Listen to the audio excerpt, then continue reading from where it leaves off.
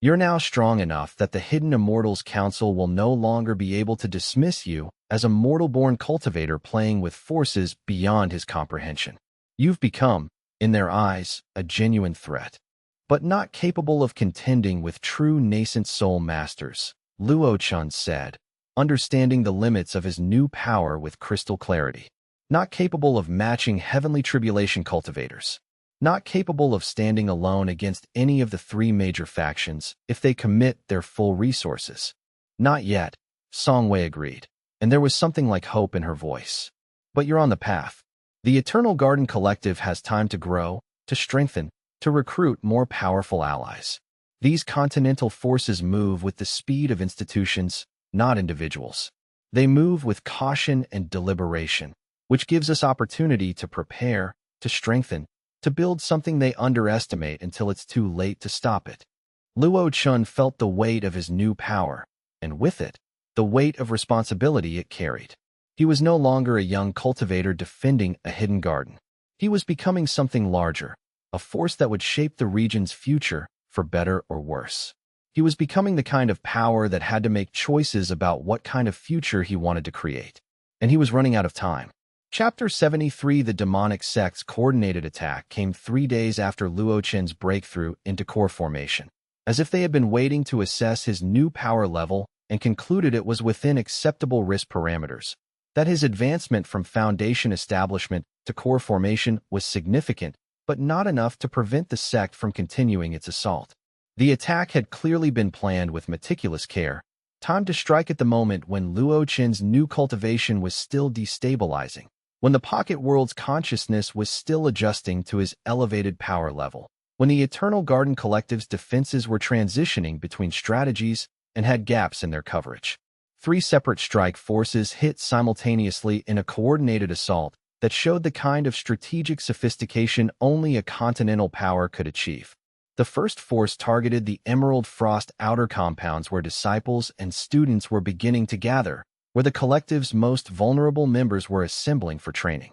The second force attacked Luo Chen's family estate where merchants and servants who had come to support the collective were organizing their commercial networks.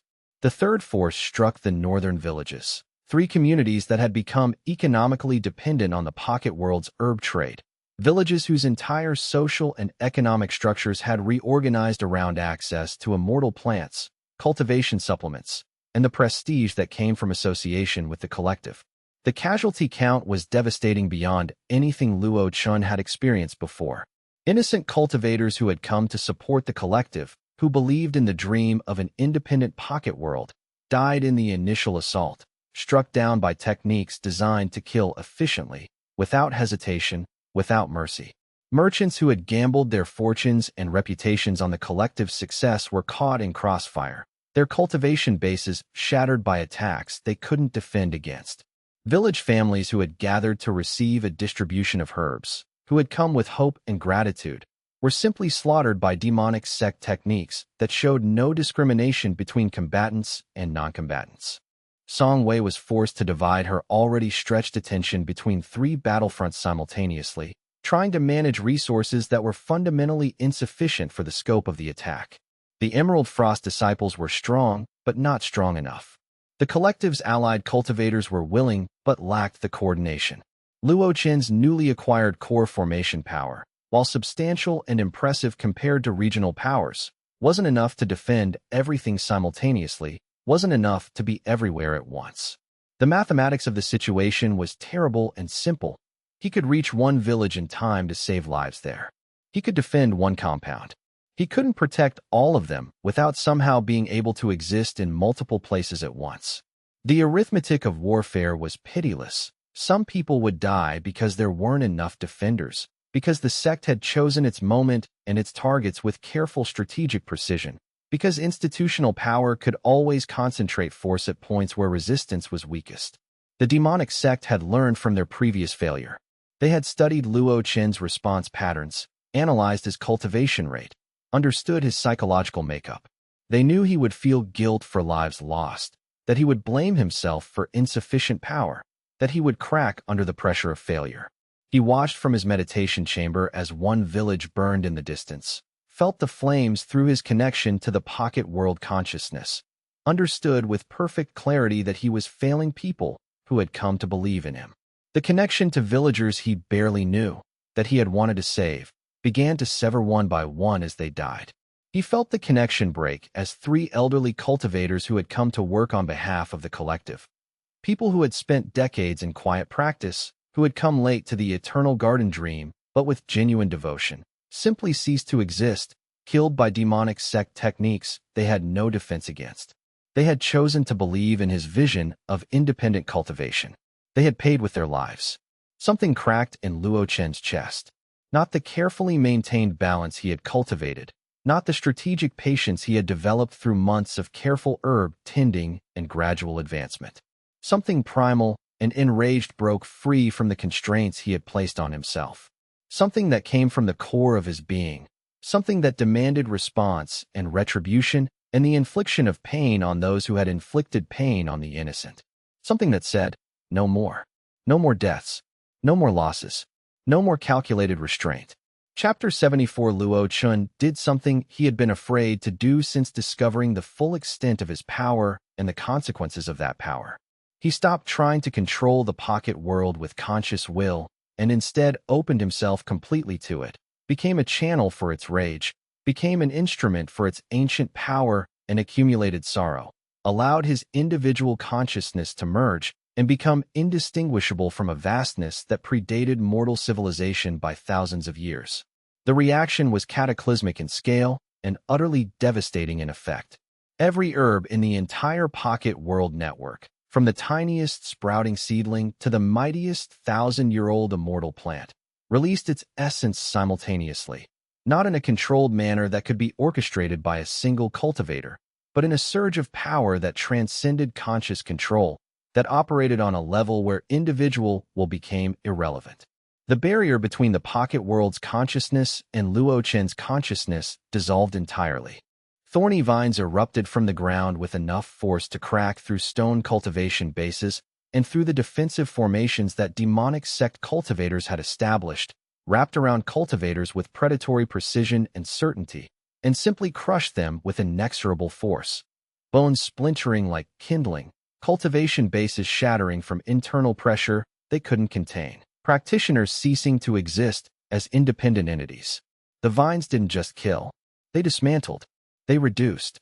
Poison spores, concentrated to lethal intensity through the combined power of 1,000 years of herb cultivation, filled the air like a fog of death, like a weather system made of toxins.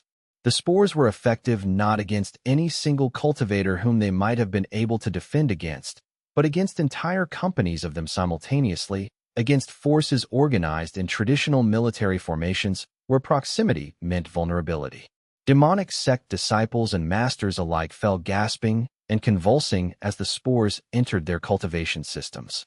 The pocket world constructed massive botanical combatants out of compressed root systems and crystallized plant matter, creatures that seemed impossible, that seemed to violate fundamental laws of nature.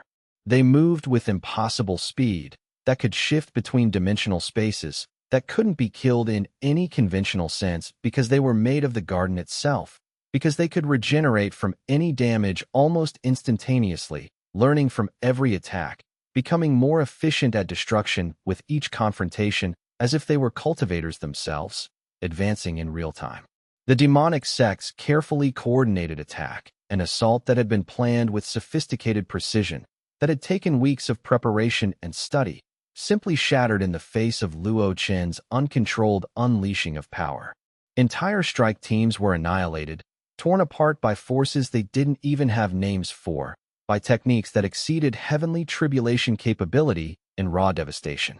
The few survivors who managed to maintain consciousness and cultivation cohesion fled, convinced they were facing not merely a heavenly tribulation master, but something far worse, possibly a force of nature that had developed consciousness and learned to hate. The battle lasted less than an hour. In that time, a force that had taken weeks to assemble was broken.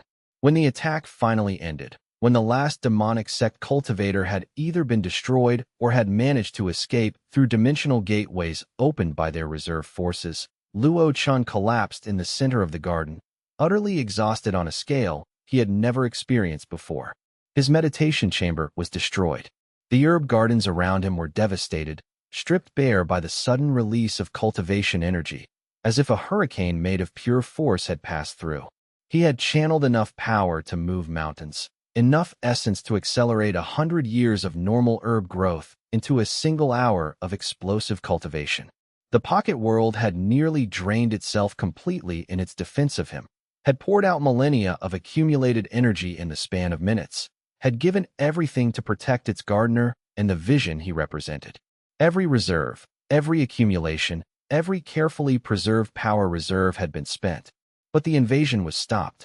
The assault had been repelled with such completeness that no reinforcements were being sent. The demonic sect understood the message. And more importantly, the message had been sent to every faction that was watching, every power that had been waiting to see if the Eternal Garden Collective was worth challenging. The Eternal Garden Collective would not be conquered through force. Invade it at your peril. Challenge it and face something that transcended normal cultivation hierarchy, something that operated on principles beyond institutional understanding. Chapter 75. Lin Shuang had been wounded defending the eastern outer compound, struck by a technique intended to kill her that instead left her with poison meridians, with a cultivation base beginning to destabilize and collapse from the inside. The poison was sophisticated, the work of high-level cultivators who understood exactly how to design techniques that would corrupt cultivation energy and turn it into something destructive. She had made it back to the main garden with help from other disciples, but her condition was critical and deteriorating. Without intensive healing, without intervention at a level that most cultivators couldn't provide, she would have maybe days before the poison consumed her cultivation completely and left her either dead or permanently crippled. Luo Chen didn't even hesitate in his response. The moment he sensed her condition, even through the exhaustion and devastation of what he had just unleashed, he moved into meditation with singular focus. He opened his newly core formation channels with complete willingness to risk them breaking under strain, with acceptance that this act of healing might cause him permanent damage. He reached into the pocket world's most potent healing herbs, plants so rare and precious that harvesting them normally would have required weeks of careful preparation, would have consumed immense time and planning. But this wasn't a normal situation. This was emergency healing, driven by necessity and love rather than protocol. He pulled their essence with brutal speed, refined it through his cultivation meridians in processes that normally took days, concentrated it into pure healing energy of extraordinary potency, and poured it directly into Lin Shuang's body through the botanical network that connected every living thing in the pocket world to the keeper. For 6 hours straight, without pause, without rest, he channeled. For 6 hours he risked burning out his newly awakened core formation cultivation entirely, risked poisoning his own meridians in the attempt to save her, risked permanent damage to himself in the pursuit of healing someone he had come to care about deeply. His cultivation base began to destabilize from the strain. He felt internal bleeding in his meridians as channels designed to handle normal flows were forced to carry power levels that exceeded their tolerances. But he kept going. The alternative, losing someone who had stood by him, who had believed in his vision before anyone else had, who had devoted her cultivation to his dream, was unacceptable. Lin Shuang opened her eyes, gasping as if coming up from underwater, as if surfacing after nearly drowning. Her poison-tainted meridians had been purified by the garden's most ancient essence. Her cultivation base had been stabilized by the infusion of healing power that transcended normal medical technique. The poison, which had been systematically destroying her from within, had been burned away and neutralized. She stared at Luo Chen with tears streaming down her face, understanding what he had risked, understanding the personal cost of her healing. His cultivation robes were stained with blood from the internal damage he had sustained. His face was pale from the effort. He looked like he had aged years in the course of healing her. "You risked yourself," she said, her voice thick with emotion and realization. "For me. You could have been killed, could have permanently damaged your cultivation. But you risked it anyway. You gave me everything." "Yes," Luo Chen said simply. His voice was rough, exhausted by effort that had pushed him to absolute physical and spiritual limits. But his meaning was crystal clear. "Because I love you. Because I would risk infinitely more for you." Because you matter to me more than any strategic consideration or cultivation advancement, more than my own well-being. The moment was small and quiet after the massive devastation of the coordinated attack, after the release of such apocalyptic power. But in that moment, something fundamental resolved in Lin Shuang's expression. Whatever doubt or uncertainty had existed between them, whatever hesitation she had carried about committing herself to him completely, collapsed entirely in the face of such simple, clear devotion. It wasn't the grand, passionate love of poetry and drama, the kind celebrated in ancient legends. It was something more fundamental, more real, the kind of love that manifests in the willingness to suffer, to sacrifice, to pour yourself into someone else's healing without regard for cost. She reached out and took his hand, her grip firm and certain despite her own weakness and recent trauma. Then I love you too. Completely. Regardless of what comes next. Regardless of what the factions do or what power they bring to bear. I choose you. I choose this. I choose the Eternal Garden Collective and everything it represents. I choose a future where we cultivate together, where we build something that matters. Chapter 76. Yin Shui, watching from her observation platform in the upper garden, smiled at the sight of Luo Chen and Lin Shuang together, at the sight of two people choosing each other in the face of continental conflict and institutional pressure and uncertainty about the future. Do you think he'll be happy? She asked Han Lai, who stood beside her, his pale eyes reflecting her ancient face with perfect clarity. I think his path is determined by his connection to the pocket world as much as by his own choice, Han Lai said thoughtfully. But yes, I think he'll find happiness. He has that rarest of gifts, the ability to see people clearly, to understand their flaws and limitations, and to accept them anyway, to love them anyway. Yin Shui nodded slowly, then turned to Han Lai with a question that had been burning inside her since the awakening. Why did you really search for me? Not the romantic explanation. The real reason. What drove you through centuries? Han Lai met her eyes, and for a long moment, they were both time travelers and thieves, beings who had existed outside normal society for so long that they had almost forgotten what genuine connection felt like, what it meant to be vulnerable in front of another person. Because without you, I was just a hunger dressed up as a person, he said finally, and his voice carried the weight of centuries of loneliness. I was stealing because stealing made me feel like I was doing something, accomplishing something, moving forward. But it was all empty. When they sealed you, when I understood that you existed somewhere waiting to be saved, I finally had a reason. A goal worth dedicating centuries to. A reason to push forward instead of just drifting. Yin Shui reached out and touched his pale face gently, her ancient eyes studying him with something like tenderness mixed with understanding. You were never a villain, not in your heart.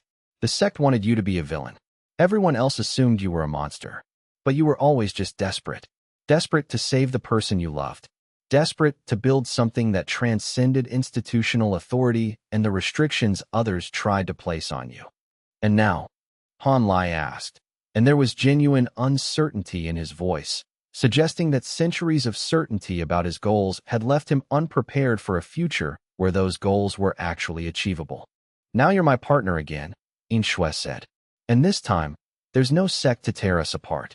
This time, we have allies, a cause, a world to protect. This time, it's different. This time, I believe we might actually survive. They stood together in the garden, watching Luo Chen help Lin Shuang to her feet, watching the nascent Eternal Garden Collective reorganize itself after the devastating attack, watching the future take shape around them with all its uncertainty and possibility.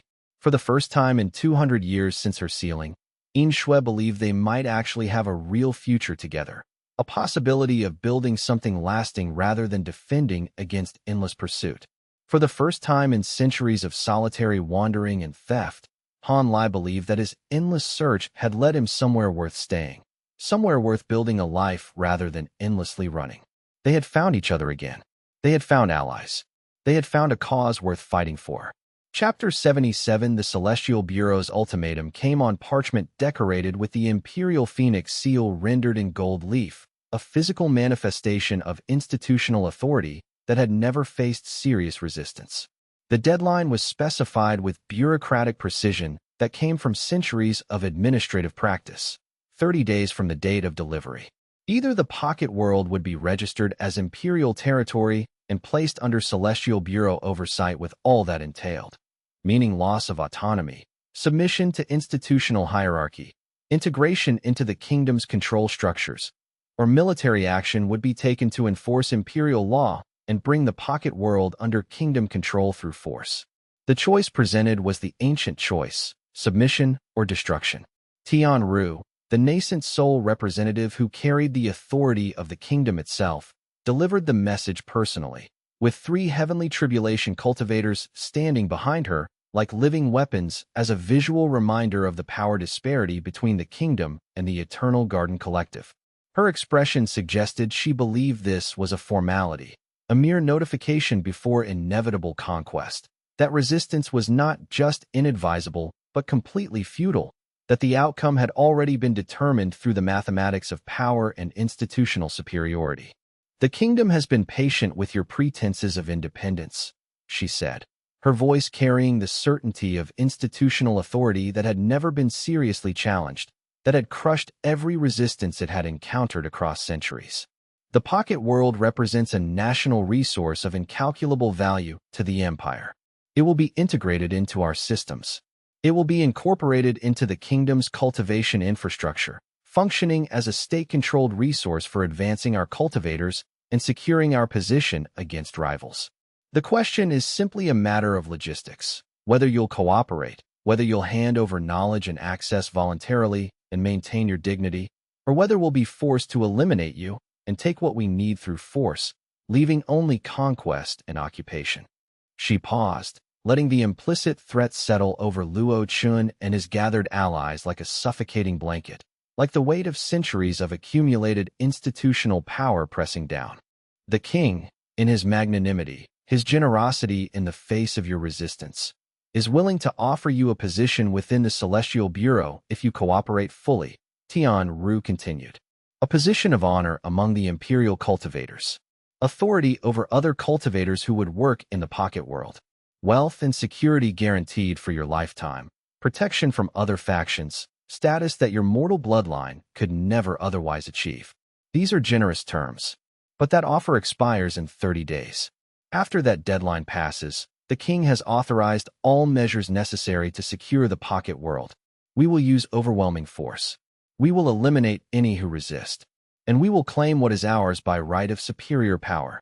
Luo Chen received the ultimatum in the main pavilion, with Song Wei, Lady Mei Ling, Han Lai, Yin Shui, and Yao Xian all present. Zhang Tao had sent word that he was coordinating merchant responses in the outer districts but couldn't attend physically, a choice that suggested he was already preparing for the possibility of conflict. Lin Shuang sat at Luo Chen's side, her wounds healed but her cultivation still consolidating, still processing the trauma of the poisoned attack. 30 days is both generous and impossible, Song Wei said, reading through the formal language with the perspective of someone who had spent decades understanding institutional communication and the hidden meanings beneath surface words. "They're giving us time to panic, to surrender, to fragment from internal pressure. If we resist past the deadline, they'll move with overwhelming force. Heavenly tribulation masters at minimum. Institutional cultivation power concentrated on a scale that can reshape landscape and reality. Possibly even immortal ascension cultivators, if the situation escalates to that level. This is a threat that should not be dismissed lightly. But they can't move immediately," Lady Mei Ling said, her political understanding complementing Song Wei's military perspective with mercantile cunning. "Not without exposing their move to the Hidden Immortals Council and the Demonic Sect Alliance. If they moved too quickly without justification, the Council would see it as naked aggression, would potentially intervene. The demonic sect would exploit the distraction. There's still a balance, still a moment of opportunity. If we can show them that cooperation is worth more than conquest, that the pocket world produces more value when independent, we might actually buy ourselves additional time to prepare." "How long do we need?" Luo Chen asked, though he suspected the answer already, that there was no amount of time that would truly be enough, that 30 days or 30 years wouldn't fundamentally change the underlying mathematics of institutional power versus individual resistance, that this was a fundamental inequality that required creative solutions rather than simple time acquisition. To be truly independent? Centuries, Inshuel laughed, a sound like breaking ice, like something sharp and dangerous. We can't match the Celestial Bureau's power in any straightforward sense. The kingdom has had 1,000 years to accumulate resources and cultivators and power. We have a pocket world and a coalition of people who believe in something. That's not mathematics that favors us. But we don't need to match their military strength, Han Lai said, his strategic mind engaging with the problem. We need to make the cost of conquest too high. We need to make the pocket world valuable for cooperation rather than conquest. We need to show them that taking us by force would be expensive and would make the resource less valuable when they finally possessed it. Chapter 78. The Eternal Garden Collective's counteroffer was elegant and unexpected, a proposal that had been carefully constructed over the course of 3 days of intense negotiation. Rather than simple, defiant refusal, which would trigger military action within 30 days, Luo Chen and his allies offered something the Celestial Bureau couldn't refuse: stability, profit, and strategic advantage. Lady Mei Ling negotiated the terms, using her family's commercial networks and political connections with graceful precision. The counteroffer was structured as follows. The pocket world would remain autonomous and independent, would not be registered as imperial territory or placed under Celestial Bureau authority, but it would establish formal trade relationships with the kingdom and the Celestial Bureau specifically. The pocket world would provide rare herbs at prices far below current market value in exchange for official non-aggression pacts and recognition of the Eternal Garden Collective's sovereignty. Additionally, Luo Chen would personally undergo assessment for potential advancement in the Celestial Bureau's own cultivation programs. He would make himself available for periodic evaluation by their most senior cultivators, allowing them to assess whether he was worth cultivating as an imperial asset, whether his advancement could be leveraged for the kingdom's benefit. It was a compromise that preserved the pocket world's independence while giving the Celestial Bureau a path toward profit and prestige without the mess and expense of conquest.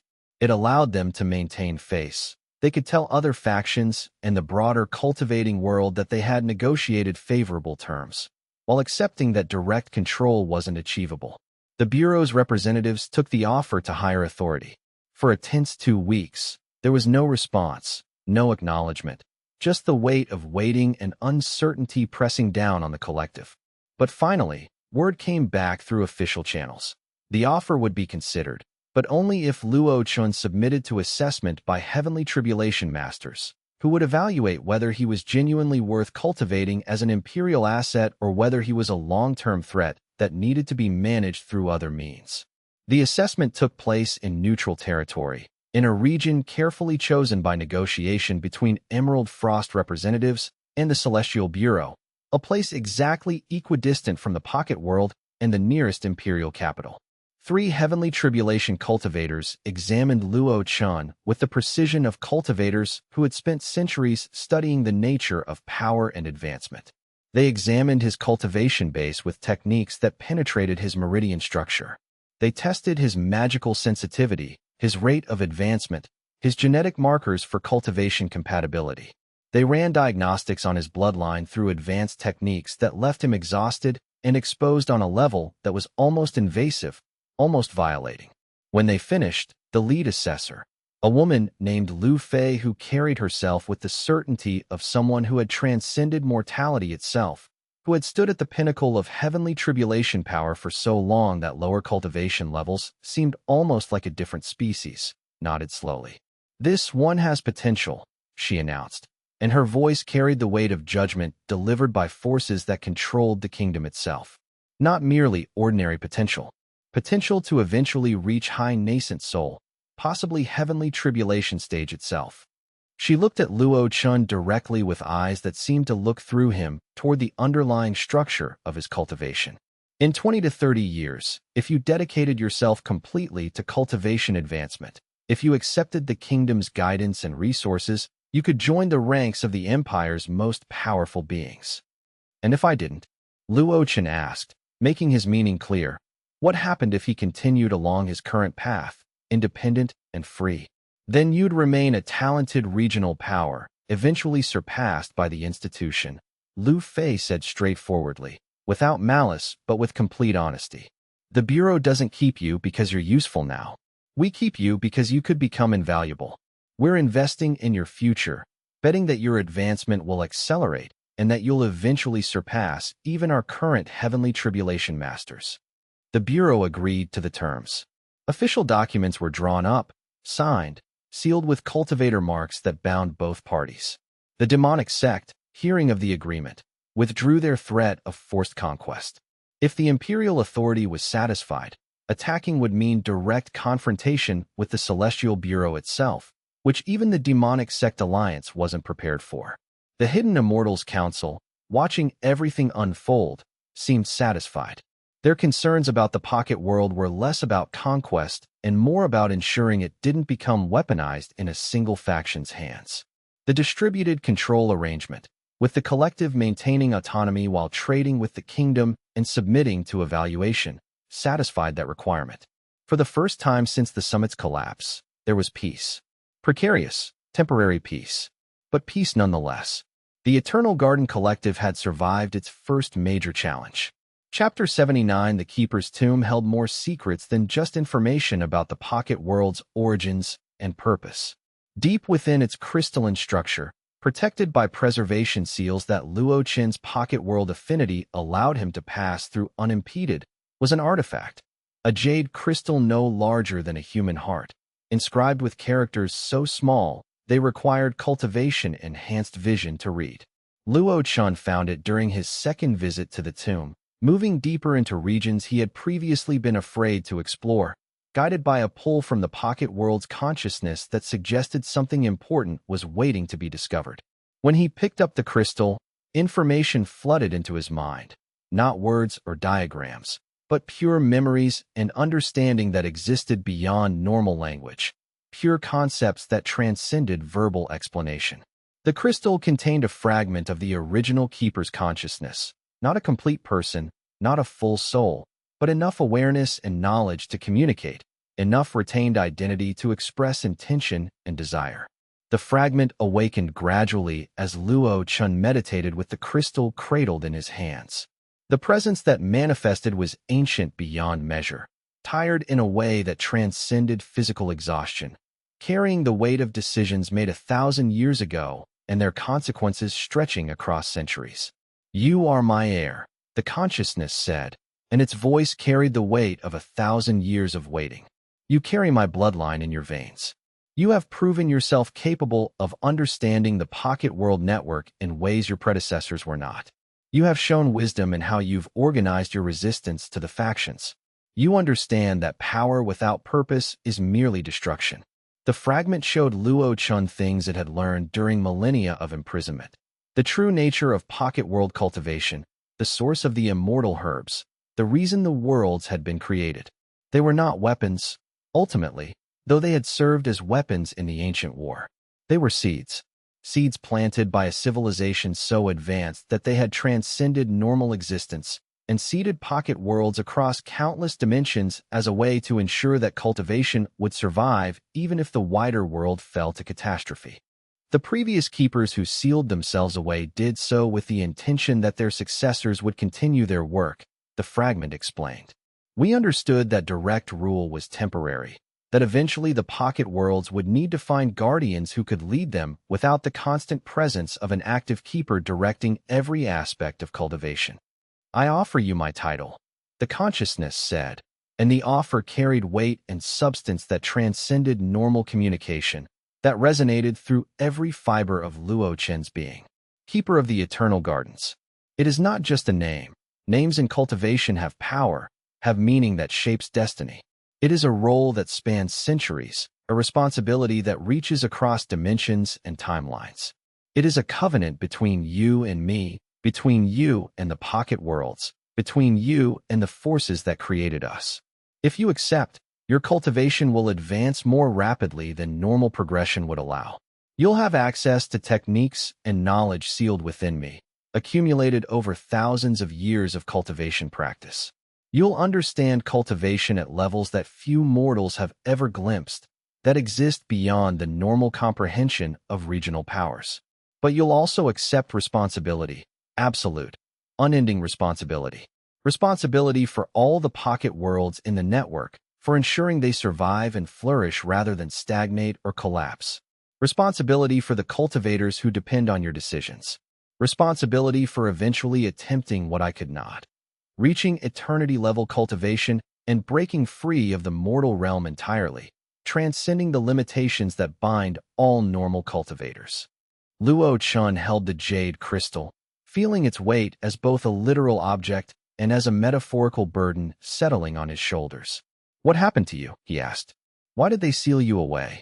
"Betrayal, as all great defeats are," the consciousness replied, and there was genuine sorrow in the communication.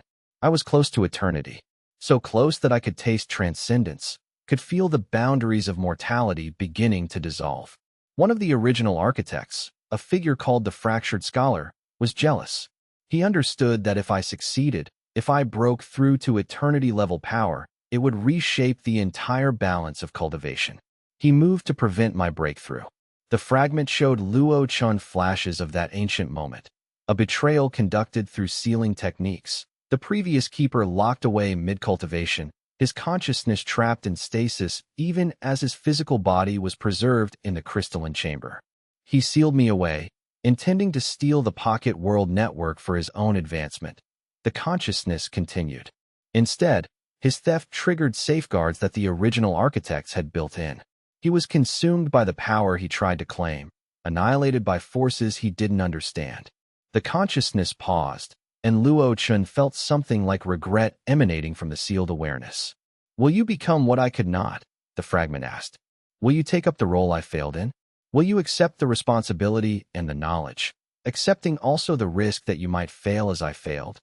Luo Chen thought of Lin Shuang, of Song Wei, of Han Lai, and Yin Shui.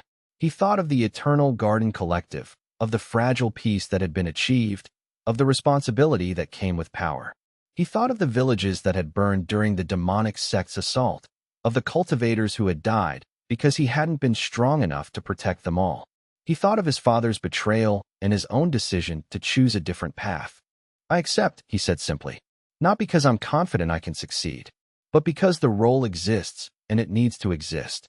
Because leaving it empty is more dangerous than attempting it. Because my bloodline was chosen for this purpose across generations, and I'd rather be the author of that destiny than flee from it." Chapter 80. The moment Luo Chen spoke his acceptance, the moment the words left his mouth and took on binding power through the covenant that existed between a keeper and the accumulated knowledge of previous keepers, the jade crystal shattered, releasing essence that had been contained for 1,000 years. The energy flooded into him, and his cultivation base suddenly felt strained, like a cup that had been filled to the brim and was now being systematically overfilled, like a vessel designed to hold a certain capacity being forced to contain far more than its structure allowed. He was advancing again, not to late core formation, not to the next natural step in his cultivation path, but jumping the stages themselves. His power spiked upward like lightning shooting toward the sky, and he felt something vast and terrible stirring in the distance, something responding to the released energy with the certainty of a predator responding to the scent of prey. The sealed door, the deepest threshold in the entire pocket world network, the barrier between the known pocket worlds and whatever lay beyond them. It was cracking. The dimensional tremor was subtle at first, just a disturbance in the cultivation currents that flowed through the pocket world, a ripple in the fabric that held the pocket worlds together, a vibration that most lesser cultivators would have dismissed as insignificant. But then it intensified, became urgent, became catastrophic. The vibration grew stronger, moved from subtle to noticeable to impossible to ignore. Luo Chen, caught between stages, between the identity of a mortal-born gardener and the identity of a cosmic keeper, between his old self and whatever he was becoming through the assumption of power that transcended normal cultivation hierarchy, felt something forcing its way through from beyond the locked door. Not attacking, not invading in any hostile sense, but pushing, testing the seals that had held it back for 1,000 years, straining against restraints that were clearly beginning to fail under the pressure of whatever lay behind them. Song Wei felt it from her position coordinating collective defenses.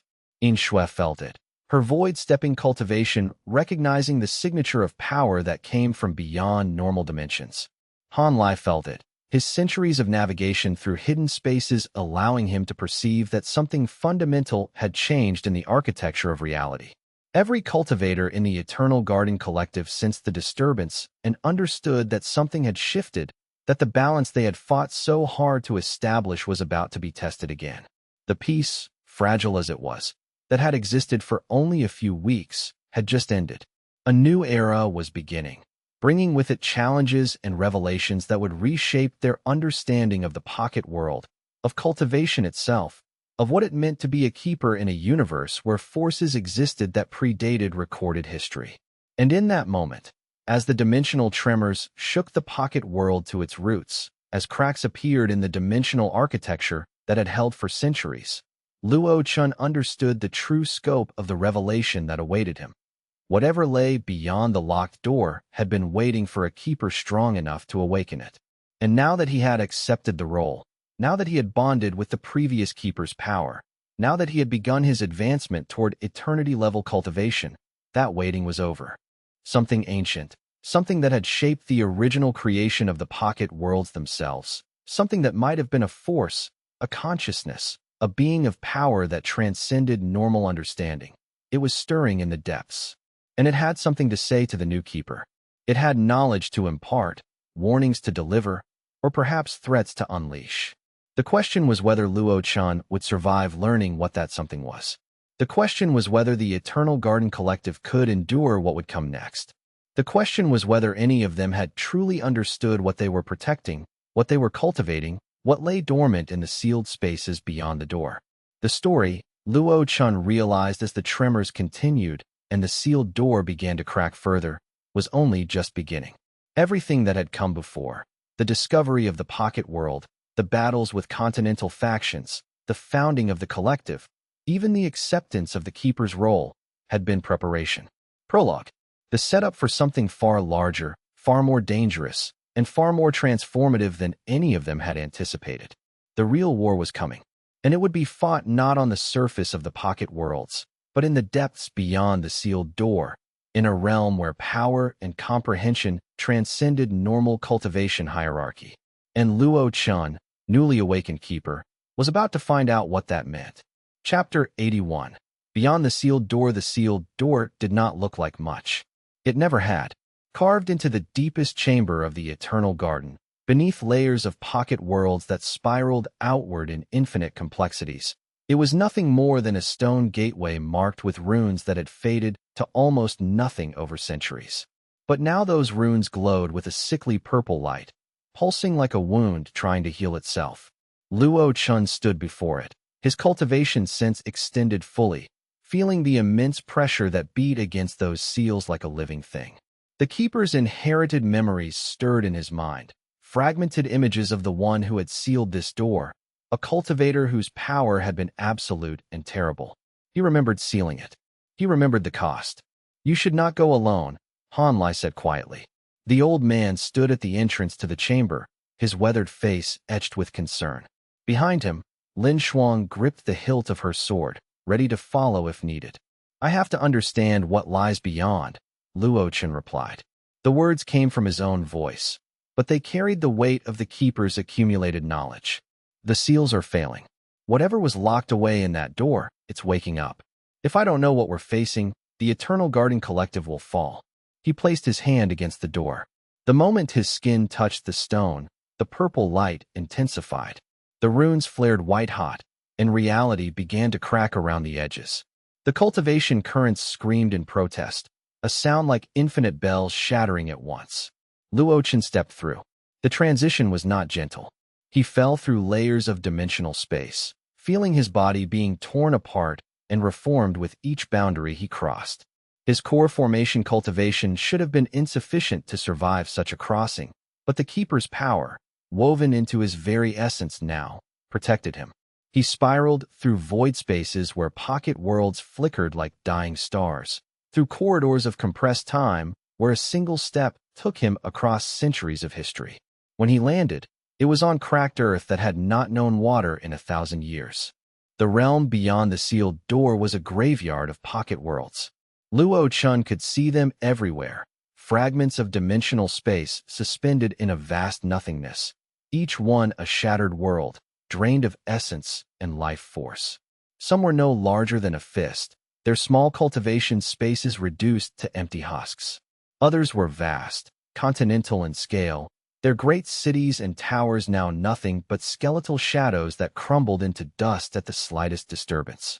The sky above was not sky at all. It was a void so absolute that looking at it caused pain. But even in that darkness, Luo Chen could sense movement. Something vast. Something that had been sleeping but was now, slowly, becoming aware. He extended his cultivation sense outward, trying to map the landscape. The readings made his heart sink. The death here was absolute. Not a single spark of life force remained in any of the shattered worlds. Not a single cultivator had survived whatever had done this. A memory surfaced from the Keeper's consciousness, clear, vivid, impossible to ignore. Centuries passed. There had been a network of pocket worlds, hundreds of them, each one a thriving realm where cultivators could ascend and grow. The original Keeper had tended them all, had brought them into harmony, had created a network of cultivation that spanned continents and dimensions. Then came the day the network had to be sealed. Luo Chen walked forward, his footsteps disturbing dust that had not moved in epochs. As he walked, more memories came. The original Keeper had not sealed away the pocket worlds themselves. They were still here, fragments scattered across this void space. What had been sealed away was the entity that consumed them, the Devourer. The name came to him fully formed, pulled from the depths of the Keeper's inherited knowledge. The Devourer had been created in the moment of creation itself, born from the inverse of the force that had created the pocket world network. It was hunger without mind, consumption without purpose, an entity of pure destructive potential. When the Keeper had created the network, the Devourer had awakened as its shadow, and the original Keeper had not been strong enough to kill it, only to lock it away. The void above shifted. Something vast began to move. Luo Chen felt it before he saw it, a disturbance in the very fabric of nothingness that surrounded him. Then shadows began to coalesce, and from the darkness, a tendril emerged.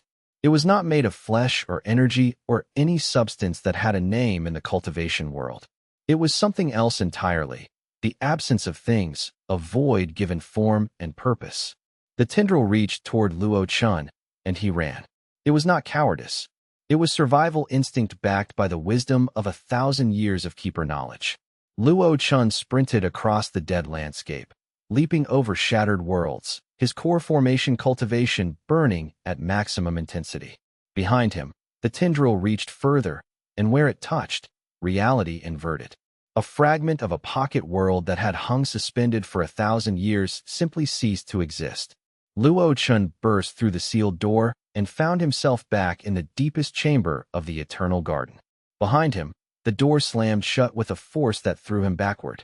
He crashed into the stone wall and landed hard, gasping. The runes on the door were now burning so bright that the chamber was filled with white light. Cracks formed in the stone around the frame. Cracks that extended upward, spreading like a disease through the layers of the garden itself. "It's getting out," Luo Chen whispered.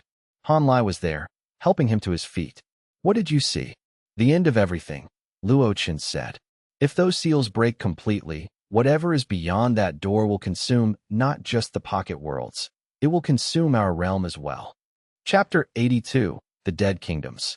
The memory Luo Chen had touched was fragmented, like viewing an ancient painting through a broken lens. But it told a story that made his blood run cold. He sat in the meditation chamber of the eternal garden, his consciousness spread across multiple pocket worlds simultaneously, trying to piece together the history the original Keeper had locked away. The network of pocket worlds had been vast once. Not just the handful of cultivated spaces that the modern world knew. There had been hundreds, thousands, each one a realm where human civilization had flourished. But they had been destroyed in a single cascade event that the records called the consumption. The details were fragmentary. Images flashed through his awareness. Cultivators screaming as their worlds were drained of essence. Cities becoming empty shells. Mountains crumbling to dust. It had taken less than a year to destroy what had taken thousands of years to build. The cultivators of that age had tried everything to stop it. They had thrown their greatest warriors against it. They had sealed off entire pocket worlds, sacrificing them to contain the destruction. They had given their lives by the thousands. And still it had hunted. The original keeper, a figure whose name Luo Chen could not quite grasp from the fragmentary memories, had finally understood the truth.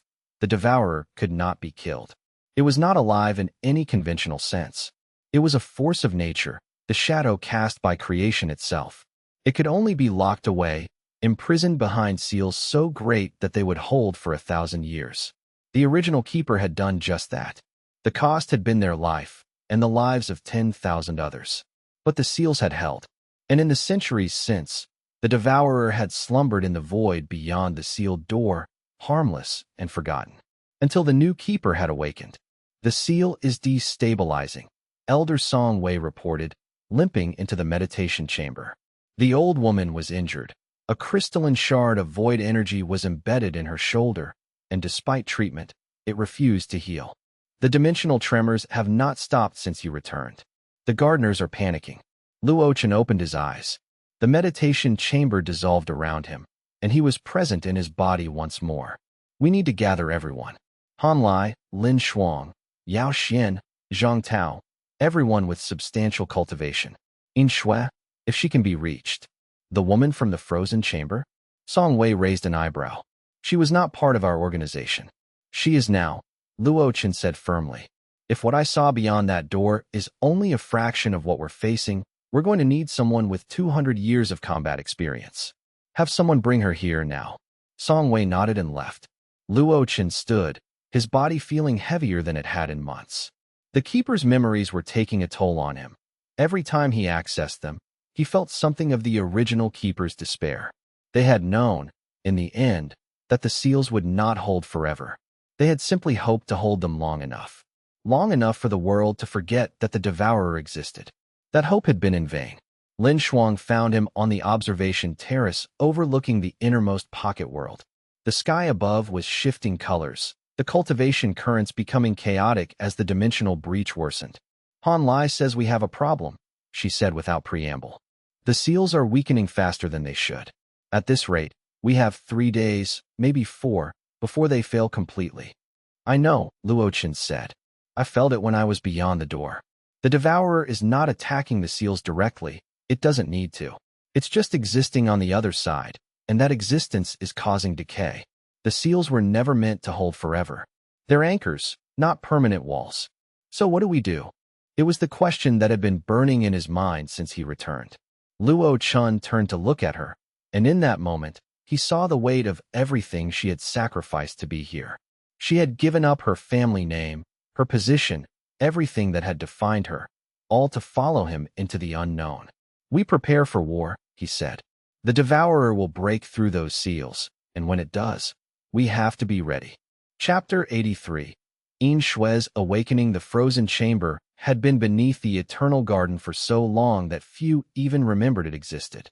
It was buried deep in a pocket world so small that most cultivators could traverse it in a single step. In that pocket world, suspended in crystal that had not melted in 200 years, was In Shui. When Luo Chen arrived with Han Lai, he found her already conscious. The ice had cracked and fallen away, and In Shui stood naked in the center of the chamber, her silver hair flowing around her like water. Her cultivation aura was immense, void-stepping rank, higher than anything Luo Chen had encountered outside of the keeper's inherited memories. She was moving slowly, testing her muscles, her movements precise and economical.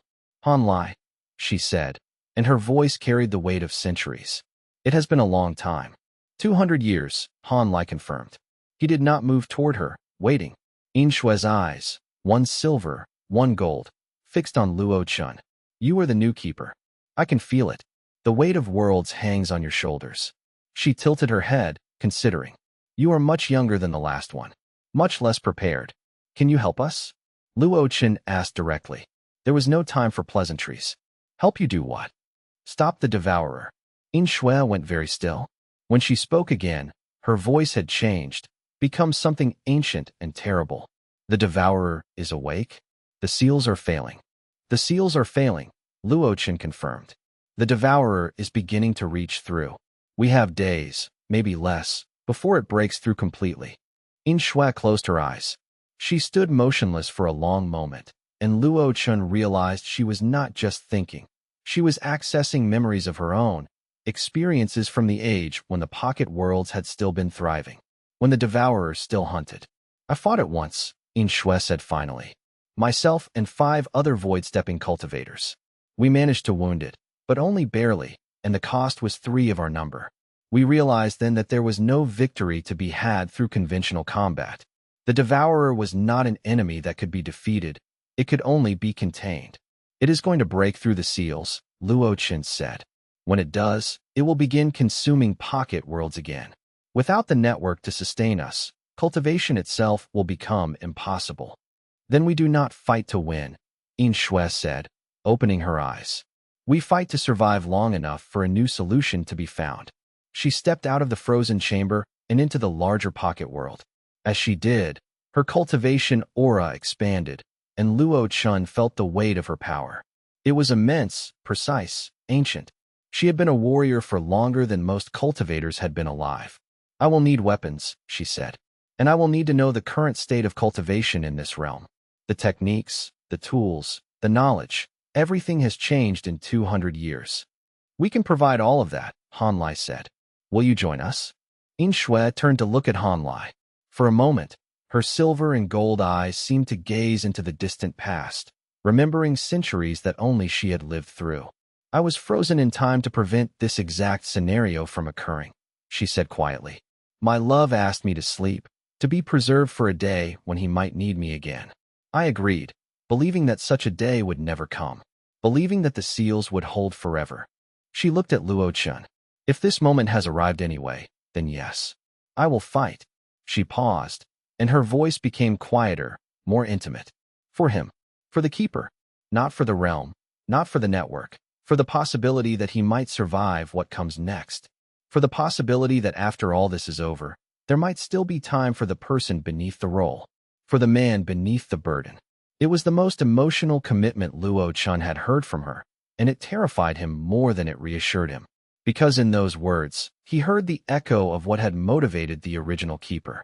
Not duty, not power, not the desire to save civilization, but the very human desire to protect someone they cared about. The desire to ensure that the person they loved did not have to face the darkness alone. Chapter 84. Hunger without form. The devourer did not attack the seals directly. It simply existed, and in existing, it caused them to decay. The cracks that had formed when Luo Chen first returned from beyond the door had spread like a disease through the entire structure of the sealed gate. Where the cracks ran, the cultivation currents that powered the seals began to unravel. Luo Chen could feel it happening, even at a distance. The keeper's connection to the pocket world network meant he was hyper-aware of every fluctuation, every breach. He had begun to experience the devourer's presence as a sort of inverted pressure, a void that pushed rather than pulled, an absence that had weight and substance. The scholarly texts that Han Lai produced spoke of it in theoretical terms. The devourer was not intelligence. It had no thoughts, no goals beyond the simple and absolute imperative to consume. It was hunger given physical form, stripped of all other impulses or desires. When it consumed a pocket world, it did not destroy it out of malice. It simply fed, the way a mortal might eat a fruit, without considering the nature of what was being consumed. That knowledge should have been reassuring. An unintelligent enemy was easier to predict, easier to counter. Instead, it made everything worse. Because an unintelligent enemy could not be reasoned with. It could not be negotiated with. It could not be appealed to or persuaded to show mercy. The devourer would consume worlds and cultivators with the same indifference that a harvester showed to the wheat it gathered. There was no cruelty in it, only necessity. On the morning of the second day after Luo Chen's return, the first cracks appeared in the cultivation realm itself. The outer compounds of the Emerald Frost sect were situated at the edge of the region where the Eternal Garden's influence was strongest. They were well defended, wealthy, staffed with cultivators whose combined power was formidable. No one expected them to fall. But when the dimensional breach opened above them, they fell in less than an hour. The breach itself was small, no more than a hand's width, but from it extended tendrils of void stuff that moved with predatory precision. The cultivators of the Emerald Frost sect fought with courage and skill, but they were fighting against something that could not be harmed by conventional means. Their swords passed through the tendrils harmlessly. Their spells dispersed around them like water around stone. What the tendrils could do was feed. Anywhere they touched a cultivator, they drained essence. Not violently. There was no pain reported, no suffering. Just a rapid loss of cultivation, of life force, of everything that made a cultivator more than an ordinary mortal. In minutes, skilled warriors became weakened. In hours, they were completely drained, alive, but empty, hollow shells of what they had been. By the time Luo Chen arrived with reinforcements, there was nothing left to save. The Emerald Frost sect's outer compounds were a graveyard of the hollow ones. Walking corpses that still lived and breathed, but had no cultivation left in them. They would live out their natural lives that way, conscious and aware of everything that had been taken from them. It was a fate worse than death. Luo Chen gathered the survivors and those who had been drained, and he made a decision that shocked everyone who knew him. He opened pathways to the deeper pocket worlds, the ones where the cultivation essence was densest and most pure. They will recover, he told Han Lai, who was staring at him with concern. It will take them time, but the essence in the deeper worlds will help them restore themselves. They will not remain hollow. You are spending tremendous amounts of the Eternal Garden's accumulated resources, Han Lai warned. I have to, Luo Chen replied. If we do not show the cultivation world that we can protect them, that we can help them survive what is coming, then they will turn against us. They will see us as the cause of the Devourer's awakening. And they will be right. Han Lai said nothing, but his expression suggested he understood the cost of Luo Chen's decision. That night, the first deaths occurred. Not from the Devourer, it had retreated after feeding, but from panic. Cultivators across the region, hearing of what had happened to the Emerald Frost sect, began to flee. Some traveled to distant lands, hoping that distance would protect them. Others simply gave up, choosing to abandon cultivation entirely and live as mortals. The dimensional breach had not widened.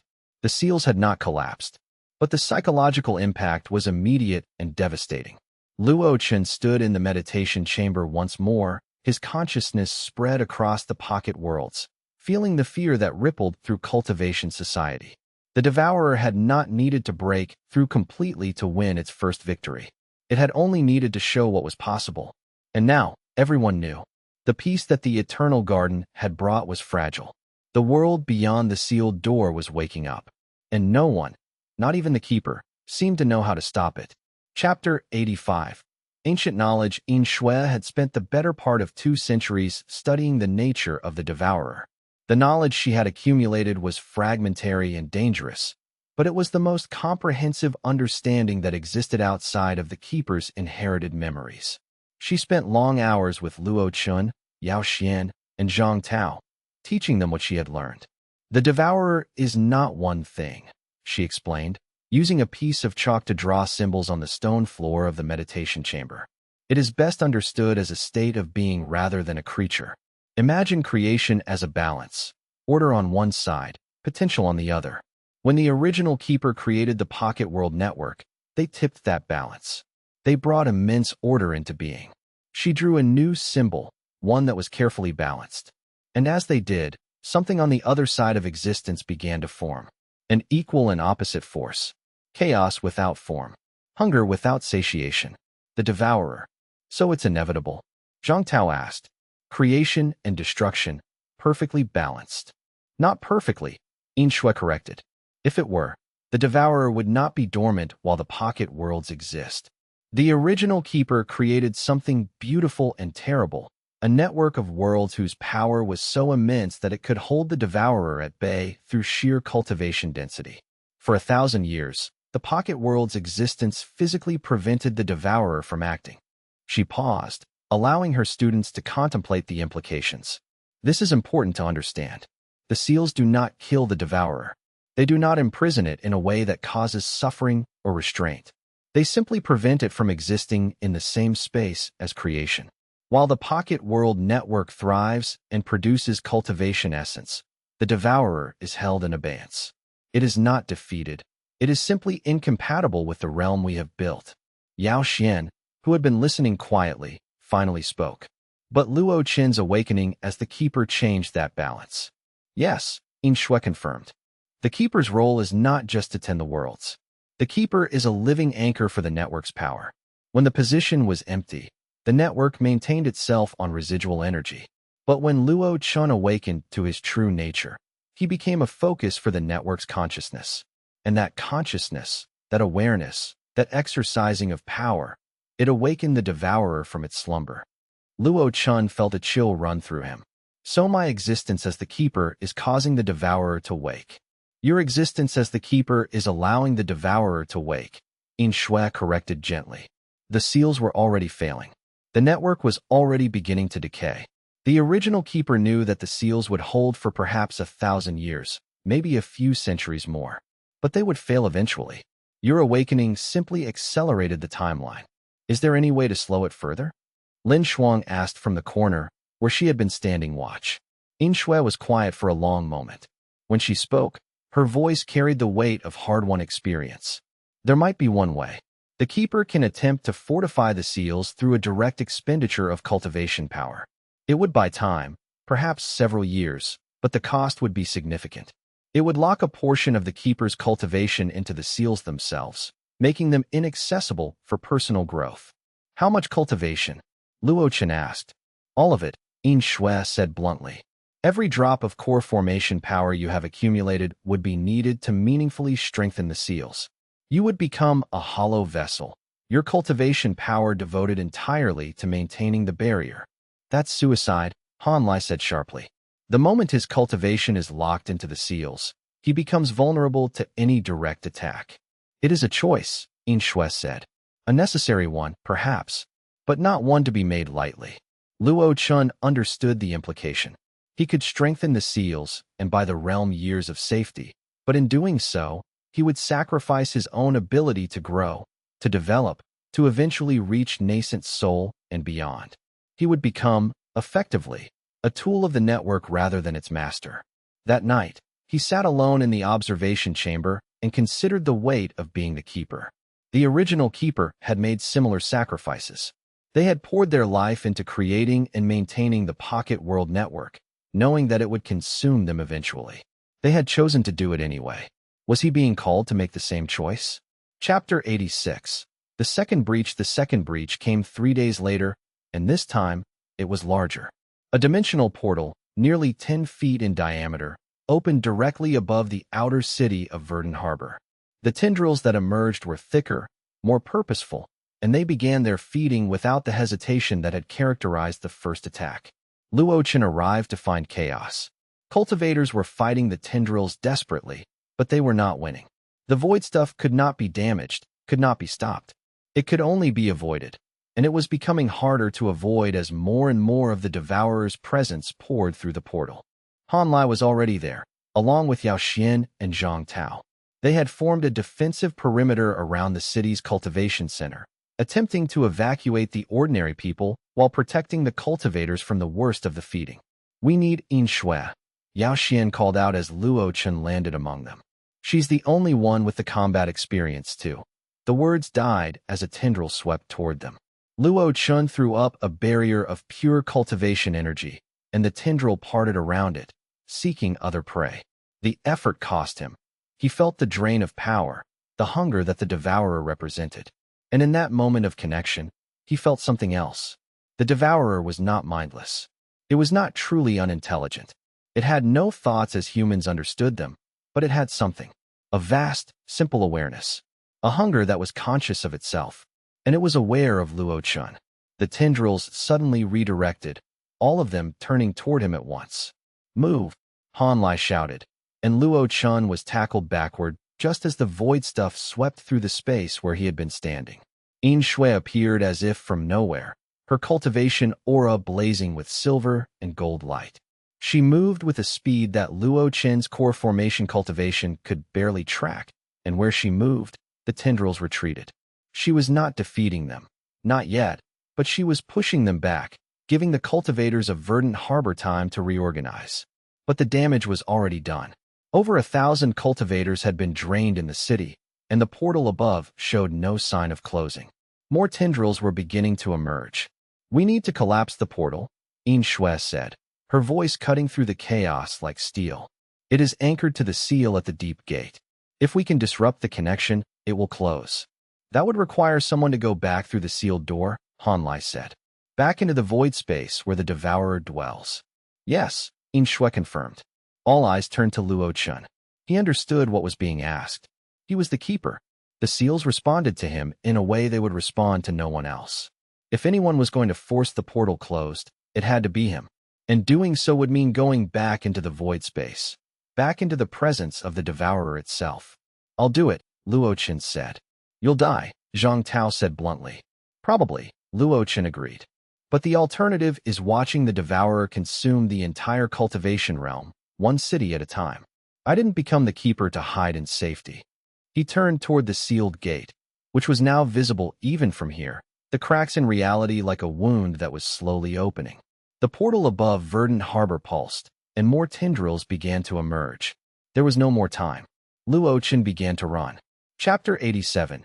Yin Shui's choice. Lin Shuang caught Luo Chen before he had taken 10 steps. She grabbed his arm with a strength that surprised him, pulling him back from the path toward the sealed gate. "You're not going alone," she said firmly. "Lin Shuang, no. No more of this noble sacrifice nonsense." Her eyes were fierce.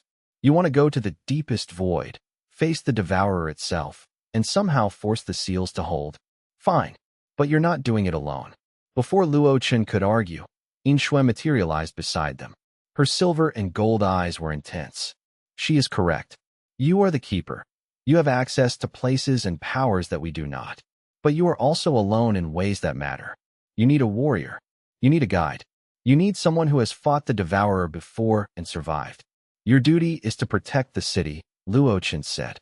"My duty," Yin Shui said, "is to prevent the devourer from consuming all of creation.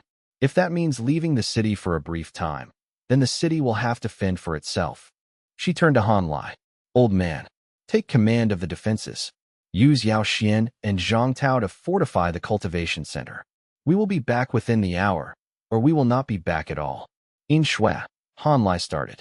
"This is not a debate," she said, and her tone made it clear she would not be swayed. Luo Chen felt gratitude and terror in equal measure. Yin Shui was walking into danger that could kill her. For a warrior of her caliber, that danger had to be absolute. And yet she was walking into it deliberately, because the alternative was worse. "Let's move," Yin Shui said, and together, the two of them began to run toward the sealed gate. The closer they got, the more the dimensional chaos grew. Reality was fragmenting around the edges, glimpses into other spaces, other worlds, bleeding through like cracks in glass. The devourer's influence was spreading, not as an attack now, but as a side effect of its immense presence. The sealed door loomed before them. The runes that covered it were almost completely dark now, their power nearly exhausted. But they were still active, still holding, still preventing the devourer from completely breaking through. Luo Chen placed his hand on the door, and the keeper's power surged through him. The door swung open. Beyond was the void space where the devourer dwelt. But it was no longer dormant. It was rising. The entity that emerged into sight was not a single thing. It was many things, constantly shifting, constantly moving. Tendrils of void stuff the size of mountains.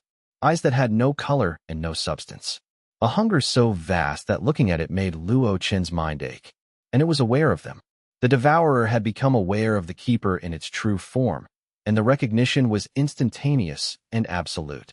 Yin Shui moved faster than Luo Chen had ever seen anything move. She launched herself at the nearest tendril, her cultivation aura blazing so brightly that the void space itself seemed to burn. Where her sword met the void stuff, there was resistance. Real resistance. Yin Shui had found a way to wound it. But it was a wound that healed even as it was being inflicted. For every part of a tendril that Yin Shui severed, 3 more grew to replace it. "The seals," she shouted at Luo Chen. "Strengthen the seals now, while I buy you time." Luo Chen understood. He turned his attention inward, to the keeper's core of power that dwelt within him. It was vast, accumulated over hundreds of years by the original keeper, and now held in potential within his own being. He could feel it, could reach for it, could use it to strengthen the seals that held the devourer back. but using it would mean pouring it out of himself. It would mean becoming hollow. It would mean sacrificing the possibility of ever becoming a true nascent soul cultivator. Behind him, Yin Shui screamed as a tendril caught her across the shoulder. It did not drain her. Her cultivation was too strong, too ancient, but it hurt her. It hurt her, which meant it could kill her. Luo Chen made his choice. He opened himself to the keeper's power and poured it into the seals. The runes on the door flared white-hot, and the keeper's accumulated cultivation surged outward, reinforcing every aspect of the barrier. The tendrils recoiled. The devourer's advance halted. The void space itself seemed to stabilize. Chapter 88. The price of power. Luo Chen collapsed the moment they emerged back in the normal cultivation realm. His body felt like it had been hollowed out, all substance drained from it. He could stand, could move, could speak, but it all felt distant, as though he were operating a puppet rather than a body of his own. Yin Shui was no better. She was bleeding, actually bleeding, for the first time that Luo Chen had seen. The void stuff had wounded her in ways that ordinary cultivation could not immediately heal. Han Lai was there, and he pulled them both inside the meditation chamber, away from the remaining chaos of Verdant Harbor. The portal that had opened above the city had collapsed when the seals were strengthened, the tendrils retreating back through the closing gateway. But the victory felt hollow. You locked your cultivation into the seals, Han Lai said flatly, looking at Luo Chen with understanding and terrible disappointment. It was the only way, Luo Chen replied. It was a desperate measure that cannot be undone, Han Lai finished. Tell me, do you feel it? The cultivation power you accumulated, burning away like a candle that cannot be replaced. Luo Chen nodded. He could feel it exactly as Han Lai described. The power he had worked so hard to develop was being consumed by the seals, used to maintain the barrier between the devourer and the cultivation realm. It would continue to burn, slowly draining away, until it was completely exhausted. How long? Luo Chen asked. Months, Yin Shui said. She was sitting against the wall, examining her wounds with a warrior's clinical detachment. Perhaps 6 months to a year, depending on how much pressure the devourer places on the seals. When your accumulated cultivation is exhausted, the seals will begin to fail again. So I've bought us time, Luo Chen said. But eventually, you will need to find another solution, Yin Shui confirmed. Or you will need to sacrifice more. Eventually, there will be nothing left to sacrifice. The words hung in the air like a death knell. Luo Chen understood, then, what the original keeper had known. They understood that creating the Pocket World Network meant accepting that one day, someone would have to pay for that creation. The power could not simply be maintained indefinitely. It required fuel, and the only fuel that could sustain it was cultivator power. Yao Xian entered the meditation chamber, her expression grim. We have reports from across the region. The dimensional breaches have closed, and the devourer's tendrils have retreated. We've begun the work of healing the drained cultivators, but the damage is severe. Over 5,000 cultivators have been emptied of cultivation power. Many of them will not recover. Luo Chen closed his eyes. 5,000 cultivators. That was not a number to him anymore. It was 5,000 stories, 5,000 people who had been fighting to make the world better and had been ruined in a single afternoon. And this was only the beginning. We need to convene the council, Luo Chen said. All the faction leaders. They need to know what we're facing. They need to understand the truth about the devourer and the seals. They will panic, Zhang Tao said, who had followed Yao Xian in. They will see the Eternal Garden Collective as a threat instead of a refuge. Then we let them panic, Luo Chen replied. Because the alternative is lying to them, and lies will not save them when the devourer breaks through again. That night, as he lay in the meditation chamber with Yin Shui recovering nearby and Han Lai standing watch, Luo Chen allowed himself a moment of despair. The keeper's power was magnificent, but it was not infinite. The seals were strong, but they were not permanent. And he had already given up his personal cultivation, his own path to growth, to buy the realm a little time. What more could he give? The answer came to him as he drifted toward sleep. There was one thing he had not yet tried. One power that the original keeper had left locked away in the deepest part of the network's consciousness. The power to ascend to nascent soul, not through normal cultivation, but through direct transformation, using the pocket worlds themselves as fuel. It was dangerous. The original keeper had written warnings about it in the inherited memories. The transformation would be violent and unpredictable, but if it succeeded, he would gain power beyond what any core formation cultivator could reach. And if it failed, he would either die or become something worse than the devourer itself. It was, he thought, still better odds than what they were facing now. Chapter 89. Gathering the council, the leaders of the cultivation realm's great factions arrived within 2 days, drawn by the urgency of Luo Chen's summons. They came with suspicion in their eyes and defensiveness in their hearts. The Emerald Frost sect, the Heavenly Ascent Pavilion, the Azure Wave sect, the Crimson Blade Company, all the powers that had accepted the Eternal Garden Collective's authority with varying degrees of reluctance.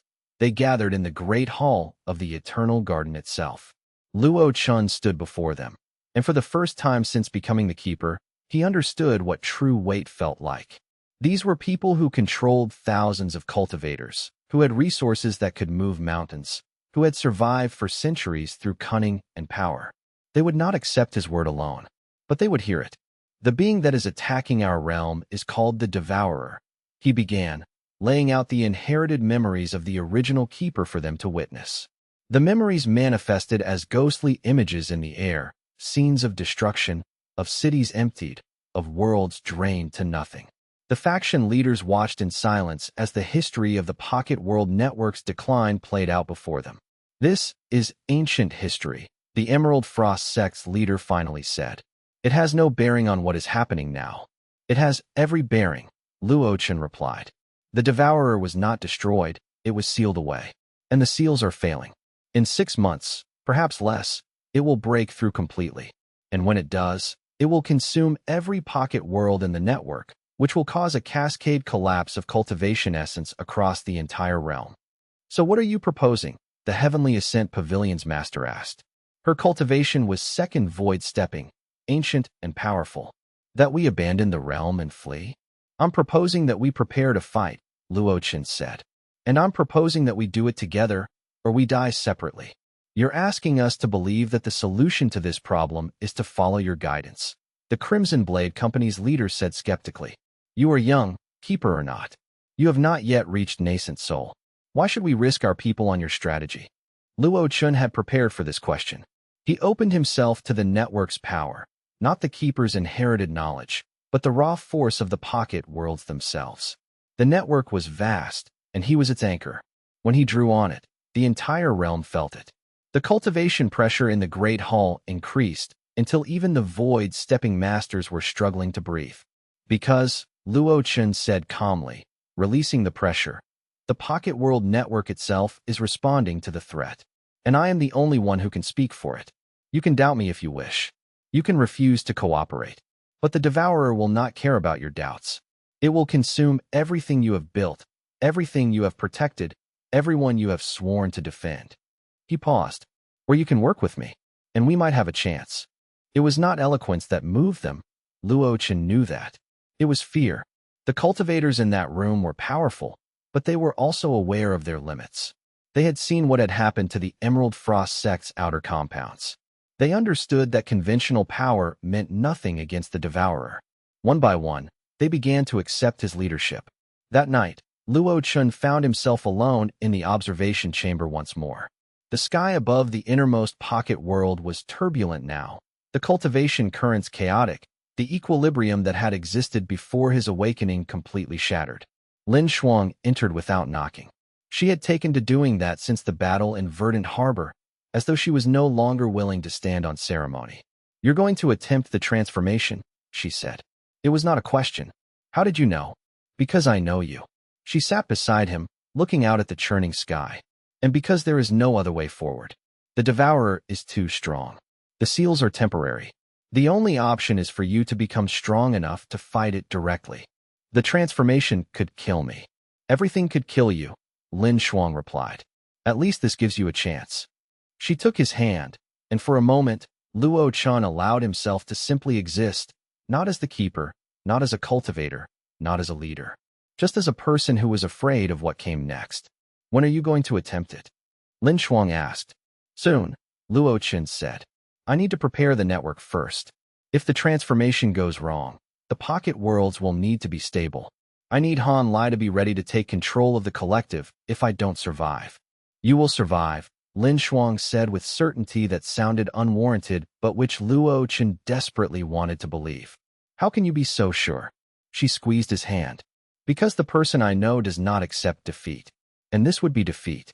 Chapter 90. Preparation for transformation. The next week was devoted to preparation. Luo Chen began to systematically document everything he knew about running the Pocket World Network.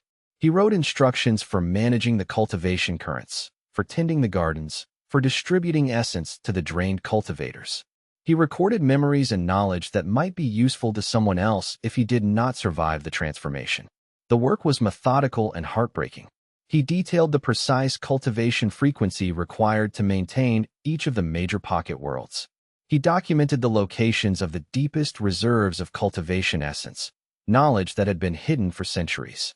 He explained the process by which nascent soul cultivators could be trained to share the burden of network maintenance if the keeper was no longer able to do so alone. But even as he wrote, he knew that no amount of documentation could truly replace what the keeper could do. The role required an intuitive understanding of the network that came only through direct connection.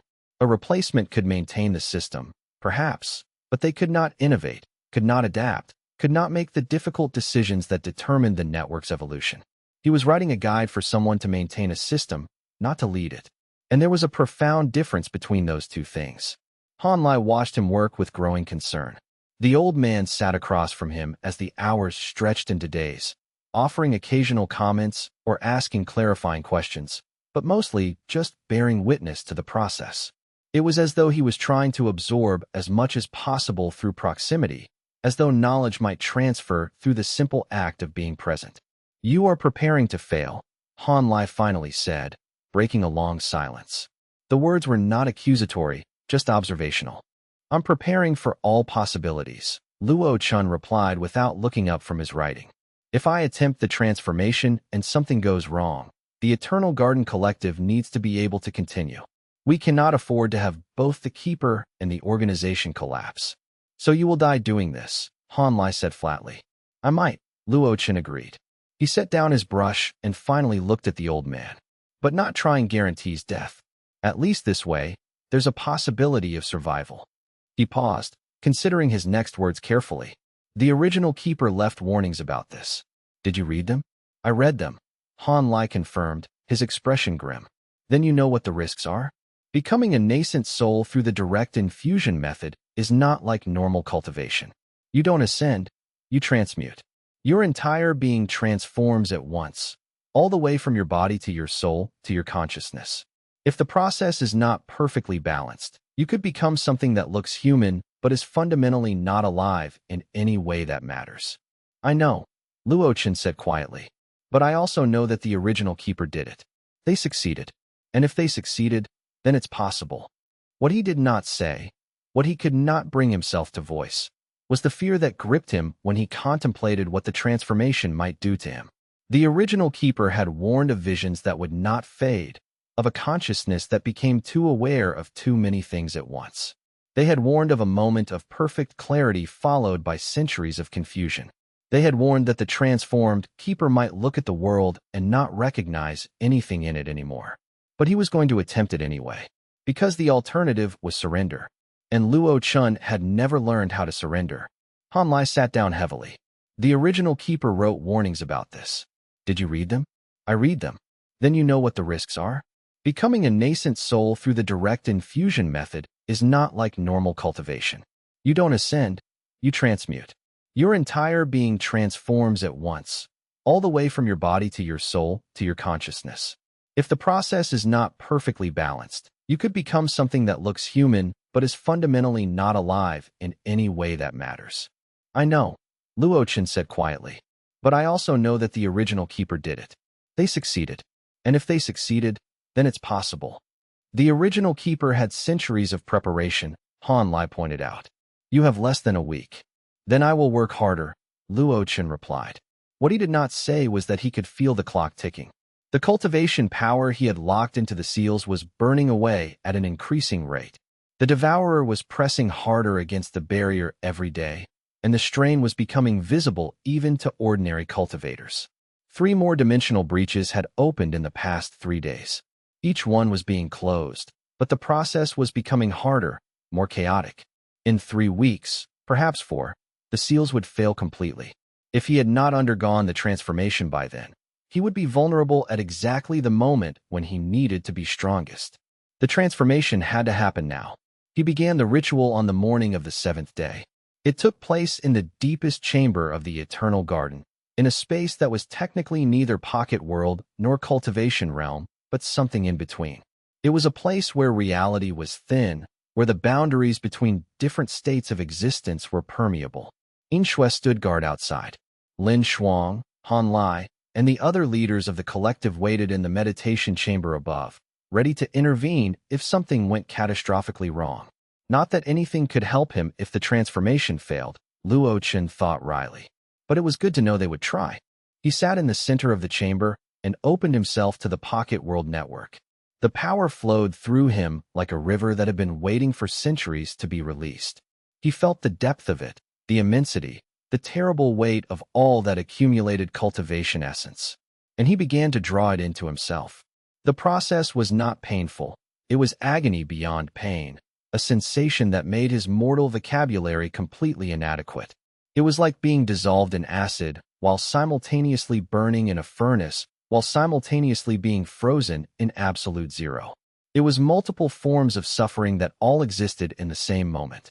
His body began to change. His skin became translucent, then transparent. He could see the cultivation currents moving through his veins, burning gold and silver and white. His bones began to glow. His heart began to beat faster, its rhythm becoming irregular as it adapted to the new power coursing through it. And in the center of his chest, something new began to form. The nascent soul. It was not a small thing, not a single coherent entity.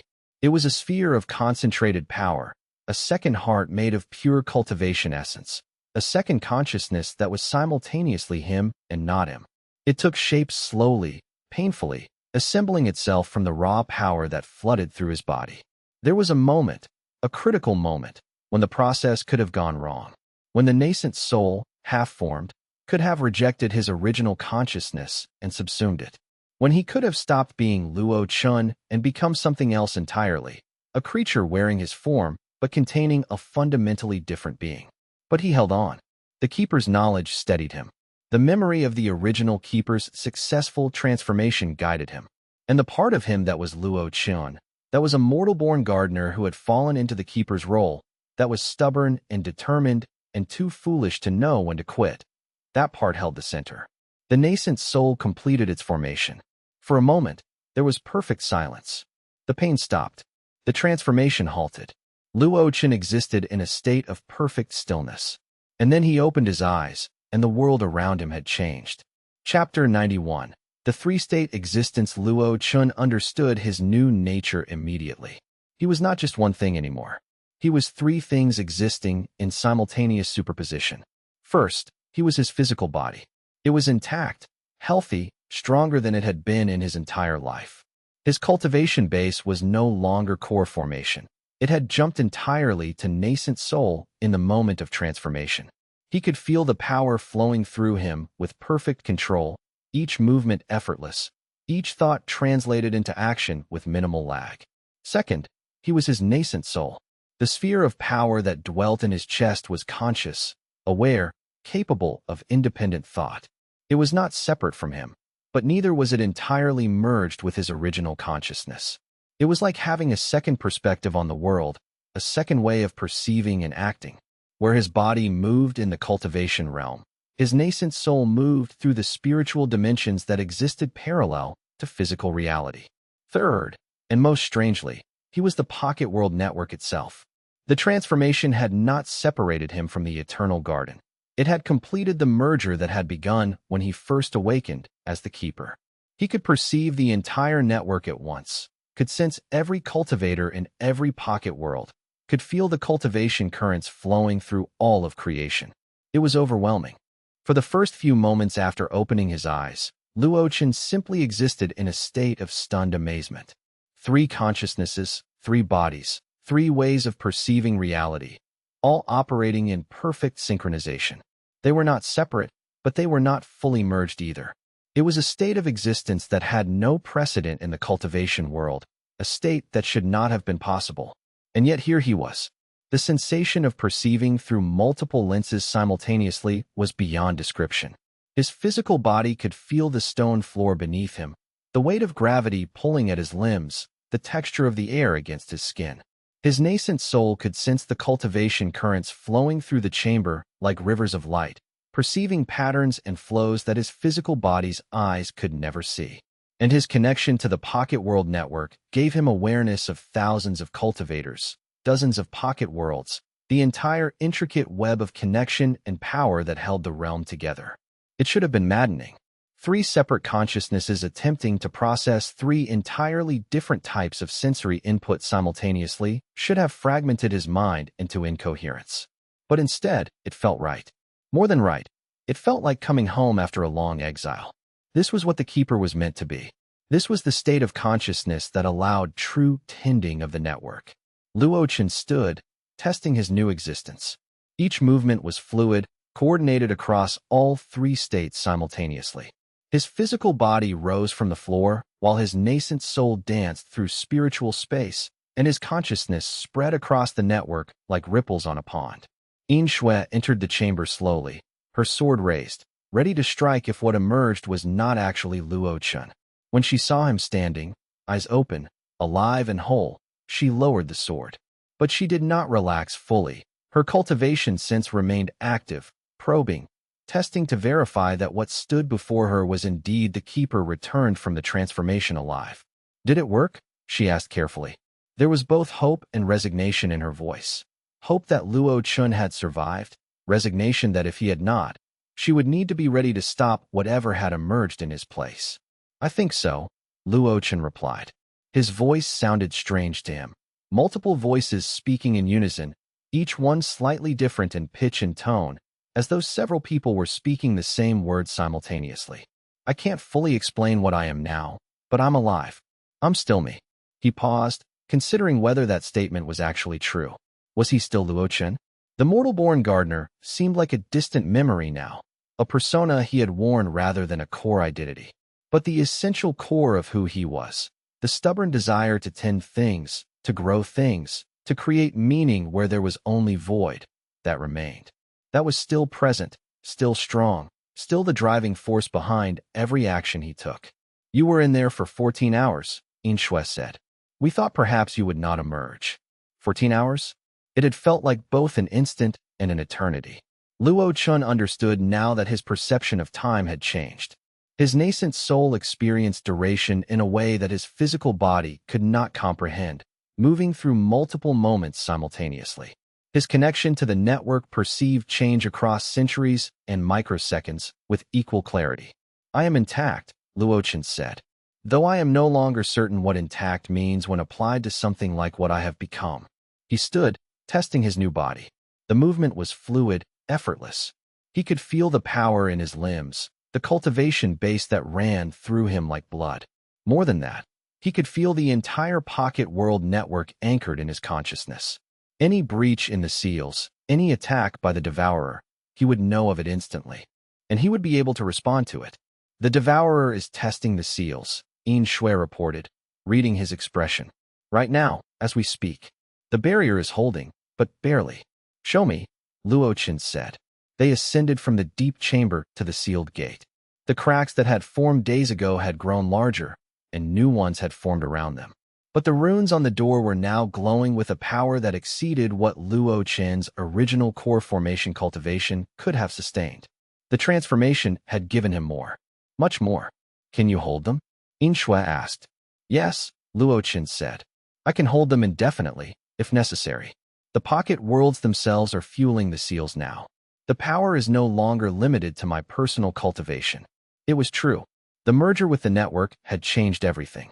Where before he had been a cultivator drawing on external sources of power, now he was the source. The pocket worlds were extensions of himself. Their cultivation essence flowed through him like thoughts through a mind. The weight of that responsibility was crushing, but it was also exhilarating. For the first time since awakening as the Keeper, Luo Chen felt like he might actually have the power to survive what was coming. When will the devourer attack again? He asked. Soon, In Shui said. It is testing to see if you have grown stronger.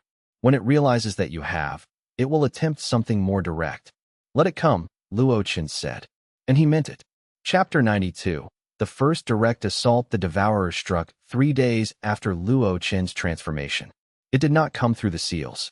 Instead, it forced the entire sealed door open, shattered the barrier that had held it back for 1,000 years, and poured directly into the cultivation realm.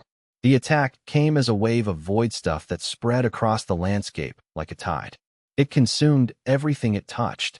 Mountains became dust, forests became empty spaces, rivers became voids where water had no meaning. The devourer was done testing. It was hungry, and it was no longer willing to wait for the seals to fail naturally. Luo Chen felt the moment the seals broke.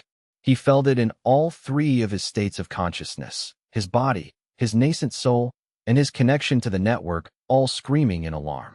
The barrier that he had burned his cultivation to create, that the original keeper had created at the cost of their life, had fallen in less than a second, and the devourer was loose.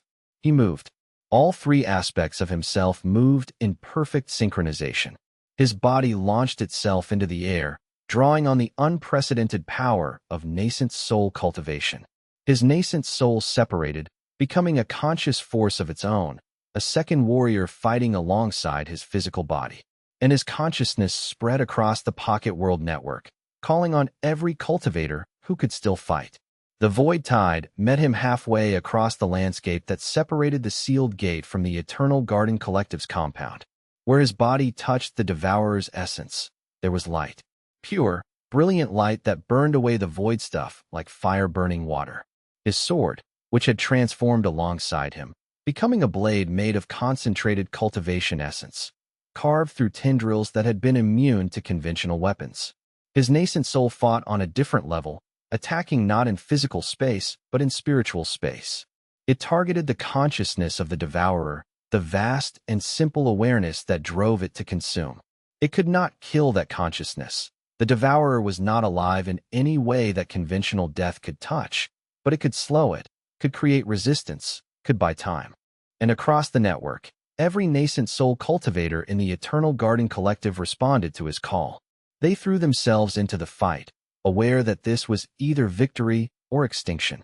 There would be no middle ground, no negotiation, no surrendering to the devourer's hunger.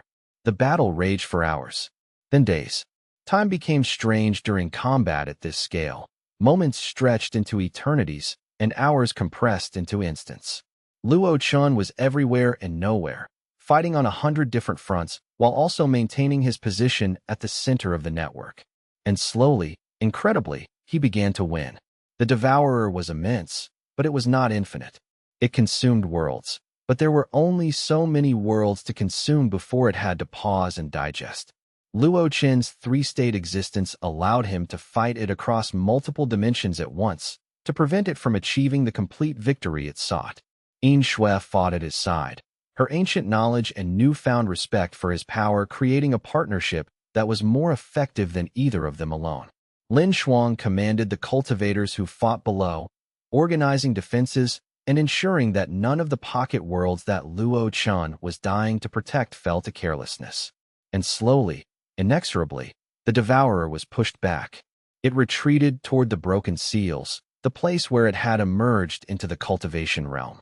Luo Chen pressed the attack, using his 3-state existence to drive it back toward the void from which it came. The devourer fought viciously, desperately, but it was no longer hunting, it was fleeing. Luo Chen reached the place where the seals had been. They were shattered beyond repair, but they could be rebuilt. More than that, they could be replaced with something new, something better. Something that incorporated the power of all the cultivators in the realm, not just the accumulated power of the keeper. With his final effort, Luo Chen reached out to every faction in the cultivation realm. He asked them to give him a portion of their cultivation essence. Not permanently, not demanding sacrifice, but alone. Power to rebuild the seals, to push the devourer back, to create a barrier that would hold. And to his shock, they gave it. Every faction, every sect, every independent cultivator with the strength to respond. They poured their power into him. Luo Chen became a conduit for the combined will of the entire cultivation realm. He was no longer just the keeper. He was the anchor point for something far greater, a collective defense that spanned the entire realm. And with that power, he rebuilt the seals. The barrier that formed was not the same as the original. It was stronger, flexible, self-reinforcing. It was made not of the keeper's sacrifice, but of the collective will of a realm determined not to be consumed. The devourer crashed against it and recoiled. Then Luo Chen did something the original keeper had never done. He reached through the seals and grabbed the devourer itself.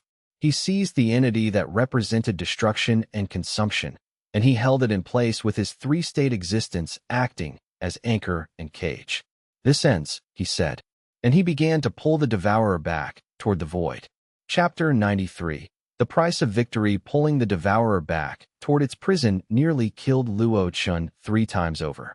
It fought with the desperation of a being that understood, at some primitive level, that being forced back into the void meant returning to dormancy, meant returning to hunger that could never be satisfied.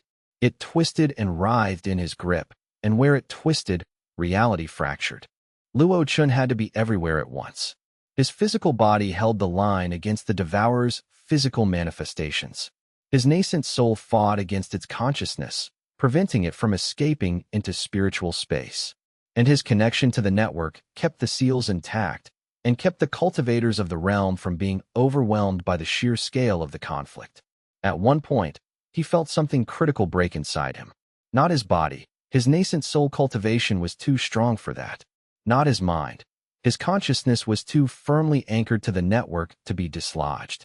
But something fundamental, something that might have been his will or his sense of self, began to fracture. It was Lin Shuang's voice that pulled him back. "Luo Chen," she screamed across the battlefield. "Stay with me. Stay with us." He grabbed that voice like a lifeline and held on. That single human connection, that reminder of who he had been before all this, kept him stable long enough to complete the task. With one final effort, Luo Chen shoved the devourer back through the barrier into the void space where it dwelt. The entity shrieked, a sound that had no existence in physical space but which every cultivator in the realm heard in their heart, and then it was gone. The seals reformed, stronger than before. The barrier between the cultivation realm and the void where the devourer slept sealed itself completely. And for the first time since the original keeper had died, there was silence. Luo Chen fell. He would have impacted the ground hard enough to crack it, but Yin Shui was there, catching him, lowering him gently to the earth. Lin Shuang was there too, cradling his head, checking him for wounds. "How bad?" Han Lai's voice, asking the question he was afraid to ask. "I don't know," Luo Chen whispered. He couldn't get his body to move. His nascent soul was still conscious, still present, but it was separated from his physical form. His connection to the network was fragmented, pieces of his consciousness scattered across the pocket worlds like broken glass. He had done it. He had fought the devourer and driven it back. He had rebuilt the seals. He had won. But the price of victory was terrible. Over time, days, weeks, gradually, Luo Chen began to piece himself back together. The three-state existence that had been his salvation began to stabilize. His physical body healed. His nascent soul reintegrated with his physical consciousness. His connection to the network re-anchored. But he was fundamentally changed. The Luo Chen who emerged from recovery was not the same person who had entered battle. Part of him would always exist in the void space now, tethered to the seals he had created, dedicated to keeping them in place. He could not leave the eternal garden for extended periods without destabilizing the barrier. In essence, he had become the seals, not imprisoned by them, as he had feared, but bound to them, integrated with them, part of the barrier itself. He would never be free again, but the cultivation realm would live. It was a trade he could accept. Chapter 94. A new understanding. 3 months after the battle, Luo Chen sat in the observation chamber and looked out at a sky that was finally calm. The cultivation currents flowed smoothly through the pocket worlds. The breaches had healed. Life was returning to normal, or at least to a new version of normal that incorporated the knowledge that the devourer existed. Han Lai brought him tea, as he had done nearly every day since the battle. "You've stopped pushing yourself," the old man observed. That's good. You were burning yourself out trying to strengthen the seals beyond what was necessary. I was afraid they would fail again, Luo Chen admitted. That the devourer would break through while I was distracted, and I wouldn't be able to stop it. The seals will hold as long as you remain conscious and connected to them, Han Lai said. And you are stronger now than you were before the transformation. You have nascent soul cultivation. You have the respect of every faction in the realm. You have something that the original keeper never had. People who are willing to work with you, rather than simply follow your orders. It was true. The battle had changed the political landscape fundamentally. The faction leaders who had viewed the Eternal Garden Collective with suspicion now viewed it as the only thing standing between them and extinction. They had contributed their power to rebuild the seals, and that act of cooperation had bonded them together in ways that mere alliance could not. I've been thinking about what comes next, Luo Chen said.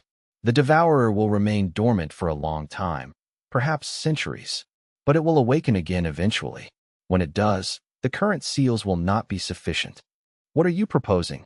I'm proposing that we begin to train the next generation of cultivators now, Luo Chen said. Not just to become stronger, but to understand the nature of the devourer and the threat it represents. If the seals fail in my lifetime, the knowledge of what must be done needs to be passed on. Han Lai smiled. You are thinking like a true keeper now, not concerned with immediate victory, but with the long-term survival of the realm. That night, Luo Chen called a meeting of the Eternal Garden Collective's leadership. In Shui was there, recovered from her wounds and ready to begin training the newest cohort of nascent soul cultivators. Lin Shuang was there, along with Song Wei and the other masters who had contributed to the realm's defense. And he made them an offer. I want to establish a new institution, he said. Not a sect like the others, but a repository of knowledge. A place where the history of the devourer and the seals is preserved, where cultivators can come to learn about the real dangers that the realm faces. I want to train people who understand what it will take to survive the next awakening. You're creating a legacy, Yao Xian said. Something that will outlast you. I have to, Luo Chen replied. Because I cannot be the answer forever. No single person can be. The realm needs to be prepared for the moment when I can no longer stand at the center.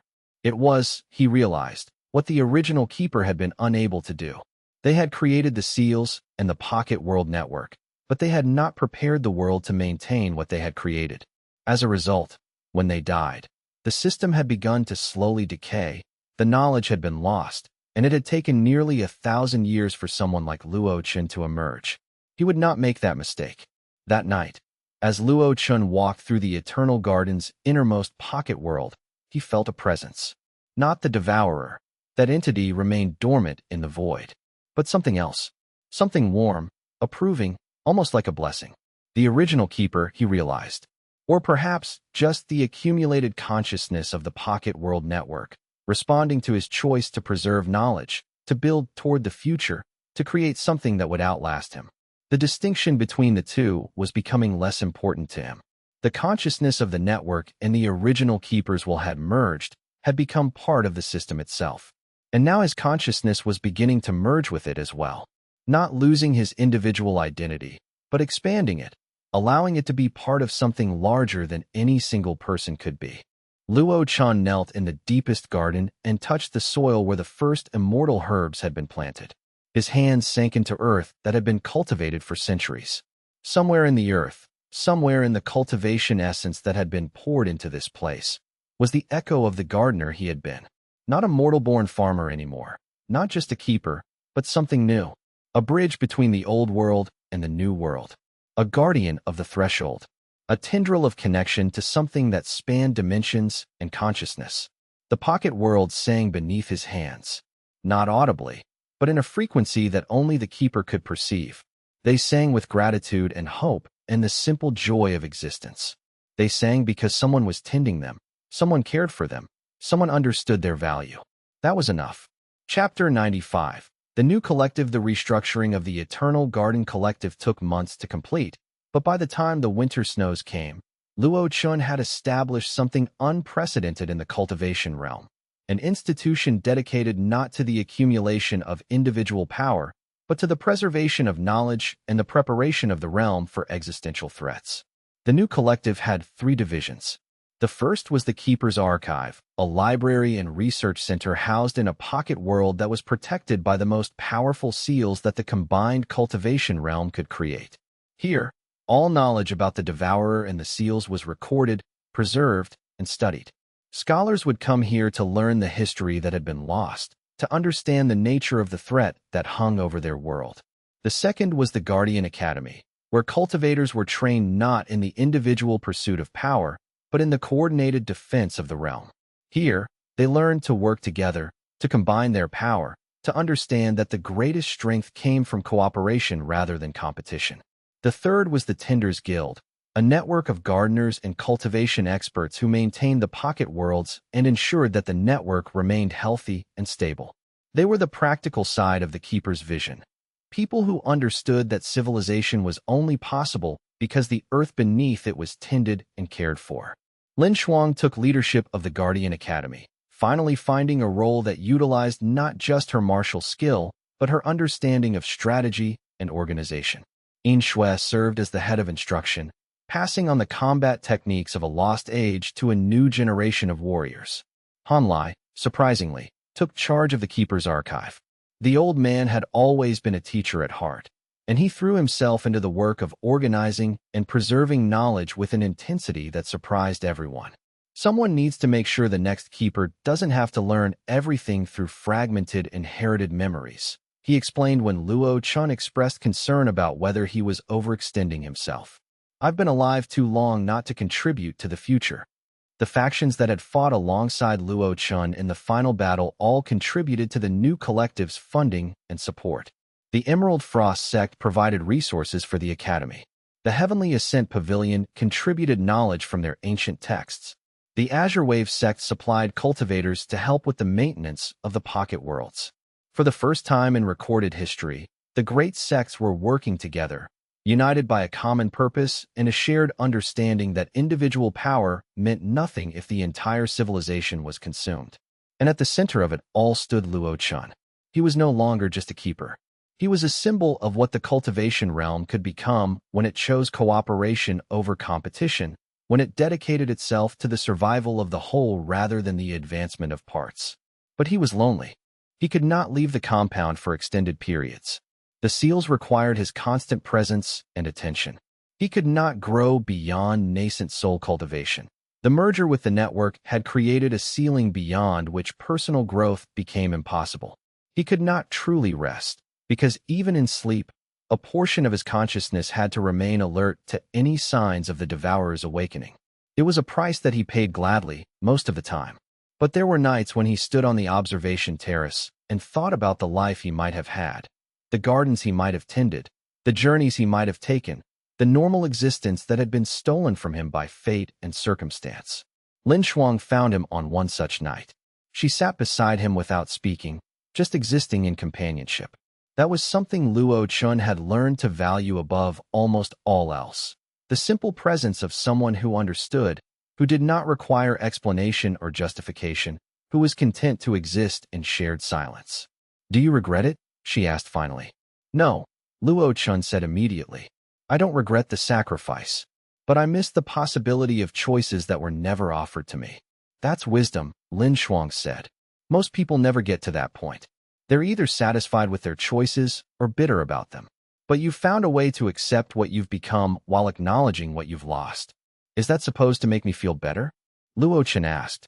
"It's supposed to make you realize that you're more fully human than you think," Lin Shuang replied.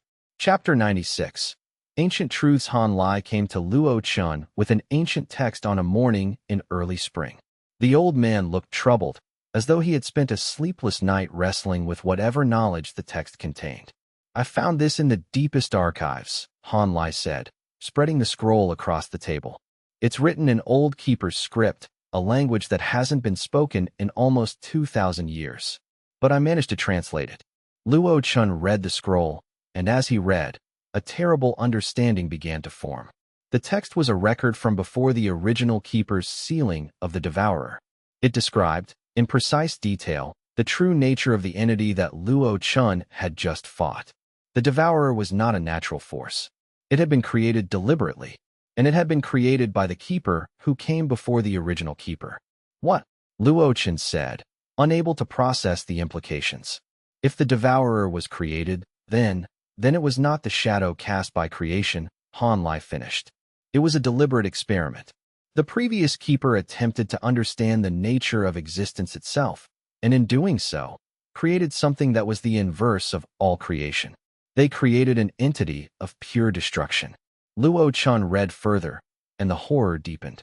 The previous keeper had realized their mistake almost immediately. The devourer had been too successful at what it was designed to do.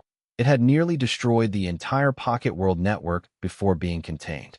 The keeper had sacrificed themselves to create the original seals, but they had known, even at the moment of sacrifice, that they were not truly solving the problem. They were just postponing it. There's more, Han Lai said grimly. The original keeper, the one who created the current network, they understood the true nature of the devourer, and they left instructions for what must eventually be done. Luo Chen found the section, written in what was clearly the original keeper's hand, translated from script even older than the one Han Lai had decoded. The words were stark, unambiguous, and terrible. The devourer cannot be destroyed. It can only be balanced. To create permanent peace, someone must willingly become what the devourer is. Someone must become a vessel for destruction, an anchor for chaos, a conscious being that chooses to exist in perfect opposition to creation itself. If such a being can be found, if such a being can be created, then the devourer will be bound by the law of balance itself. Creation and destruction, locked in eternal equilibrium. Luo Chen set the text down slowly. They're saying that someone has to become the devourer's equal and opposite. Yes, Han Lai confirmed. And I suspect they knew who that someone would be. How could they know? Luo Chen demanded. This was written centuries ago. How could they possibly have predicted that I would? Because the pattern repeats, Han Lai interrupted. Each keeper awakens when the Pocket World network reaches a critical point in its development. Each keeper becomes more powerful than the last. And each keeper is eventually faced with the choice that you are facing now. Luo Chen stood and walked to the window. Below him, the gardens of the Eternal Garden sprawled in all their beauty. Cultivators tended the immortal herbs. Students from the Guardian Academy practiced their forms. The Pocket World network thrived, maintained by the collective effort of thousands of people. And it was all built on a foundation of borrowed time. What happens if I refuse? Luo Chen asked, his voice hollow. What if I choose not to make this sacrifice? What if I simply maintain the seals as they are, and let someone else deal with this problem in 100 years or 1,000? Han Lai walked to the window as well, standing beside Luo Chen to look out at the thriving gardens. Then the seals will eventually fail, the old man said quietly. The devourer will break free again. And if no one has been prepared to make the sacrifice that the original keeper could not, if no new anchor for balance has been created, then the devourer will consume everything. He paused, letting the implications settle. I have seen the records of what happened last time. The destruction was absolute.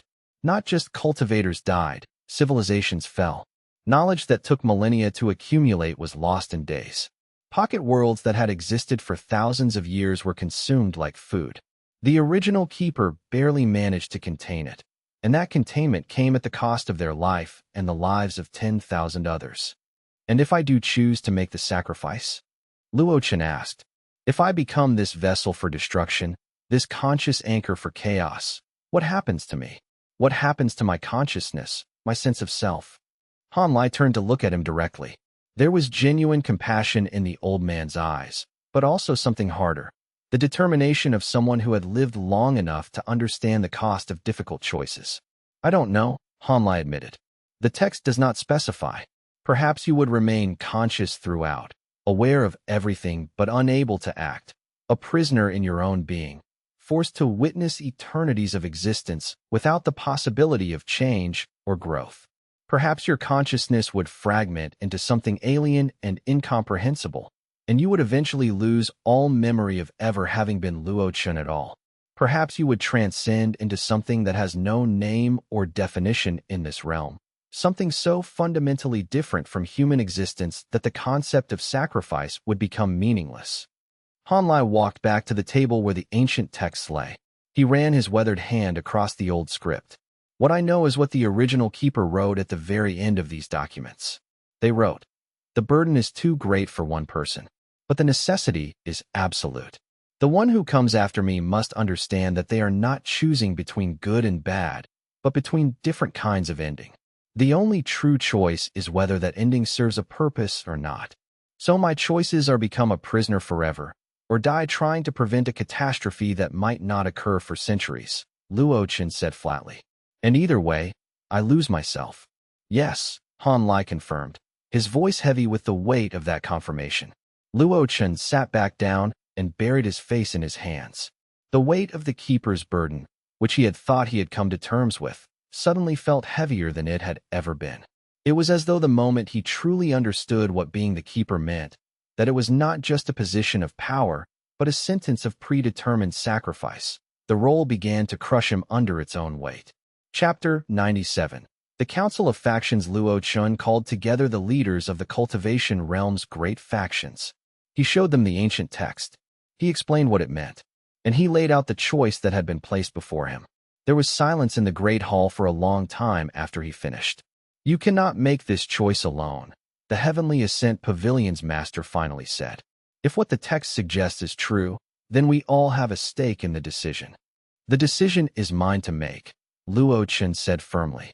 "The consequences will be mine to bear." "No," In Shui said. "The consequences will be borne by everyone who lives in the cultivation realm.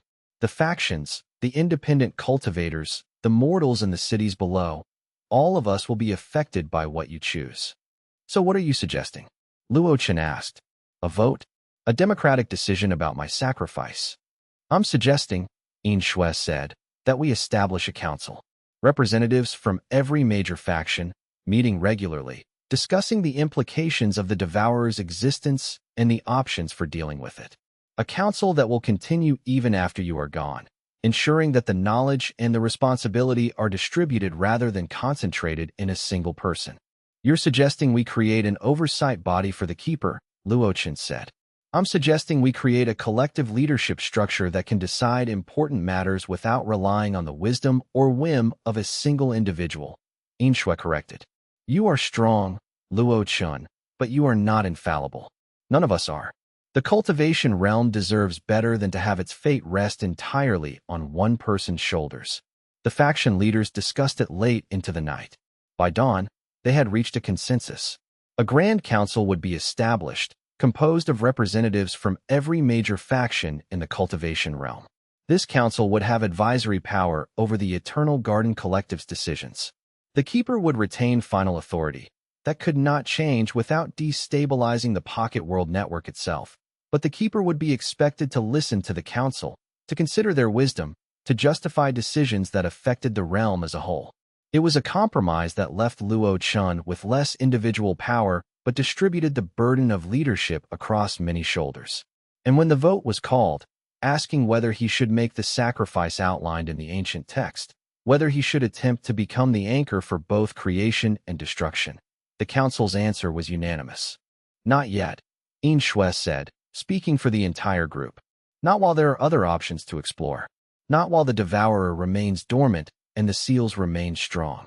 The sacrifice, if it must be made, should be made only as a last resort, when all other possibilities have been exhausted." Luo Chen nodded slowly. He had been prepared to make the sacrifice immediately, to accept the burden rather than let others suffer. But In Shui was right. There was no point in sacrificing everything now when the threat was not immediate. Better to spend the time preparing. Better to continue building the institutions and knowledge that would allow others to make the sacrifice when it became necessary. Better to hope that, perhaps, another way could be found. Chapter 98. 5 years later, the Eternal Garden Collective had grown beyond what Luo Chen had ever imagined. The Keeper's Archive now held the most comprehensive collection of cultivation knowledge in the entire realm. Scholars from every sect came to study there. The Guardian Academy had produced 3 full cohorts of warriors who understood the nature of the Devourer and were prepared to fight it if necessary. The Tenders Guild had expanded to include cultivators from hundreds of smaller settlements, all working together to maintain the health of the Pocket World Network. And the Grand Council had become a legitimate force in the cultivation realm's politics. The faction leaders met quarterly to discuss important matters. Decisions that affected multiple sects were debated openly rather than imposed from above. For the first time in recorded history, the cultivation realm had a mechanism for peaceful resolution of disputes. The seals holding the devourer remained strong. There had been no breaches, no attacks, no signs that the ancient entity was awakening. It was possible, Luo Chen thought sometimes, that it would simply remain dormant, that the balance that he and the realm's cultivators had achieved would hold indefinitely. But he knew better than to rely on hope. The ancient texts were clear: the devourer would awaken again. It was only a matter of time. In the meantime, he tended his gardens. It had taken him 5 years to finally allow himself to step back from constant vigilance over the seals. The network had grown strong enough, with enough distributed consciousness and collective power invested in it, that it no longer required his constant attention. He could leave the compound for days at a time now. He could pursue his own cultivation, though he had long since accepted that he would never advance beyond nascent soul. More importantly, he could tend. In a pocket world that was reserved for his personal use, Luo Chen had recreated the gardens of his youth. Not the grand and elaborate displays of the Eternal Garden's public spaces, but simple, humble gardens. Vegetable beds and fruit trees. Flowers that had no cultivation value and no power, but which were beautiful simply because they existed. He would spend hours there, his hands in the soil, growing things that would never make him stronger, but which brought him peace. Lin Shuang had finally stopped asking him when he would step down as keeper. She had come to understand that the role was not something that could be relinquished. As long as he lived, as long as he could think and act and choose to maintain the seals, he would be the keeper. But she had also come to understand that he could live that role without defining his entire existence around it. One morning, as he was tending his simple garden, a messenger arrived with news. One of the faction leaders, the Azure Wave sect's master, had achieved immortal ascension and had completed her final breakthrough. She was the first cultivator of this generation to reach that level of power. Luo Chen received the news with genuine joy. Immortal ascension was the highest rank that a cultivator could achieve, the point at which they transcended the normal limitations of mortality and became something more. The fact that one of the realm's people had achieved it meant that the cultivation environment was thriving. It meant that the Eternal Garden's work had been successful. But it also meant something else. It meant that eventually, someone would ascend beyond immortal ascension. Someone would reach a level of power that exceeded even what the original keeper had possessed. And when that happened, the rules of the Pocket World Network would have to change again. New seals would be needed. New answers would have to be found. The cycle of challenge and response would continue, as it always had. Luo Chen finished tending his gardens and stood up, brushing the soil from his hands. The setting sun painted the pocket world sky in shades of gold and crimson.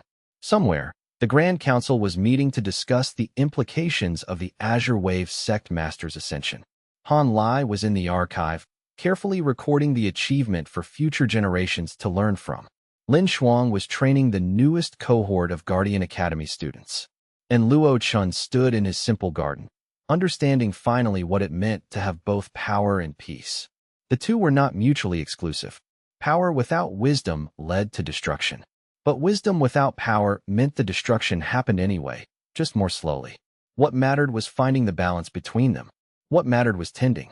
He thought about the cultivators who had sacrificed everything in the great battle against the devourer.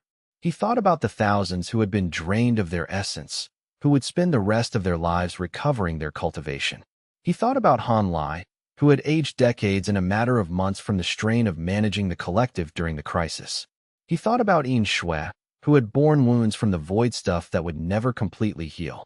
All of them had understood, in that moment of crisis, that their individual power and advancement mattered less than the survival of the whole. They had poured their strength into the seals not because they had been commanded to do so, but because they understood what would happen if they did not. That understanding, that moment of collective choice, was what the original keeper had never been able to achieve. They had tried to save the realm alone, had attempted to carry the burden solely on their own shoulders. And in doing so, they had made themselves fragile. A single point of failure. A single consciousness that could be overwhelmed or destroyed. But the new way Luo Chen had created was different. The burden was still his, but it was not his alone. The seals were powered by the collective will of the realm. The knowledge was preserved not in a single keeper's memory, but in thousands of minds across the keeper's archive. The defense was coordinated not by individual orders, but by the Guardian Academy's coordinated understanding of the threat. If Luo Chen fell tomorrow, the realm would survive.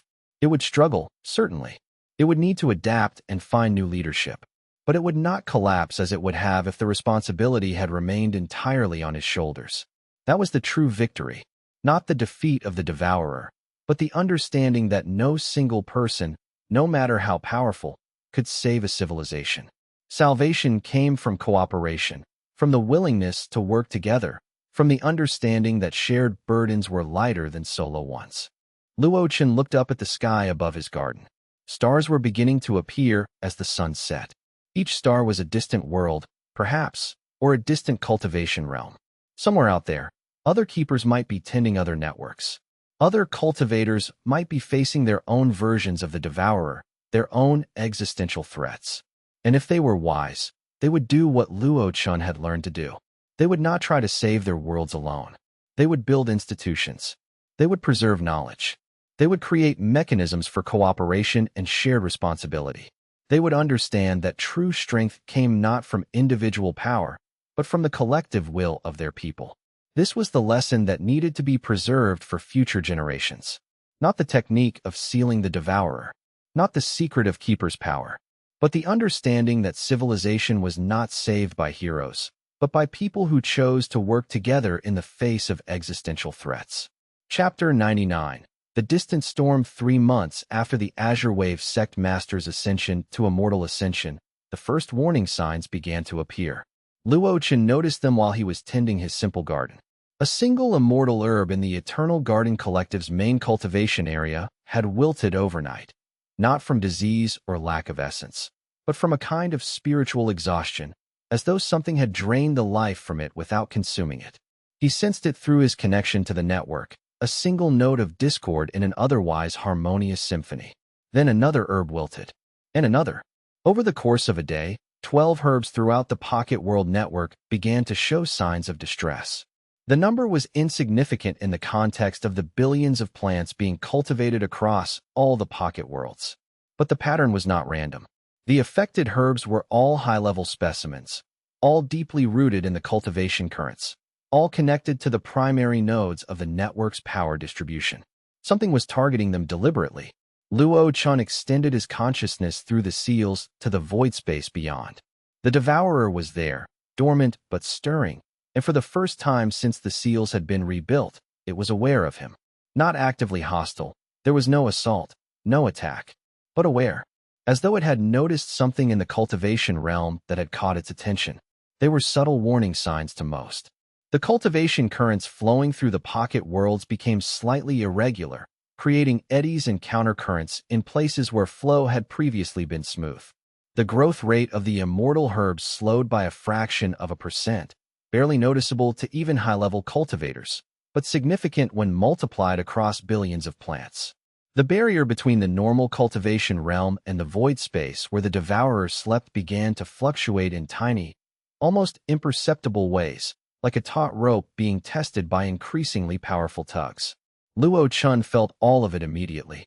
His three-state consciousness gave him awareness of changes that would have taken most cultivators months or years to detect. He could perceive the disturbance at multiple levels simultaneously. His physical body noticed the wilting herbs.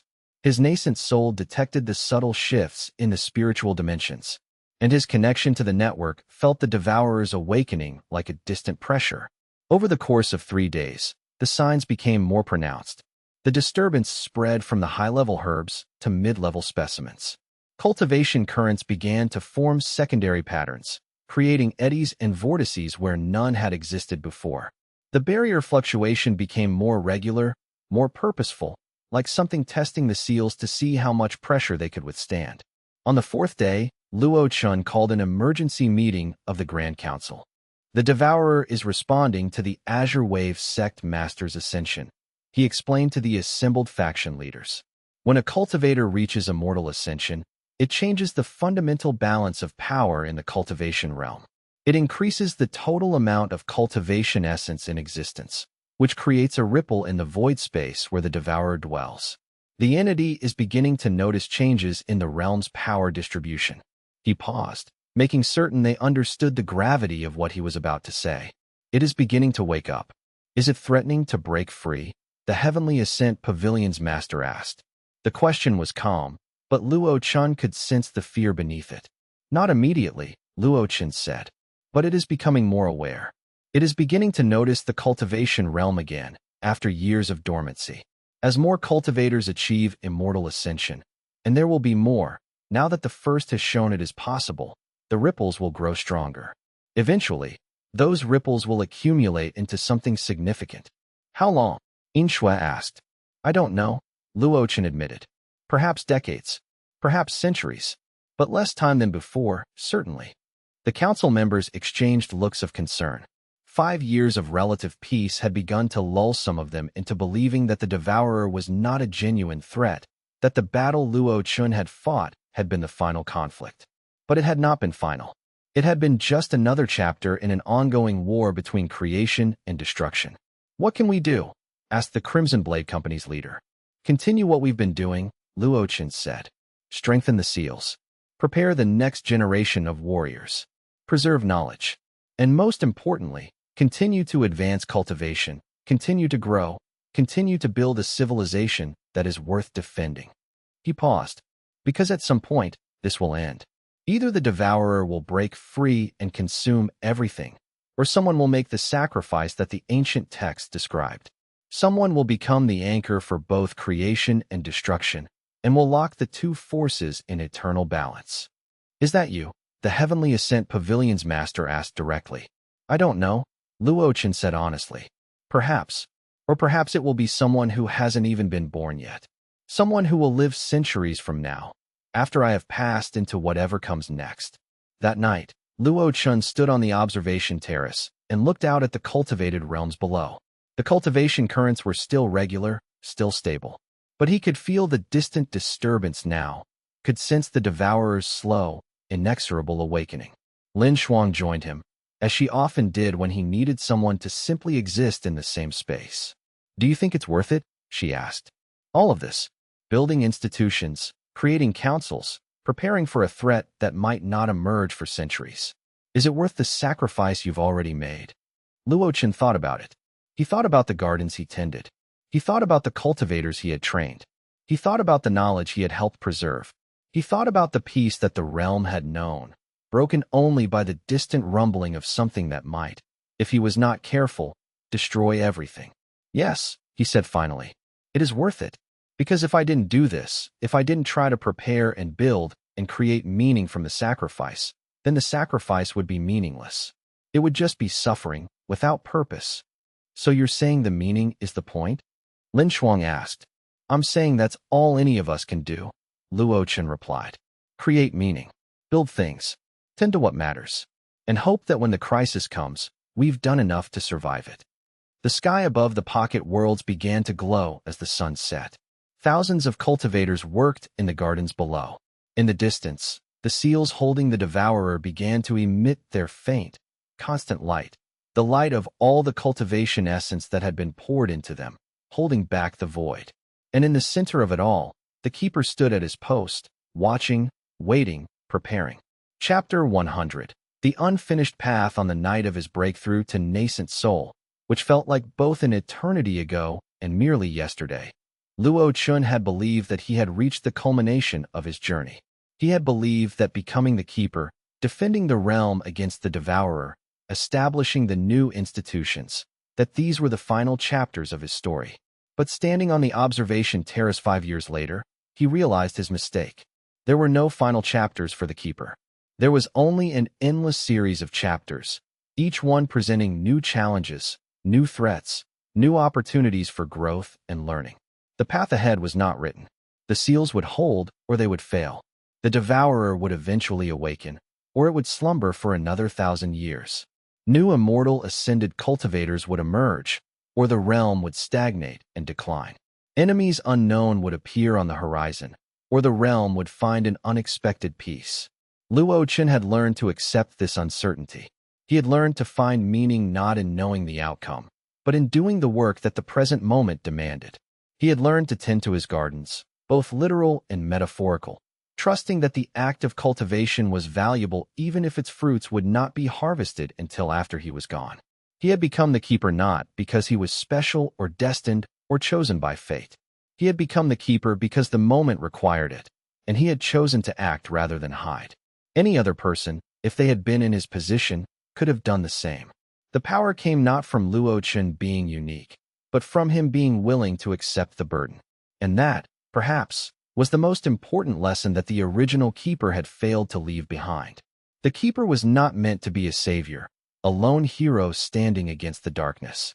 The keeper was meant to be a catalyst, someone who could create the conditions for others to cooperate, to grow, to work together toward the survival of the realm.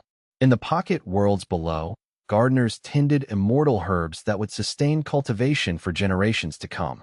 In the Keeper's archive, scholars studied the lessons of the past, trying to extract wisdom that could guide the future. In the Guardian Academy, warriors trained to fight a battle that might come tomorrow or might come centuries from now. And in countless sects and independent cultivations, individuals worked to grow stronger, to understand themselves better, to contribute to the greater whole.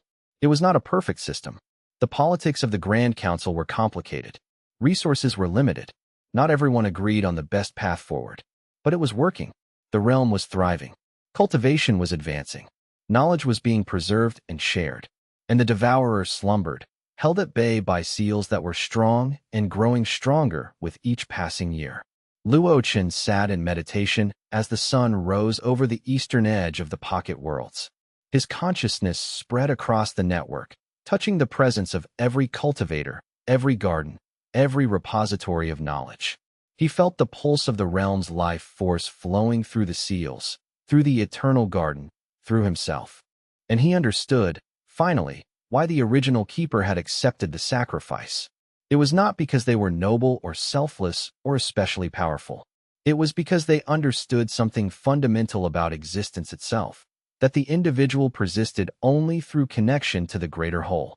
That true strength came not from solitary achievement, but from contributing to something greater than oneself. Luo Chen had sacrificed his freedom to maintain the seals.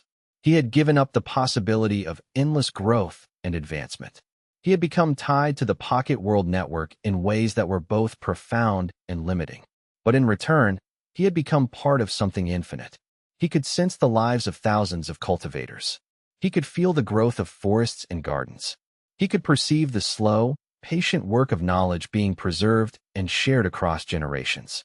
He was both Luo Chen, a mortal-born gardener, and the keeper, an anchor for the entire cultivated realm. Both things were true. Both were real. And neither was complete without the other. The seals holding the devourer pulsed with steady light. They would hold. They would hold today and tomorrow and for years and centuries to come. Not because the keeper was infallible, but because countless cultivators had contributed their power and their will to maintaining them.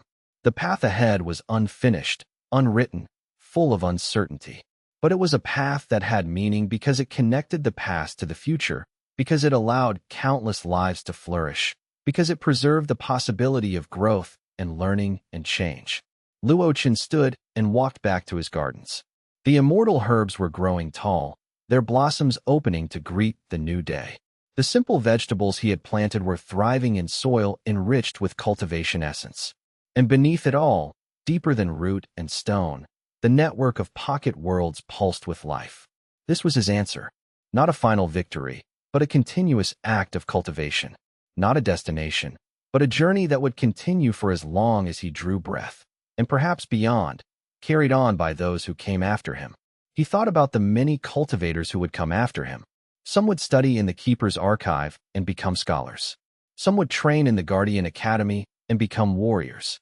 Some would work with the Tender's Guild and become gardeners like he had once been. All of them would contribute to the survival of the realm, each in their own way. And none of them would have to bear the burden alone. That was the gift that Luo Chen had been able to give the realm, more precious than his power or his knowledge. He had given them the understanding that burdens could be shared, that responsibilities could be distributed, that collective action was stronger than individual heroism. The Keeper of Eternal Gardens tended to his work, and the realm continued to grow. In the archive, Han Lai wrote carefully in a new volume, recording the events of the past 5 years for future keepers to study. His hand shook slightly from age and exhaustion, but his mind remained sharp, and he wrote with the precision of someone who understood that he was preserving knowledge for beings not yet born. In the academy, Lin Shuang drilled a new cohort of students in the defensive formations that had been designed specifically to counter the Devourer's attack patterns. The students were young, many of them not yet 30 years old. They would likely never face the Devourer in direct combat. But they trained anyway, because they understood that preparation for catastrophe was the best way to prevent it. In the Tenders Guild, gardeners in 100 pocket worlds carefully maintained the cultivation networks, ensuring that the immortal herbs remained healthy, that the lifeblood of the realm continued to flow. They worked without fanfare, without recognition, doing the quiet work that sustained civilization. And above them all, in the observation terrace overlooking the innermost pocket world, Luo Chen sat in meditation. His consciousness spread across the network, touching the presence of every cultivator, every garden, every repository of knowledge. He felt the pulse of the realm's life force flowing through the seals, through the eternal garden, through himself. The Devourer remained dormant in the void, for now. Its stirring would come again. Of that, he was certain. But when it did, the realm would be ready.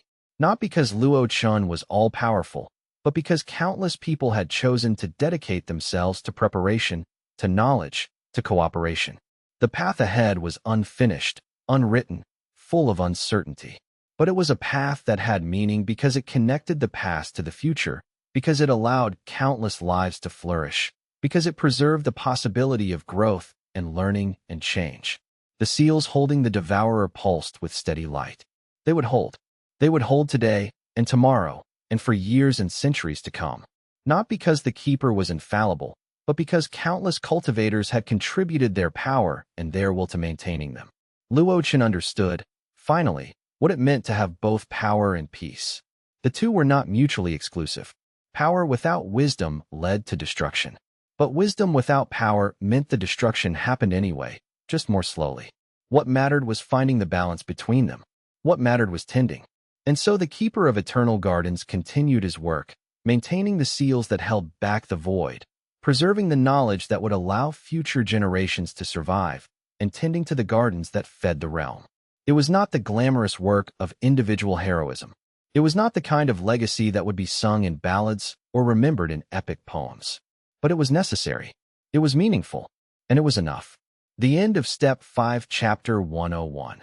The Hidden Visitor. The observation terrace stretched across the highest point of the Eternal Garden Collective, a plateau of cultivated stone that overlooked the entire pocket world in all its verdant glory.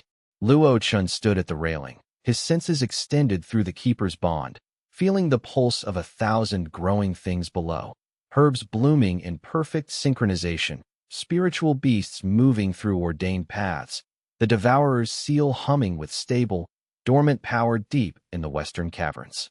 The afternoon sun cast long shadows across the geometric patterns of the gardens, and for a moment, the world seemed at peace. He had come here every morning for the past month, a habit born partly from duty and partly from something deeper, a need to stand between worlds, to feel both the mortal realm's wind on his face and the pocket world's living energy in his soul. In this place, suspended between the mundane and the divine, Luo Chen could think with clarity that eluded him in the chambers below where strategy and cultivation consumed his attention. The temperature dropped without warning.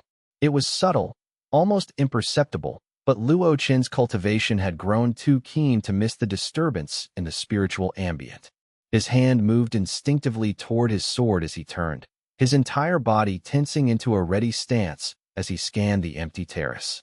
There was no one visible, no obvious threat, and yet the sense of presence was overwhelming. The unmistakable weight of an immortal consciousness settling into the space like a stone dropping into still water. She stepped out of the air itself, not walking, not materializing through a teleportation technique, but arriving as if she had simply been standing there all along and reality had merely caught up to the fact.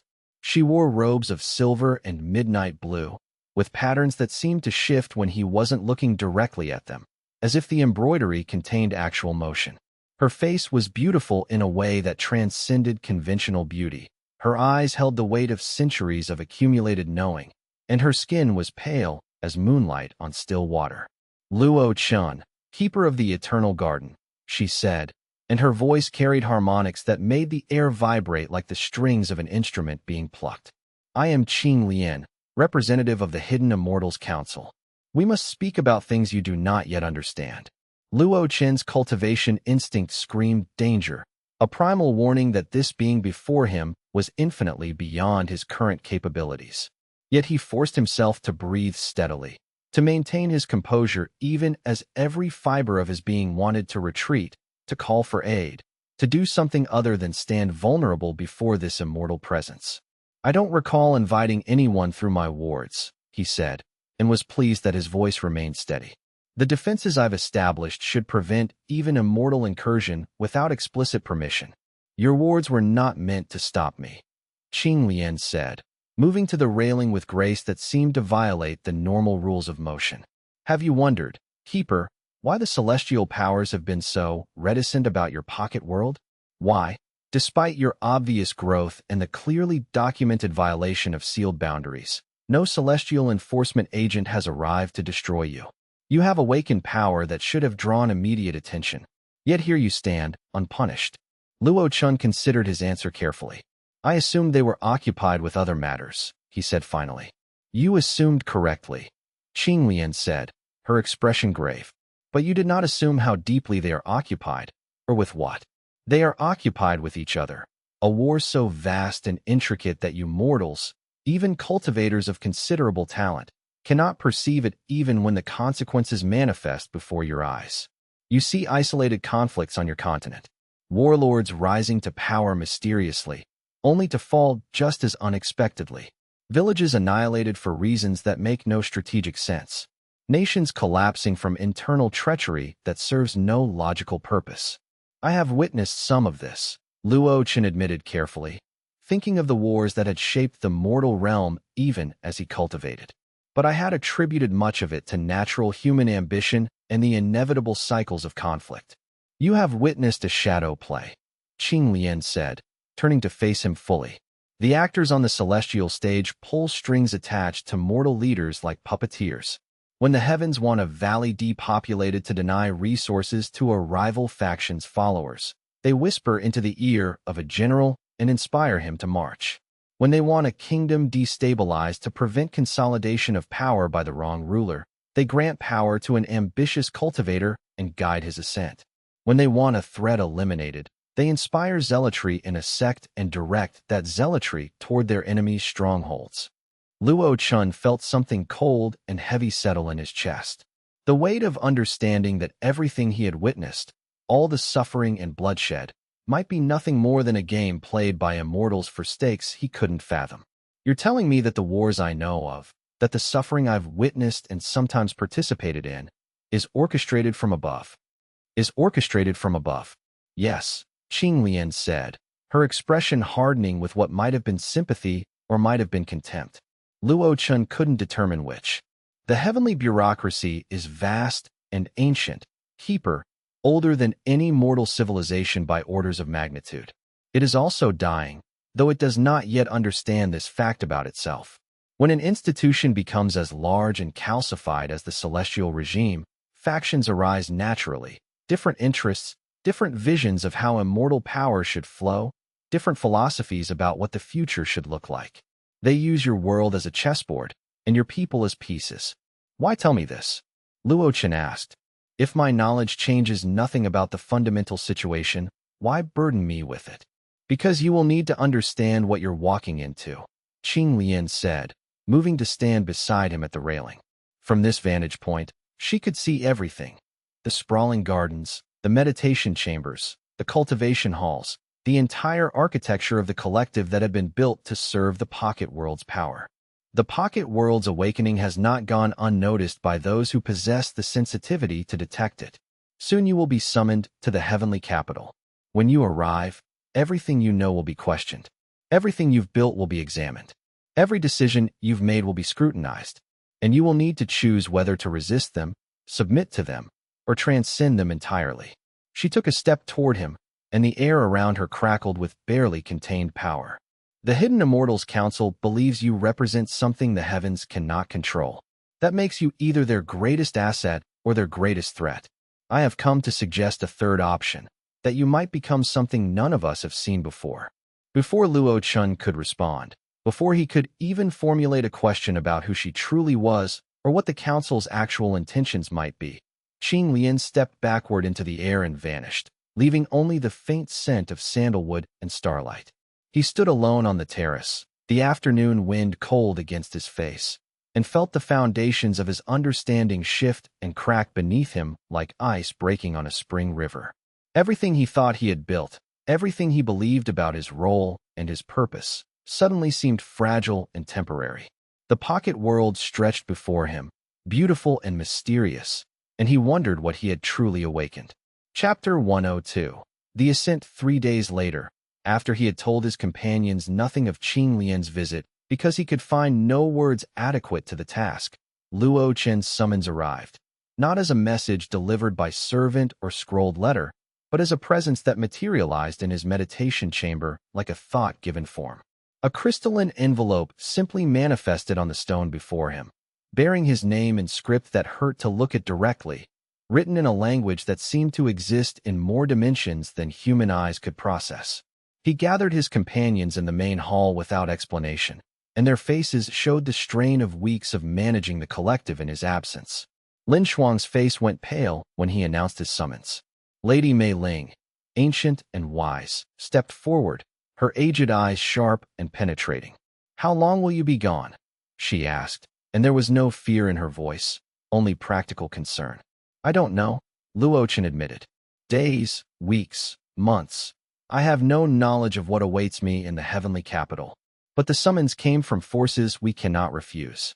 "Then we take precautions," Song Wei said immediately, the military commander's mind already organizing contingencies for every scenario. Yao Xian doubles the boundary patrols and establishes watch schedules that account for immortal-level threats. Zhang Tao ensures the herb storage and cultivation facilities are fully accessible to any of us who need them. Lady Mei Ling, you coordinate with the spiritual beasts and maintain the deeper seals. Lin Shuang, you will remain in command of the collective and make all strategic decisions in my absence.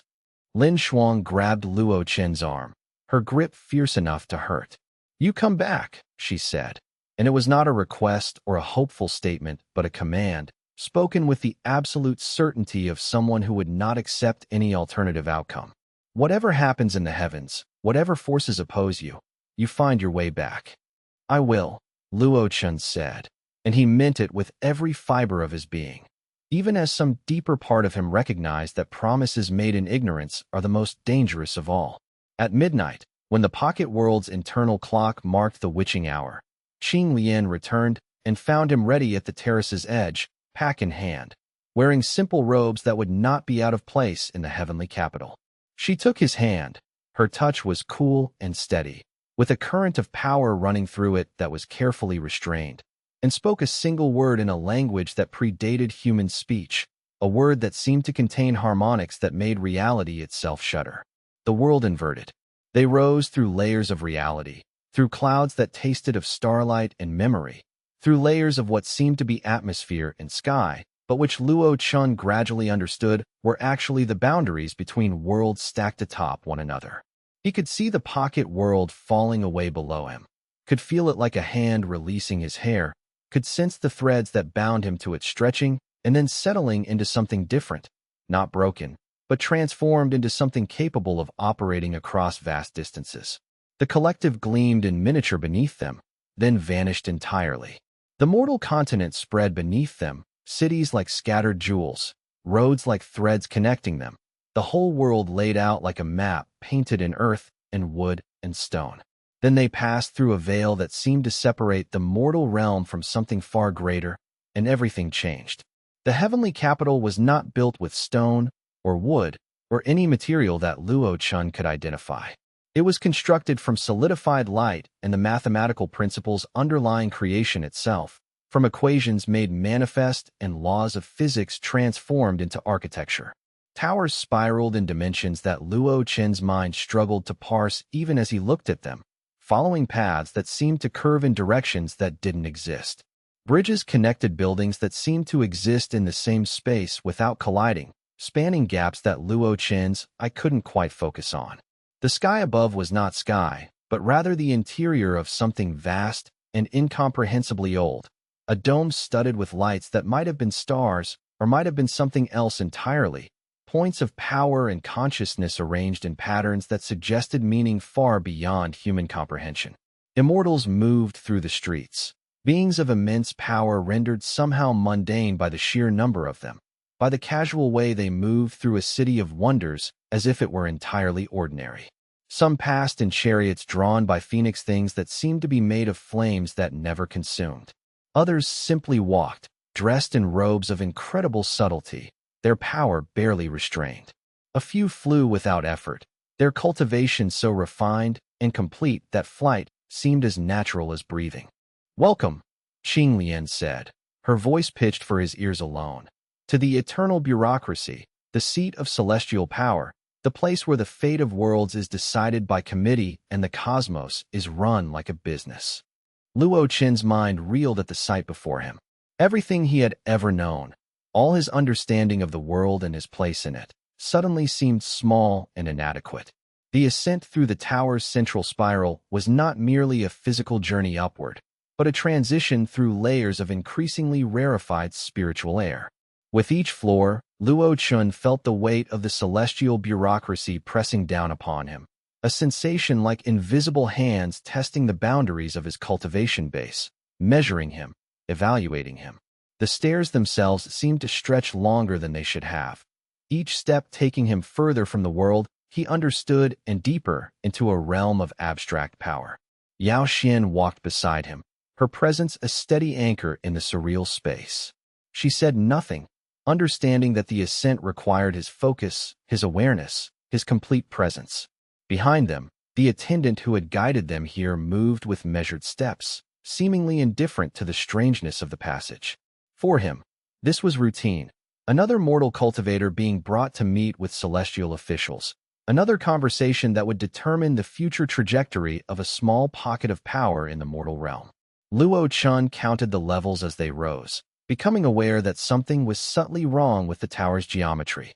The floors seemed to repeat, the decorations on each level too similar, the windows showing views that didn't match what should have been visible from their current height. He realized with a jolt that they were no longer entirely within normal space. The tower itself was a cultivation tool, a structure designed to harmonize with the celestial realms, to create passages where immortal logic superseded mortal physics. The implications troubled him deeply. If the heavenly capital was not constrained by normal spatial relationships, if the rulers of the celestial bureaucracy could reshape reality itself through cultivation techniques he barely comprehended, then his own power was insignificant by comparison. He was a child with a candle entering a room lit by the sun. "Steady yourself," Yao Xian said quietly, though they did not break stride. She had sensed his moment of doubt, had felt it ripple through the subtle connection between them. "You are not here to match their power. You are here to understand." "Understanding without power is merely information," Luo Chen replied, keeping his voice low. "And information without agency changes nothing." "Perhaps," Yao Xian said. "But you are not powerless, Chen. You carry something they cannot measure, cannot quantify, cannot control through normal celestial authority. You carry the eternal garden itself." This thought steadied him somewhat, though Luo Chen remained acutely aware of the danger of his position. The pocket world was powerful, yes, but it was also unknown, untested in true conflict. And if the celestial bureaucracy decided that the eternal garden represented a threat to their power structure, they might not simply attempt to control it, they might seek to destroy it. At last, they reached the summit. The doors before them were enormous, crafted from wood that seemed to contain actual clouds, with handles of what looked like crystallized moonlight. The attendant stopped here, bowing slightly, and gestured for them to proceed. "The officials await you, keeper of the eternal garden," he said formally. "They are prepared for your audience." Luo Chen exchanged a glance with Yao Xian. This was the threshold. Once they crossed it, there would be no pretending to be ordinary cultivators, no hiding the fact that he carried something unprecedented. Chapter 103: The Machinery of Heaven. The Department of Celestial Affairs occupied a tower that existed partially in multiple locations simultaneously, a building that seemed to occupy several positions in space all at once, as if it had been folded through dimensions that mortal architecture had no concept of. Luo Chen found himself walking through corridors that seemed to contain entire offices in their walls, a three-dimensional warren of bureaucratic space that defied conventional geometry. Immortal administrators worked at desks that floated in the air, processing documents made of solidified light that shimmered with information that hurt to read directly. The sound of countless quills scratching on celestial paper created a background hum that was both soothing and unsettling, like the sound of a vast engine running at perfect efficiency. Qing Lian delivered him to an antechamber with walls of translucent crystal and left without explanation, her presence vanishing as completely as if she had never been there at all. The waiting stretched on, 3 hours by Luo Chen's count, though time seemed to operate differently here, stretching and compressing unpredictably. During the wait, immortal clerks occasionally glanced at him with expressions ranging from idle curiosity to outright disdain. They whispered among themselves, their conversations cut off whenever Luo Chen looked in their direction. He was clearly a curiosity to them, a mortal who had somehow achieved enough power to warrant direct summons to the celestial bureaucracy, a rarity that had not been seen in generations. Finally, a summons came, and he was led into a circular chamber where 7 immortals sat in a configuration that hurt to look at directly, not because they were arranged strangely, but because the geometry itself seemed wrong, as if they existed at angles that three-dimensional space couldn't properly accommodate. Luo Chen, keeper of the Eternal Garden Collective, the central immortal intoned, her name inscribed in light above her head. Elder Mei Xiao. You stand accused of awakening a sealed pocket world without celestial authorization, of cultivating to unprecedented levels within a forbidden boundary, and of potentially destabilizing forces that the heavenly bureaucracy has spent millennia containing. I found it sealed and broken, Luo Chen said carefully, choosing each word with precision. My cultivation at that time was insufficient to ignore what I had discovered. I chose to enter and learn its secrets, not to violate cosmic law but to understand what had been hidden. And you did not think to report this to the proper authorities? Asked another of the immortals, his voice like wind through canyons. I did not know the proper authorities at the time, Luo Chen replied truthfully. I was alone in the Eastern Territories, far from any celestial authority, with only the knowledge that something ancient and dangerous was stirring. One of the 7, a younger-looking immortal with eyes that held genuine malice, leaned forward with predatory grace. You cultivated to nascent soul within a pocket world's active boundary. This is unprecedented. This is dangerous. Mortals should not achieve such advancement, especially not in places where the barriers between worlds grow thin. I cultivated because the world demanded it, Luo Chen replied, meeting the immortal's gaze without flinching. The devourer that sealed the pocket world was still present, still aware, still capable of destroying everything if given the opportunity. To leave it unchecked would have been a dereliction of duty to the world I had chosen to serve. The questioning continued for hours, a formal ritual that seemed designed less to gain information and more to establish dominance, to demonstrate the absolute power differential between the celestial hierarchy and a mortal cultivator who had somehow stumbled into relevance. Some of the immortals asked genuine questions about the pocket world's systems, its cultivation potential, its connection to other sealed boundaries. Others seemed to want only to demonstrate how little they thought of him, how insignificant his achievements were compared to the casual power of even a minor immortal administrator. Finally, Elder Mei Xiao dismissed him with a wave of her hand, a gesture that suggested he had ceased to be worth her attention. In the corridors outside, as Qing Lian led him back toward the quarters that had been assigned to him, Luo Chen caught fragments of conversation between immortal bureaucrats. They spoke of wars between celestial factions being fought across the mortal realm, of proxy conflicts that had shaped the rise and fall of entire civilizations, of resources being fought over in places mortals would never understand, over prizes that had nothing to do with mortal welfare or well-being. This was the true work of the heavens, not the benevolent guidance of a cosmic order, not the wise stewardship of lesser beings, but the machinations of an ancient institution locked in internecine conflict, using the mortal world as a chessboard and mortal lives as pieces. He realized that Qing Lian had not been exaggerating, had not been engaging in poetic hyperbole or metaphorical speech. The celestial realm was rotten with the same kinds of politics and corruption that plagued mortal governments, simply operating on a scale and timescale beyond mortal comprehension, where centuries passed like seasons and the death of millions was merely a footnote in a report. That night, unable to sleep in the quarters provided to him, quarters that were beautiful beyond description but utterly impersonal, clearly designed for guests to pass through without leaving any trace, Luo Chen stood at the window and looked out at the impossible architecture of the heavenly capital. So much power, so much potential, and it all seemed bent toward preserving an order that might be inherently unjust, built on foundations of dominance and control rather than growth and freedom. He thought of Lin Shuang waiting in the collective and wondered if he would ever see her again. Chapter 104. The formal inquiry, opened the next morning in a grand auditorium that existed in a space far larger than the external dimensions of the building should have allowed. Walls seemed to stretch into infinity, and hundreds of lesser immortals filed in. Spectators, bureaucrats, celestial functionaries with unclear purposes and titles that Luo Chen couldn't quite process. Luo Chen was placed on a raised platform and questioned for 12 hours straight, with only brief breaks when the questioners seemed to need to consult with one another or refer to documents that materialized from the ether.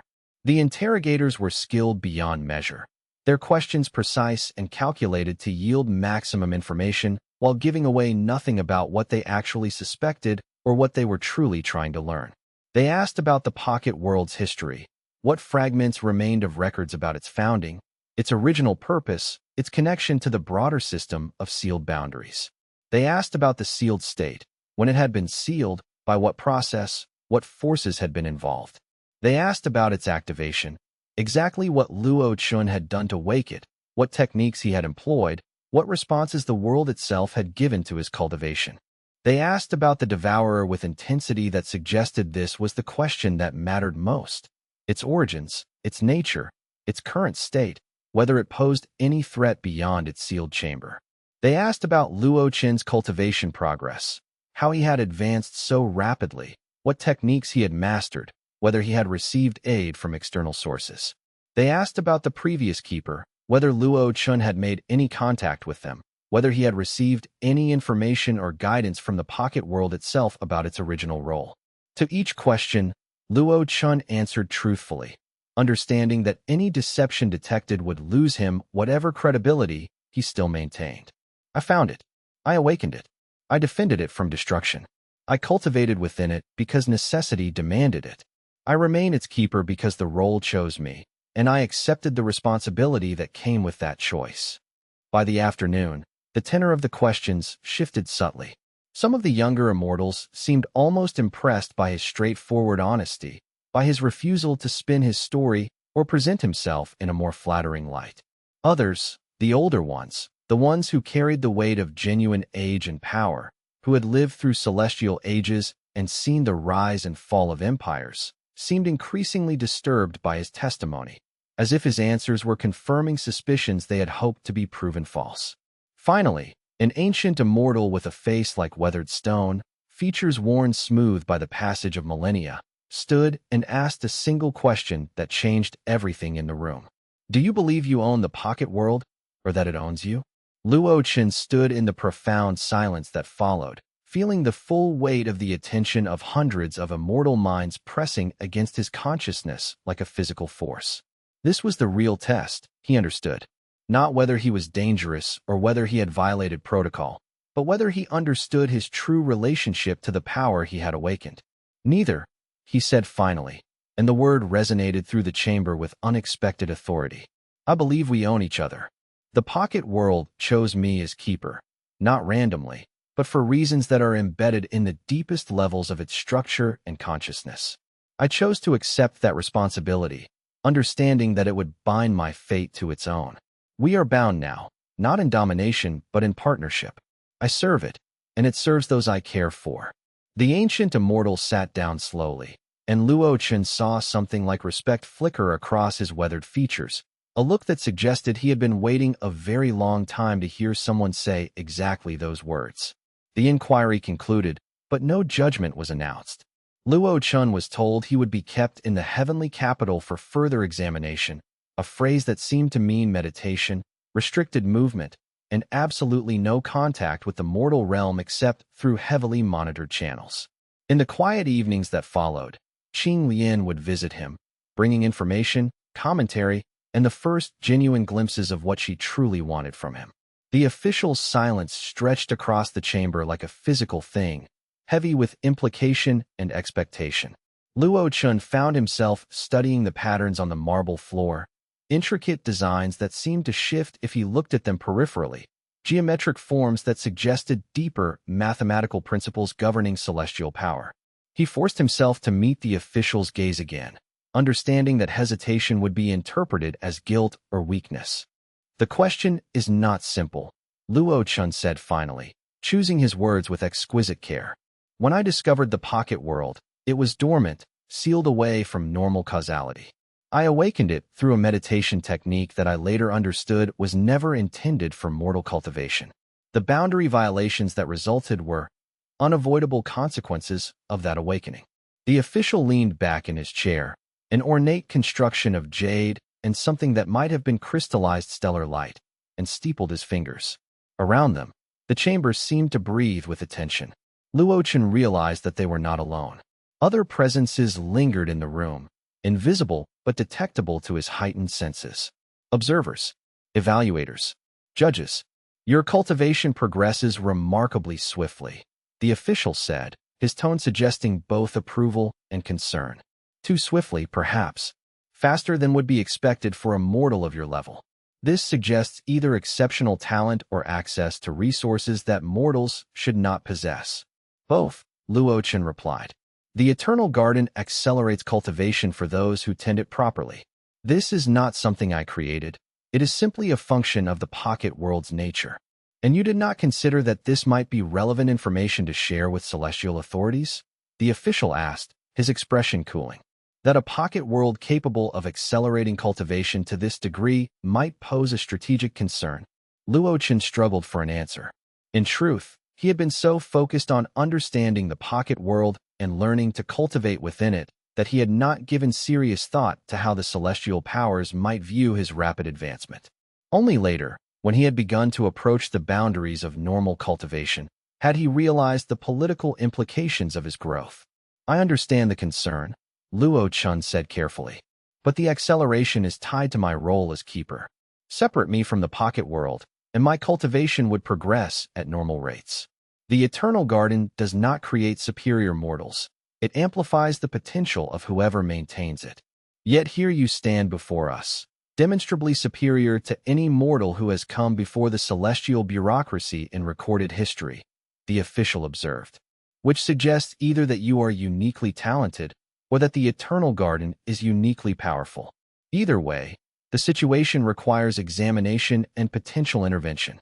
The official was leading him somewhere, Luo Chen realized, working toward a specific conclusion. The official's questions seemed designed not to extract information, but to establish a particular narrative about the nature of the threat that the Eternal Garden represented. What do you want from me? Luo Chen asked directly, deciding that the time for careful maneuvering had passed. The heavenly regime requires 3 things from you, the official said without preamble. First, a complete accounting of the pocket world's current power level and capabilities. Second, integration of your keeper's authority into the celestial bureaucratic hierarchy, making you answerable to appointed overseers. Third, the destruction of any mechanisms within the Eternal Garden that might allow mortals to achieve immortality without celestial authorization. The demands were exactly what Luo Chen had feared. Chapter 105. The sympathizer Qing Lian arrived in the evening when the heavenly capital took on a purple hue that seemed to acknowledge the approaching night. Even though time operated differently here, and night was more metaphorical than literal. She moved through the window of his quarters as if the glass didn't exist, and Luo Chen realized that the chamber's apparent privacy was entirely illusory. The inquiry went well, she said, settling herself into a chair with practiced grace. Better than I had anticipated, actually. The faction that supports your autonomy is growing, particularly among the younger immortals who are tired of the old ways. And the others? Luo Chen asked. Want you destroyed, or controlled, or turned into a tool to use against their enemies? The conservatives believe you represent chaos, the progressives believe you represent opportunity, and the pragmatists believe you represent a weapon that might be useful if properly aimed. She turned to face him, and her expression was carefully calculated to reveal nothing while suggesting depths of knowledge. I want something different, Luo Chen. What? Luo Chen asked, suddenly certain that whatever came next would be the real test of his understanding. The heavenly bureaucracy is dying, Qing Lian said, settling into a chair with practiced grace that suggested she had done this many times before. Not dramatically, not visibly, but in the slow way that institutions die. It's ossified, corrupted, top-heavy with ancient powers who no longer have the vision or flexibility to lead effectively. The wars fought through mortal proxies are symptoms of a deeper disease. Factions that could once cooperate on matters of cosmic significance now barely restrain themselves from open war over trivial administrative matters. She leaned forward, and her eyes held something dangerous and alive. I believe the heavens should fall, she said quietly, the words spoken as if they were the most natural thing in the world. Not in chaos and bloodshed, though there will be both, but in transformation. The immortals of the older generation must be surpassed. A new order must rise, one built on growth rather than control, on liberation rather than restriction, on the understanding that power should serve those it touches rather than demanding service from them. Luo Chen's hand moved instinctively toward his cultivation, but Qing Lian raised a finger. I'm not asking you to do anything yet, she said. I'm telling you what I believe. And I'm telling you that you are the key to making this vision possible, whether you choose to accept that role or not. How? Luo Chen asked. I'm a mortal who has achieved some cultivation.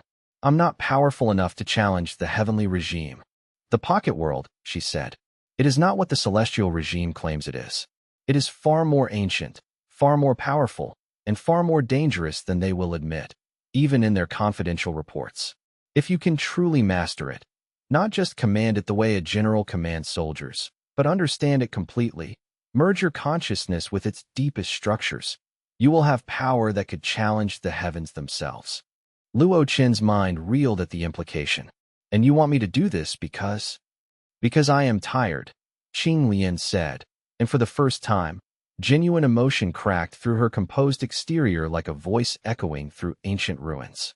Because I have lived for 3,000 years and spent the last 1,000 watching corruption fester within institutions that should have been transcendent. Because I believe in what you represent. Someone who can grow beyond the limitations that have constrained us all.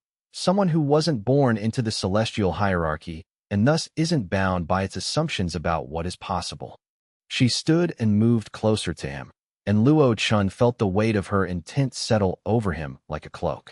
I am going to help you, she said. Not because I expect anything in return yet, but because I believe you are the only one who can break the cycle. Train with the cultivation masters here. Learn the celestial secrets that they guard jealously. Master your pocket world completely, understand it at every level. And when the time comes for true power to manifest, remember that Qing Lian stood with you, that she made a choice to trust in what you could become rather than what you are. She left him with that, and Luo Chen sat alone with knowledge that felt like it might burn him from the inside out, a knowledge that carried with it the weight of choices he was not yet ready to make. The sympathizer, for that was all Luo Chen could think of him as, given that the official had never offered a name, leaned forward with an intensity that suggested genuine interest rather than mere bureaucratic duty. Around them, the invisible observers shifted, their attention sharpening like focused blades. Something about this moment felt different from the earlier exchange, as if the power dynamics had shifted in some subtle way. Those conditions are unacceptable, Luo Chen said quietly, maintaining his composure. You understand that you are not in a position to negotiate, the official said flatly, as if explaining a simple fact to a child. I understand my position perfectly, Luo Chen replied, which is why I have come prepared to make a counteroffer. Allow me to explain why accepting your terms would be more harmful to the celestial regime than refusing them. The official blinked. Once, slowly, and an almost imperceptible change in his expression suggested that Luo Chen had said something unexpected. In the silence that followed, Luo Chen continued. The Eternal Garden is unique, he explained. Its power structure is fundamentally incompatible with celestial authority. If you attempt to place bureaucratic overseers within it, their very presence will disrupt the harmony that allows it to function. You will not gain control of the pocket world. You will cripple it. Then we destroy it, the official said, with casual indifference. The energy released by the destruction of a pocket world at the Eternal Garden's current power level would be catastrophic, Luo Chen replied, maintaining his composure. It would destabilize the barrier between the mortal and immortal realms. It would create waves of chaotic spiritual energy that would ripple across the celestial hierarchies. Every faction within the bureaucracy would be affected. Every carefully maintained sphere of influence would be disrupted. Is that truly what you want to explain to the Council of Immortals? That you destroyed a stable pocket world and destabilized the fundamental barriers between realms? The official's expression remained neutral, but Luo Chen sensed that he had made an impression. This person, the sympathizer, as Luo Chen thought of him, was not a simple functionary.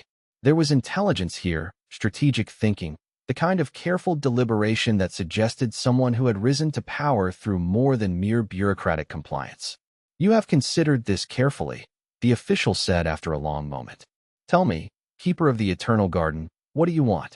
Not what you need, not what you claim to need for political leverage, but what you actually want from this situation. The question caught Luo Chen off guard. In all his preparation, in all his strategic planning, he had focused on what the celestial bureaucracy might do to him, rather than on what he himself hoped to achieve. What did he want? To preserve the Eternal Garden? Yes, but that was preservation in service to something larger. To protect the mortals he had come to care for? Yes, but again, that was not the deepest drive. I want mortals to have the possibility of freedom, he said finally, and as the words left his mouth, he felt their truth resonate through his cultivation base. Not the kind of freedom that comes from rejecting all structure, but the kind that comes from having choices about their own destiny. From having the knowledge to achieve what they desire, rather than being restricted by celestial decree. The official nodded slowly, and for a moment, Luo Chen thought he perceived a flash of something in the celestial being's eyes, recognition, perhaps, or understanding that bordered on empathy. An interesting answer, the official said, and one that, if I'm not mistaken, aligns poorly with the heavenly regime's fundamental philosophy. Unless, of course, there is something else you have to offer. Something that might make the regime reconsider its position. There might be, Luo Chen said carefully, sensing that they had reached a critical juncture in the negotiation.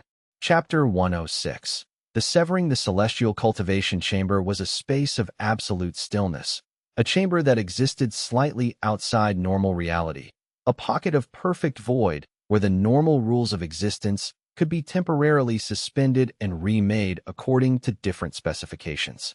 Luo Chen had been brought here by a master cultivator named Hong Feng, one of the oldest immortals in the capital, with the face of a man in his 60s but eyes that held the weight of actual centuries of accumulated experience.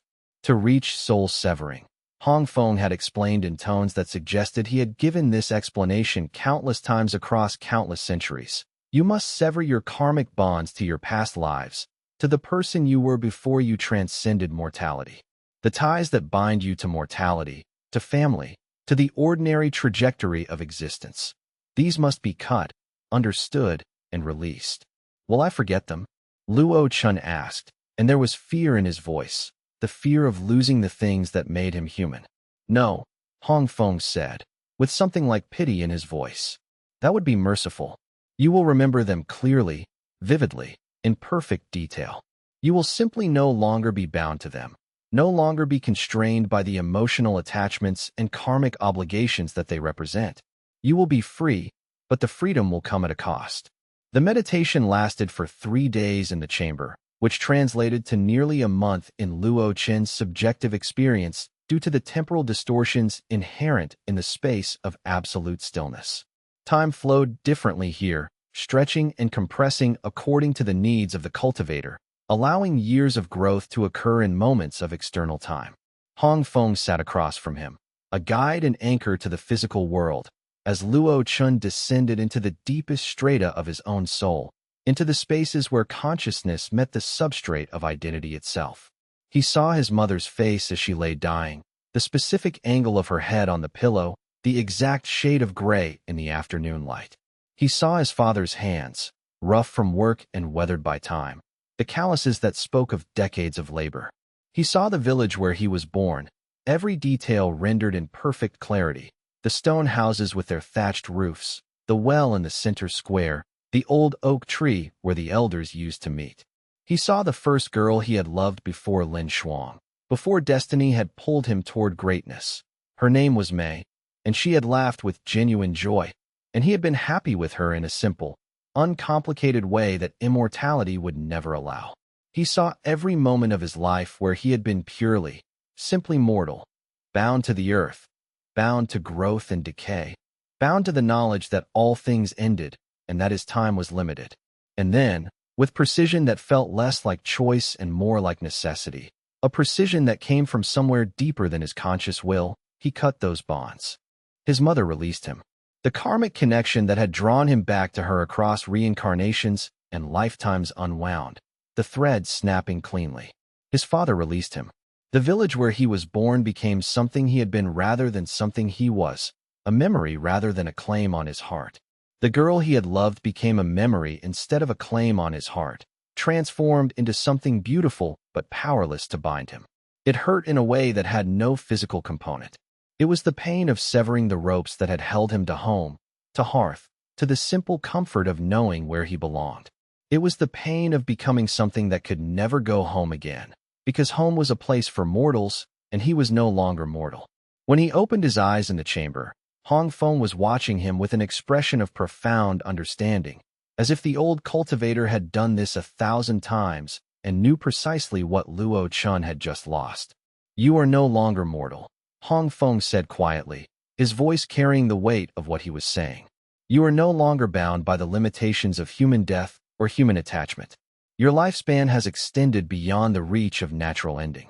Your power can now grow without the constraint of mortality shortening your cultivation timeline. You are truly free." Luo Chen stood, and his body felt lighter and infinitely heavier at the same time, as if he had been emptied of essential components and filled with something denser. He had gained power, had crossed a threshold that could never be recrossed. He had lost something that could never be replaced, the simple, precious certainty of what it meant to be human, the knowledge that his time was limited and therefore precious. When he returned to his quarters, he wept for the first time since arriving in the heavenly capital, tears that seemed to come from a place deeper than emotion, tears that acknowledged what he had sacrificed to come this far. The severing was not merely a political act, but a spiritual one that reverberated through the collective's entire structure. Luo Chen stood in the outer courtyard, watching as the disciples who had sworn allegiance to his path were separated from those who had chosen different loyalties.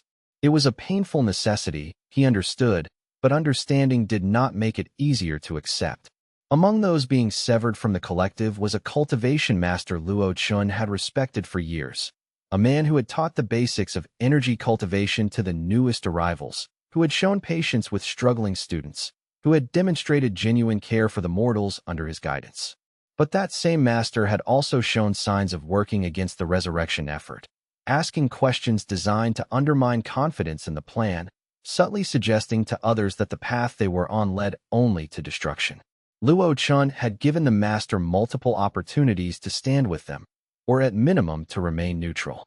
But neutrality was not possible in this situation. The resurrection required complete commitment from everyone involved.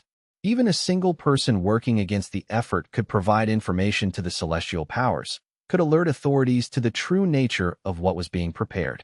"You understand why this is necessary," Luo Chen said to the master, meeting him one final time before his departure from the collective. "I understand that you believe it necessary," the master replied, his expression sorrowful. "But I also understand that what you're planning will bring destruction, and I cannot remain silent about that, nor can I participate in it." So I must leave, and I cannot ask you to trust that my departure means I will remain silent.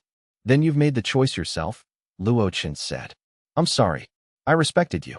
I respect you as well, the master said, which is why it grieves me to see you walk this path. But I understand that you must walk it if that is your conviction. I only ask that you remember, when the consequences fall, that there were those who warned you. The conversation haunted Luo Chen throughout the day. Was he truly right about the necessity of resurrection? Or had the master been correct, and he was leading everyone toward needless destruction?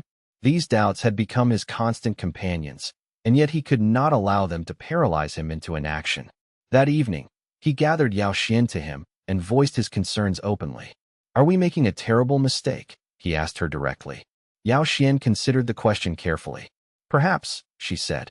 But the alternative is to leave Sheng imprisoned and the celestial regime unchallenged. Both choices carry consequences. We've simply chosen to bear the consequences of resistance rather than the consequences of acceptance. It was not a reassurance, but it was a clarity. And clarity, even if it came without comfort, was better than doubt. Chapter 107. The Pale Thief's offer. Han Lai appeared in Luo Chen's quarters without warning or announcement, stepping through the wall, as if it were permeable, as if the barriers between spaces were merely suggestions that could be ignored by those with sufficient skill. He had changed dramatically since Luo Chen last saw him. His cultivation had advanced far beyond its mortal level, and the Pale Thief now carried himself with the casual confidence of someone who had mastered powers beyond the reach of conventional understanding. Yin Shui followed, moving through the same impossible path, her eyes bright with amusement at the fact that she could move through spaces that should have been locked and sealed against intrusion.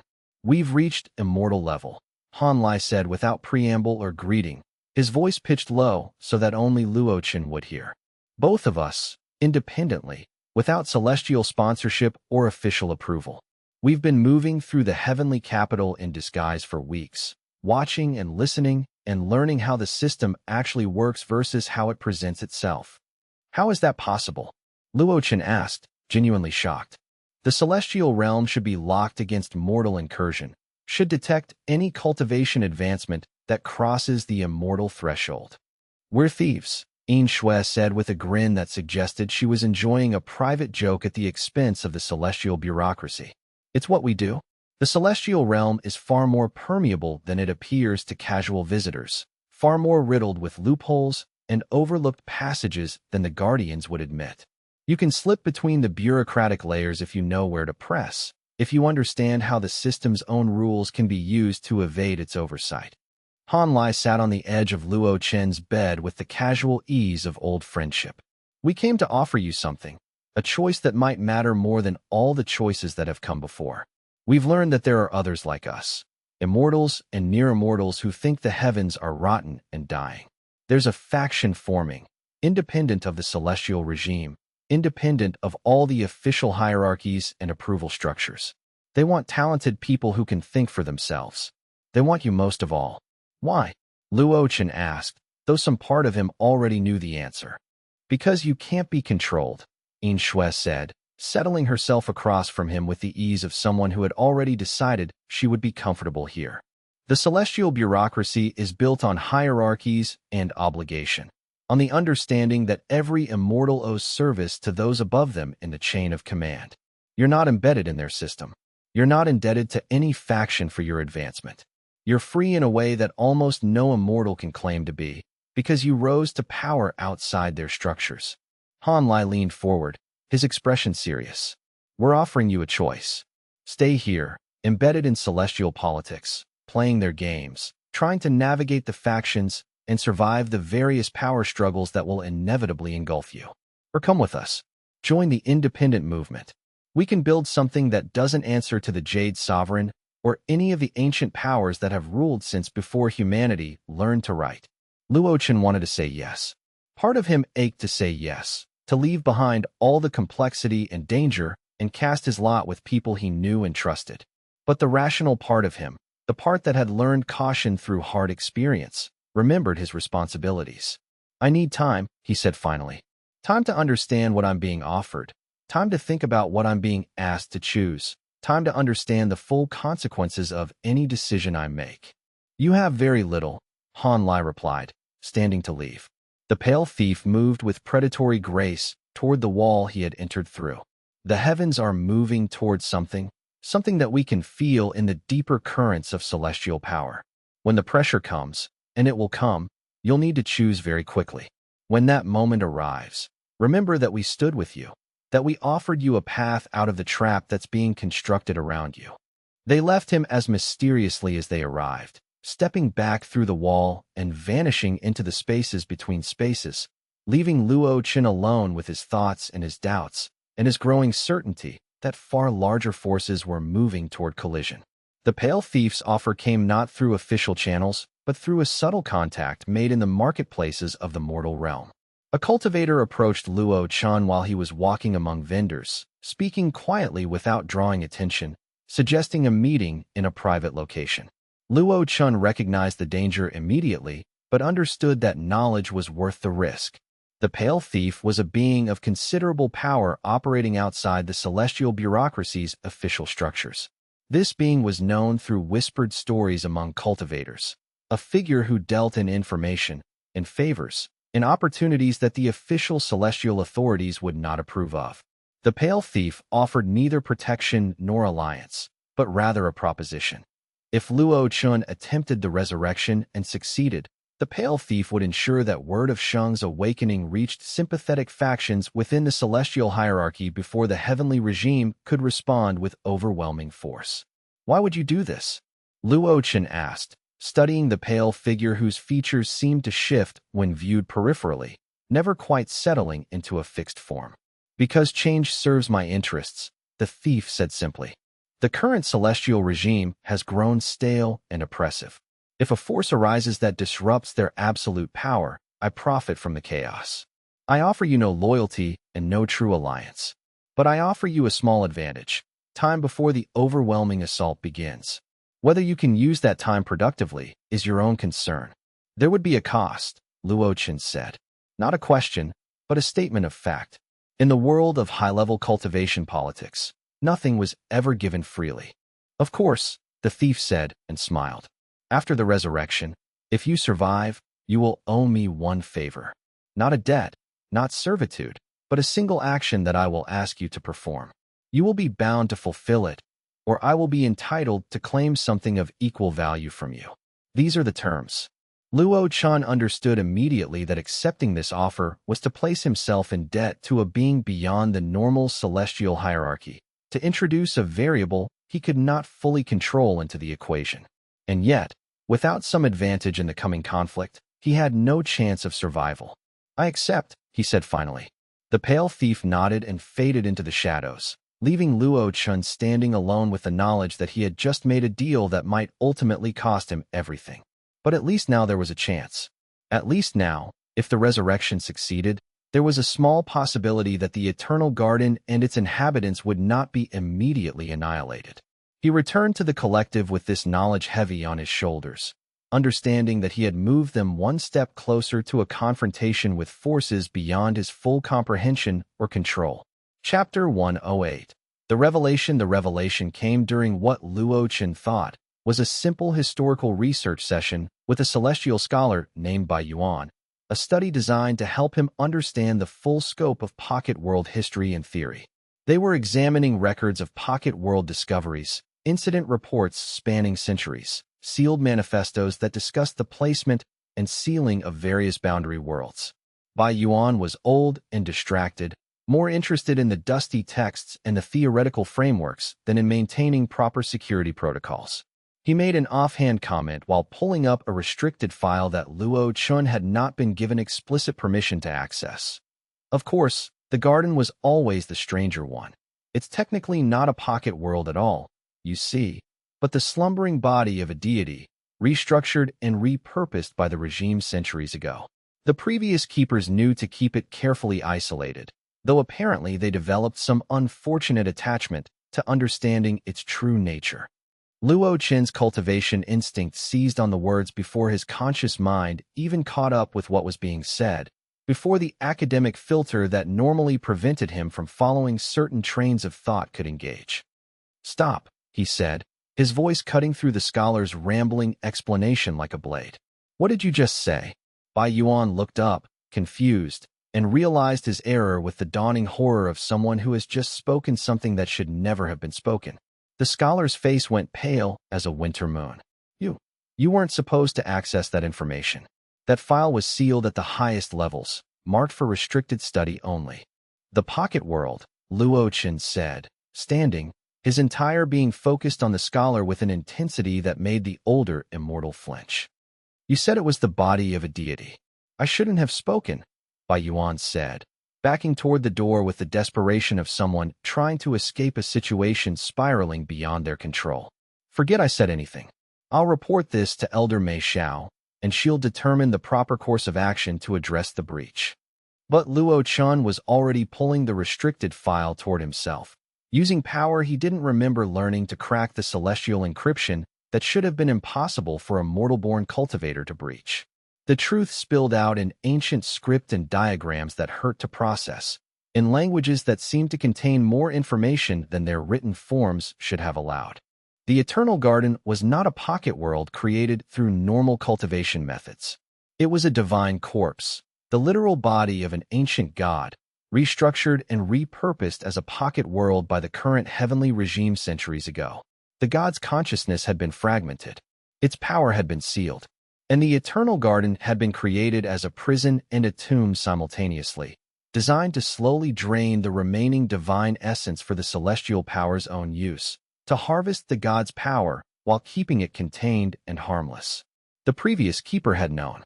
The diagrams showed bloodline connections, ancient wards, and a ritual signature that matched Luo Chen's own cultivation pattern with an accuracy that could not be coincidental. He was descended from the dead god's last worshippers. The garden had recognized him as something more than a random cultivator. It had accepted him as keeper because, in some fundamental way, returning to its bloodline was the god's final, desperate attempt to resurrect itself, to reach out across the centuries and pull back toward consciousness and existence. Luo Chen stood in the archive, surrounded by documents that rewrote everything he understood about his own life, about his purpose, about the pocket world he had thought he was merely protecting. He felt the weight of destiny settle on his shoulders like an avalanche, and he understood that every choice he had made, every step he had taken, had been guided by forces far beyond his understanding or control. The revelation hit Luo Chen like a physical blow, driving the air from his lungs and forcing him to grip the edge of the table to maintain his balance. Yao Xian reached out to steady him, her cultivation mixing with his to help ground him as the implications cascaded through his awareness like an avalanche. Sheng had not been dangerous. Sheng had been imprisoned. The god had not been a threat to the cosmic order. The god had been a threat to the heavenly regime's authority. And that distinction, Luo Chen realized, was the key to understanding everything that had happened, everything that was happening now, and everything that might happen in the future. "This is impossible," he said, though he knew it was not. The records were clear, the evidence overwhelming. And yet his mind rebelled against the implications. To believe this was to accept that everything the celestial bureaucracy taught, everything the mortal realms had been structured around, was a lie maintained through force and celestial authority. "It is not impossible," Yao Xian said quietly. "It is merely hidden. Hidden because the truth would undermine everything the regime has built." Luo Chen sat down heavily in the nearest chair, his mind reeling as he tried to process the magnitude of what they had discovered. If Sheng had been destroyed not as a threat, but as a potential liberator, then the entire structure of celestial authority was built on a fundamental lie. Every restriction on mortals, every limitation on knowledge, every barrier between the mortal and immortal realms, all of it was justified through a falsified history. And the implications for what he now knew extended further still. If the heavenly regime had been willing to commit genocide against a god to maintain their power, what would they be willing to do to preserve that power in the present? What lengths would they go to? What cruelties would they perpetrate to prevent the resurrection of a god who represented an alternative to their rule? The answer was obvious. Any length, any cruelty, any atrocity, no matter how vast. "We cannot share this knowledge," Luo Chen said, thinking through the strategic implications even as his emotions roiled. "If word of this reaches the outer sects, If mortal powers learn the truth about Shang and the regime's betrayal, it will spark rebellion. The celestial bureaucracy will respond with overwhelming force. Millions will die, and the eternal garden will be destroyed in the subsequent conflict. And if we do nothing? Yao Xin asked. If we remain silent about this truth, what does that make us? Are we complicit in the continued lie? Are we, by our silence, perpetuating the injustice that the regime has maintained for centuries? Luo Chen had no answer. The ethical paradox was absolute. Speak the truth and risk catastrophic war. Remain silent and become an accomplice to historical injustice. There was no resolution that didn't carry a terrible cost. We need to understand what Shang was, fully, he said finally, his voice barely above a whisper. Not the fragments, not the pieces scattered across the eternal garden. We need to understand what the God's vision was, what the God intended for the world. Only then can we make a decision about what to do with that knowledge. He stood and walked to the window, looking out over the collective. Everything had changed, and nothing would ever be the same again. Chapter 109. The fragmentation. The archives provided the full truth, though not all of it was in text. Not all of it was contained in the diagrams and manifestos that the celestial bureaucracy maintained. Some of it came through direct absorption when Luo Chen touched certain artifacts. Fragments of original memory that had been stored in the objects themselves. Memories from the god's last conscious moments before the fragmentation ritual had torn its consciousness apart. The god's name had been Shang, and its nature was that of a god of life and growth, a being whose essential function was to encourage the flourishing of all living things. For 10,000 years, it had blessed the mortal realm with abundance, guiding cultivators toward enlightenment through direct contact with the divine, encouraging the growth of all living things without restriction or limitation. It had been benevolent in the way that nature is benevolent, not with conscious effort or emotional attachment, but as the simple expression of what it was: patient, dedicated, utterly committed to the welfare of those who worshipped it. The heavenly regime had decided it was dangerous. The decision had been made because Shang was granting immortality to mortals, not through manipulation or corruption, not as a tool of control, but as a simple expression of what a god of life did. It gave life. It gave growth. Eventually, that growth extended even beyond the limits of mortality, beyond the barriers that the celestial hierarchy had established to separate divine from mortal, immortal from temporary. But immortality was meant to be restricted. It was the exclusive domain of the celestial powers, a hierarchy carved in stone at the universe's foundation. A god that indiscriminately granted immortality to ordinary mortals, that saw no reason to restrict divine power based on status or worthy of celestial approval, was a threat to the entire structure of celestial authority. Such a god suggested that the hierarchy itself was unnecessary, that power was not something that needed to be guarded and rationed but could be freely shared. So they had attacked Shang. The god had been too powerful to kill directly, its nature too fundamental to existence for simple destruction to be effective. So instead they had fragmented it, had shattered the god's body across multiple pocket worlds, had scattered its consciousness across separated fragments, had sealed its power and contained it in prisons disguised as gardens and sanctuaries. The Eternal Garden was the largest fragment, the one that held the greatest concentration of divine power. But it was not the only one. The celestial records listed 7 pocket worlds in total, each one containing a portion of Shang's original form, each one a fragment of what had once been a unified divine consciousness. If they were ever brought together, if the fragments could be reunited through some combination of chance and intention, the god might wake. The god might reassemble itself. The god might resurrect. And the god's awakening would be catastrophic to the heavenly regime, would be an existential threat to the structure of celestial authority and the order that they had built on top of the dead god's corpse. This, then, was why the celestial bureaucracy had allowed the pocket world to exist without interference for so long. It was safely sealed. It was safely fragmented. And as long as the keeper did not know what they were actually guarding, as long as the world remained dormant and unconscious, the god would remain dead and the regime would remain secure. Luo Chen sat in the archives as morning light filled the celestial capital, though that light was not real light, but rather a simulation maintained for the comfort of the celestial administrators. He understood the magnitude of what he had discovered. The entire celestial hierarchy was built on the corpse of a murdered god, and he held the only key that could bring it back to life. The question was not whether he could resurrect Shang. The question was whether he should. The fragmentation records were written in a form of celestial script that predated the current heavenly regime, a language so ancient that its very symbols seemed to contain layers of meaning that modern characters had lost.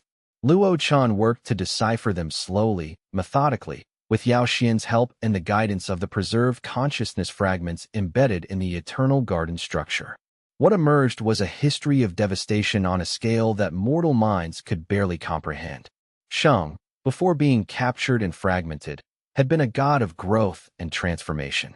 The god's cultivation base had been so vast that merely existing in a location caused profound changes to the spiritual ambient, enabling rapid cultivation for any being in proximity, removing restrictions on what mortals could achieve through dedication and will.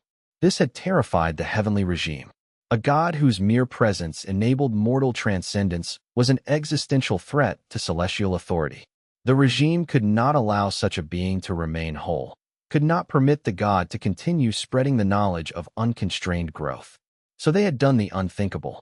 They had created a cultivation technique of incomprehensible complexity, a method of spiritual fragmentation that would shatter the god's consciousness into pieces so small and distributed that no individual fragment would retain enough awareness to pose a threat. They had scattered these fragments across dimensional barriers, sealed them away in pockets of broken space, buried them in locations that would take centuries or millennia to rediscover. And they had hidden the truth of what they had done, had fabricated a narrative of Shang as a threat, as a corrupted god who had turned against the natural order and had to be eliminated to preserve cosmic balance.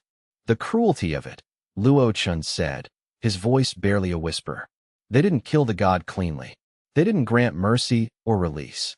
They imprisoned the consciousness in a state of fractured awareness, unable to gather itself, unable to heal, unable to do anything but slowly, agonizingly, lose cohesion over millennia. And in doing so, Yao Xian added, her voice heavy with the weight of understanding, they created the pocket world. They created the mechanism by which all the fragments might someday reunite. It's almost as if there was a part of them that couldn't fully commit to the cruelty, a part that left a door open for redemption, even as they enacted their sentence. Luo Chen looked at her sharply. You think this was intentional? That the regime planned for Shang to be resurrected? I think, Yao Xian said carefully, that the regime underestimated the resilience of the god's fragmented consciousness. They expected that over millennia, the fragments would simply disperse, that the god's awareness would fade into nothing. But Shang, even fragmented, has been reaching out, slowly drawing pieces of itself together, maintaining cohesion across impossible distances. The Eternal Garden was not designed as a prison. It was designed as a cage that, eventually, could be opened. The implication was staggering. Had the regime, for all their power, been outsmarted by a god that had been fragmented and imprisoned? Had they created, in their desire to eliminate a threat, the very mechanism of their potential downfall? Or was this merely wishful thinking, a pattern that Yao Xian was finding in fragments of meaning, seeing intention in what might simply be the natural resilience of a god's fragmented consciousness struggling to survive? We need to attempt the resurrection, Luo Chen said finally, his voice gaining strength. Not because we understand the consequences, but because understanding comes too late for the dead. Shang has been imprisoned for long enough. The decision, once articulated, felt like a lock sliding into place. There could be no more doubt, no more equivocation. The path forward was clear, even if the consequences were unknowable. Chapter 110. The Moral Crisis Luo Chen's meditation chamber became his prison, or perhaps his sanctuary. He could no longer determine which. He remained there for a week, allowing word to spread through the celestial bureaucracy that he was engaged in deep contemplation of his new soul's severing cultivation, that he was integrating the new state of existence into his consciousness. No one bothered to check if he was actually meditating, if he was processing his advancement, or simply sitting in the darkness with the weight of his knowledge. He was instead caught in a war between two irreconcilable truths, Two ways of understanding the situation that could not both be true, and yet both seemed absolutely genuine. The first truth: the heavenly regime was unjust. It had murdered a benevolent god to preserve its own power.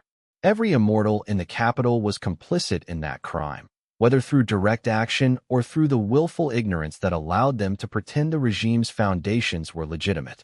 The regime had engineered wars on the mortal plane, had maintained competition between mortal powers, and had forbidden the sharing of celestial knowledge, all to keep mortals weak enough that they could never challenge celestial authority. The second truth: the heavenly regime maintained the celestial order. Without it, regardless of its moral failures, the universe would descend into chaos.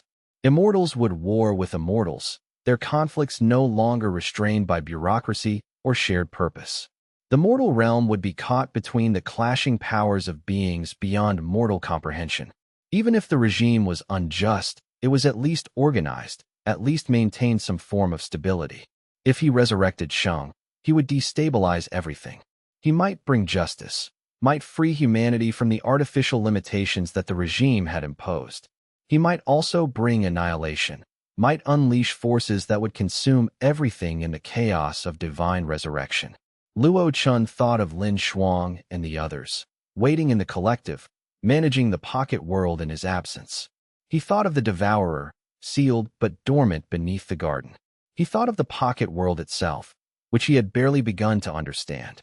But he also thought of Shang, not as a god, not as an abstract force, but as an immortal being who had loved and wanted to help, only to be murdered for that crime.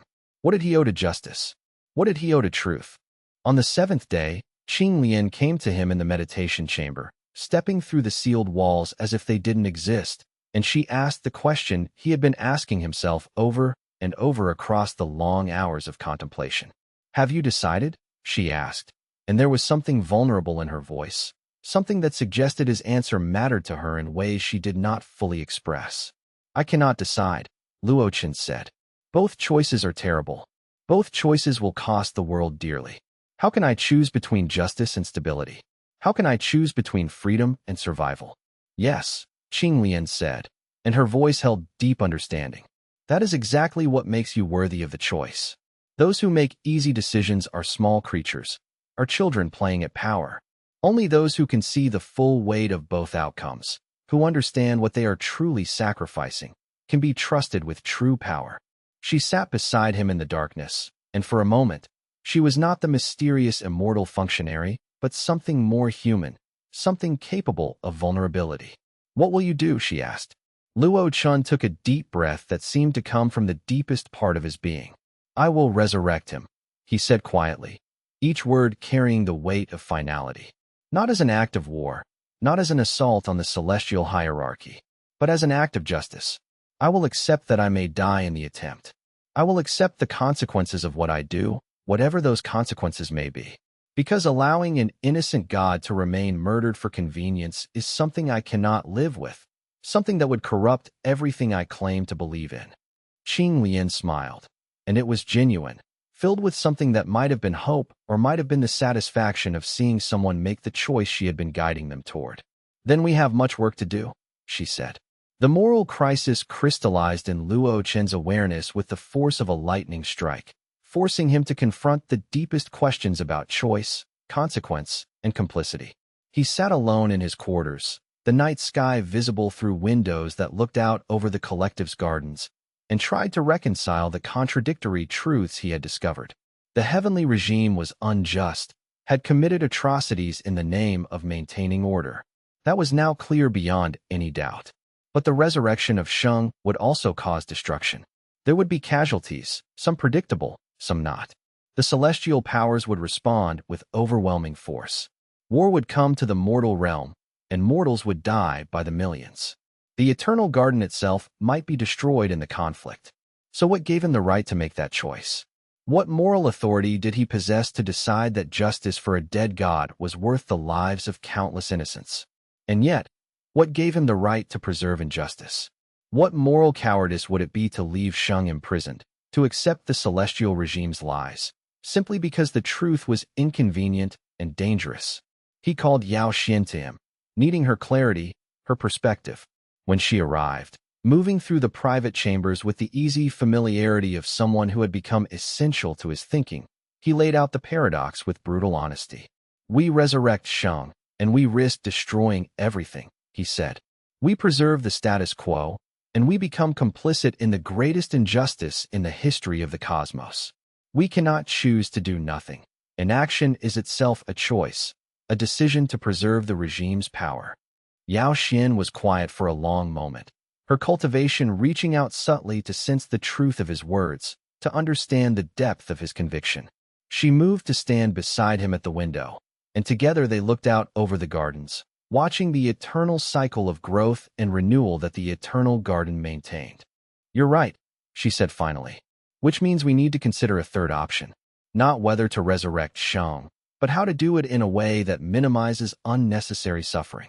Can such a thing be achieved? Luo Chen asked, though he already knew the answer. I don't know, Yao Xian replied, with brutal honesty. But it's the only path forward that doesn't compromise our principles. We accept that there will be consequences. We accept that some mortals will suffer. And we move forward anyway, knowing that the alternative, allowing injustice to persist, is ultimately more corrosive to the cosmic order than any conflict could be. Luo Chen nodded slowly, feeling the weight of her words settle into his cultivation base, becoming part of the foundation of his resolve. She was right.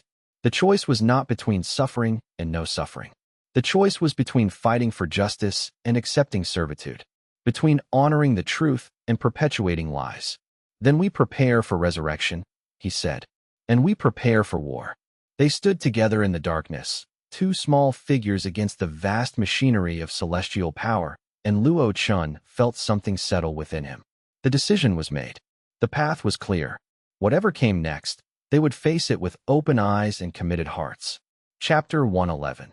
The Eastern Sanctuary. Luo Chen requested permission to leave the heavenly capital, citing a need to return to the collective for 3 months to ensure its stability before returning for further inquiry.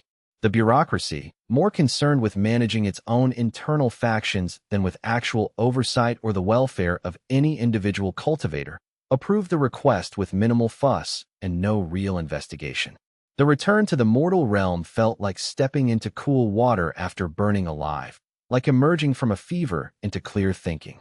The pocket world welcomed him back with a surge of recognition through the keeper's bond, and he felt the seals adjusting to his presence, the gardens becoming more vibrant in response to his return.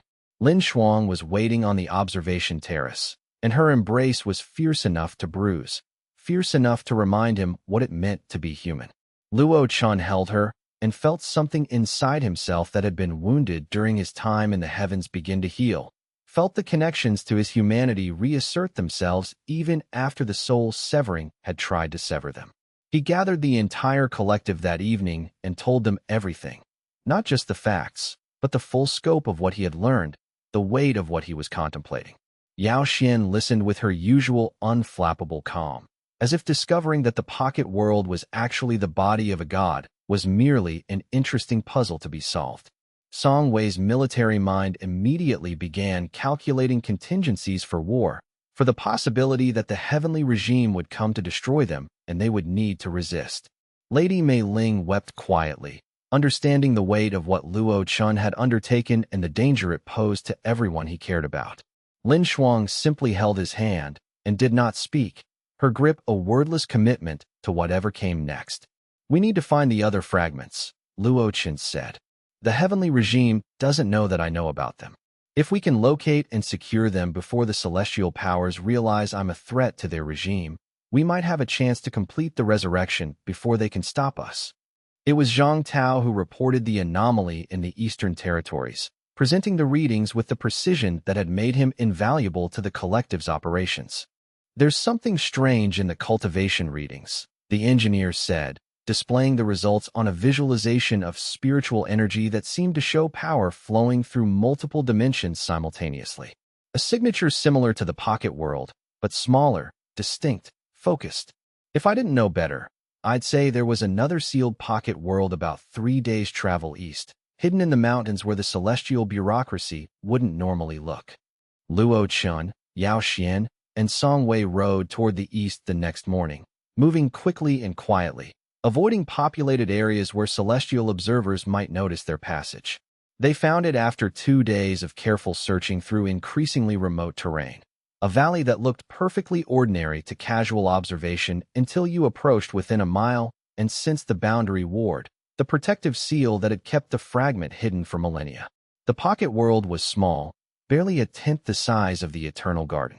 But when they entered, the power of the place was unmistakable, was immediately recognizable as something divine, something that had once been part of a greater whole. The sanctuary of lost souls was a place of terrible beauty, a garden like the eternal garden, but fundamentally different in purpose and nature, where the larger realm grew toward life and abundance, toward the flourishing of all living things. This fragment was focused toward memory and preservation, toward the recording and safeguarding of what had been. The herbs here were not meant to heal or sustain the living. They were meant to remember, to preserve the memories of those who had passed beyond existence, to serve as living records of things that should not be forgotten. And the sanctuary's central chamber held records. They were written in a form that hurt to read directly. Symbols that conveyed meaning through intent rather than through conventional language. Characters that seemed to change meaning depending on the angle from which they were viewed. But Luo Chen, with his keeper's bond expanded and deepened to recognize this fragment of Shang, could read them as clearly as if they had been written in his native language. They were the final wishes of Shang's last believers.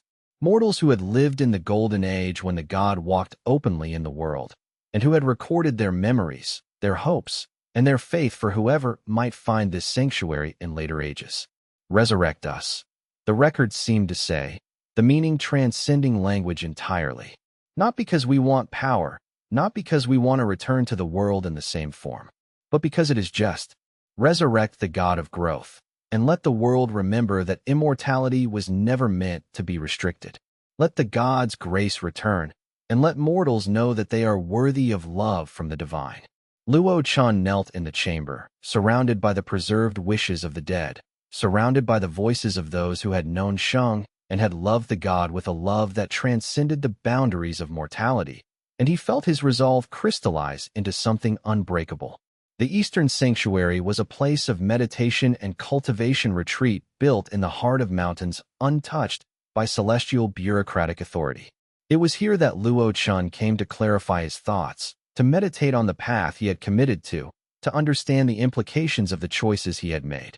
The sanctuary was old, predating the current celestial age, and it carried with it the weight of ages past when different power structures had governed the realms. The keepers of the sanctuary were wise individuals who had chosen isolation over engagement with celestial politics. They neither supported the bureaucracy nor opposed it, simply maintained their own space of cultivation and learning, accepting visitors who came seeking clarity without requiring those visitors to take sides in the larger cosmic conflicts. You carry the weight of many lives, the primary keeper said to Luo Chen as they sat in meditation. I sense that you have made decisions that will affect not just yourself, but thousands or millions. I have, Luo Chen admitted, and I fear that I may have made terrible mistakes. Fear is the natural response of those with conscience, the keeper said. Those who made terrible decisions without fear are the ones to truly worry about. The fact that you doubt yourself, that you feel the weight of consequence, suggests that you are at least attempting to act with wisdom rather than mere pride. But wisdom and good intentions do not prevent suffering, Luo Chen said. No, the keeper agreed. But they sometimes create the possibility that suffering might lead to something better, rather than merely to more suffering. You have awakened something that has been sleeping. You cannot return it to sleep. You can only move forward and hope that what awakens is capable of greater compassion than what it replaces. The keeper offered no certainty, no promise of success, no guarantee that Luo Chen's path would lead anywhere but to disaster. But the meditation practice that the keeper taught him provided a framework for accepting uncertainty without being paralyzed by it. And in that acceptance, Luo Chen found a kind of peace, not happiness, not confidence, but a grounded acceptance that he had committed to a course of action and would see it through regardless of the consequences. When he left the Eastern Sanctuary and returned to the collective, he carried with him a quiet resolve that had not been shaken by doubt or fear, but rather had been tempered and strengthened by the acknowledgement of those forces. Chapter 112. The Truth Revealed. Back at the collective, Luo Chen spent days in the chamber with the preserved records, allowing their content to flow into his understanding through the Keeper's bond, through the connection that linked him directly to the pocket world and all its secrets. Yao Xian joined him, her cultivation sensitive enough to process portions of the ancient memories, to understand the information encoded in the records without being overwhelmed by it. What emerged was a history that contradicted everything the heavenly regime taught, a narrative so different from the official story that it seemed impossible both could be true, and yet the evidence was overwhelming. Sheng had not been dangerous, had not been a threat to the cosmic order. The god had been humanity's greatest benefactor, the greatest blessing that mortals had ever received from the divine realms. In the age before the regime rose to power, mortality had been optional. Mortals could live as long as they wished, and death only came when they were ready to release their burden of existence, when they had learned everything they wanted to learn or loved everyone they wanted to love. This freedom had not created chaos. It had created a golden age of art, philosophy, and genuine peace. Mortals had lived in cooperation rather than competition, had pursued knowledge and beauty rather than dominance and control. They had been free. The heavenly regime had risen in response to mortals becoming too independent, to their refusal to accept celestial authority as legitimate. The regime had established the artificial hierarchy of celestial power, had implemented restrictions on immortal bestowal, and had built an entire order dedicated to maintaining the separation between the mortal and immortal realms. They had killed Sheng not because the god was dangerous, but because Sheng represented a threat to the regime's authority, represented a power that could undermine the entire structure of celestial control. And in the centuries since, they had maintained that lie. The regime had engineered wars on the mortal plane, had maintained competition between mortal powers, and had forbidden the sharing of celestial knowledge, all to keep mortals weak enough that they could never challenge celestial authority. If we resurrect him, Lin Shuang said when Luo Chen explained this to her, sitting in the privacy of his quarters, we resurrect hope. We give mortals the possibility of freedom again, the possibility of growth without restriction. We also resurrect uncertainty, Luo Chen replied. We don't know what Sheng will be like after millennia of fragmentation and imprisonment. We don't know if the god will be stable, if the resurrection process might damage the consciousness beyond repair. We don't know what the heavens will do, what forces they will bring to bear, what cost the battle might extract. And if we do nothing? Lin Shuang asked quietly. Luo Chen had no answer. Then justice remains murdered, Lin Shuang said quietly, and it was as simple as that. And we remain complicit in that crime by our inaction. The truth revealed in the preserved records seemed almost too vast to comprehend, too fundamental in its implications to be accepted as genuine truth. And yet the evidence was overwhelming, unavoidable, impossible to deny once you had seen it directly. Yao Xian worked beside him for days, helping him decipher the oldest records, the ones that had been hidden beneath layers of more recent preservation attempts. The deeper they dug, the clearer the picture became. Sheng had been not a failed experiment, not a corrupted god who had turned against the cosmic order, but rather the greatest benefactor that mortal kind had ever known.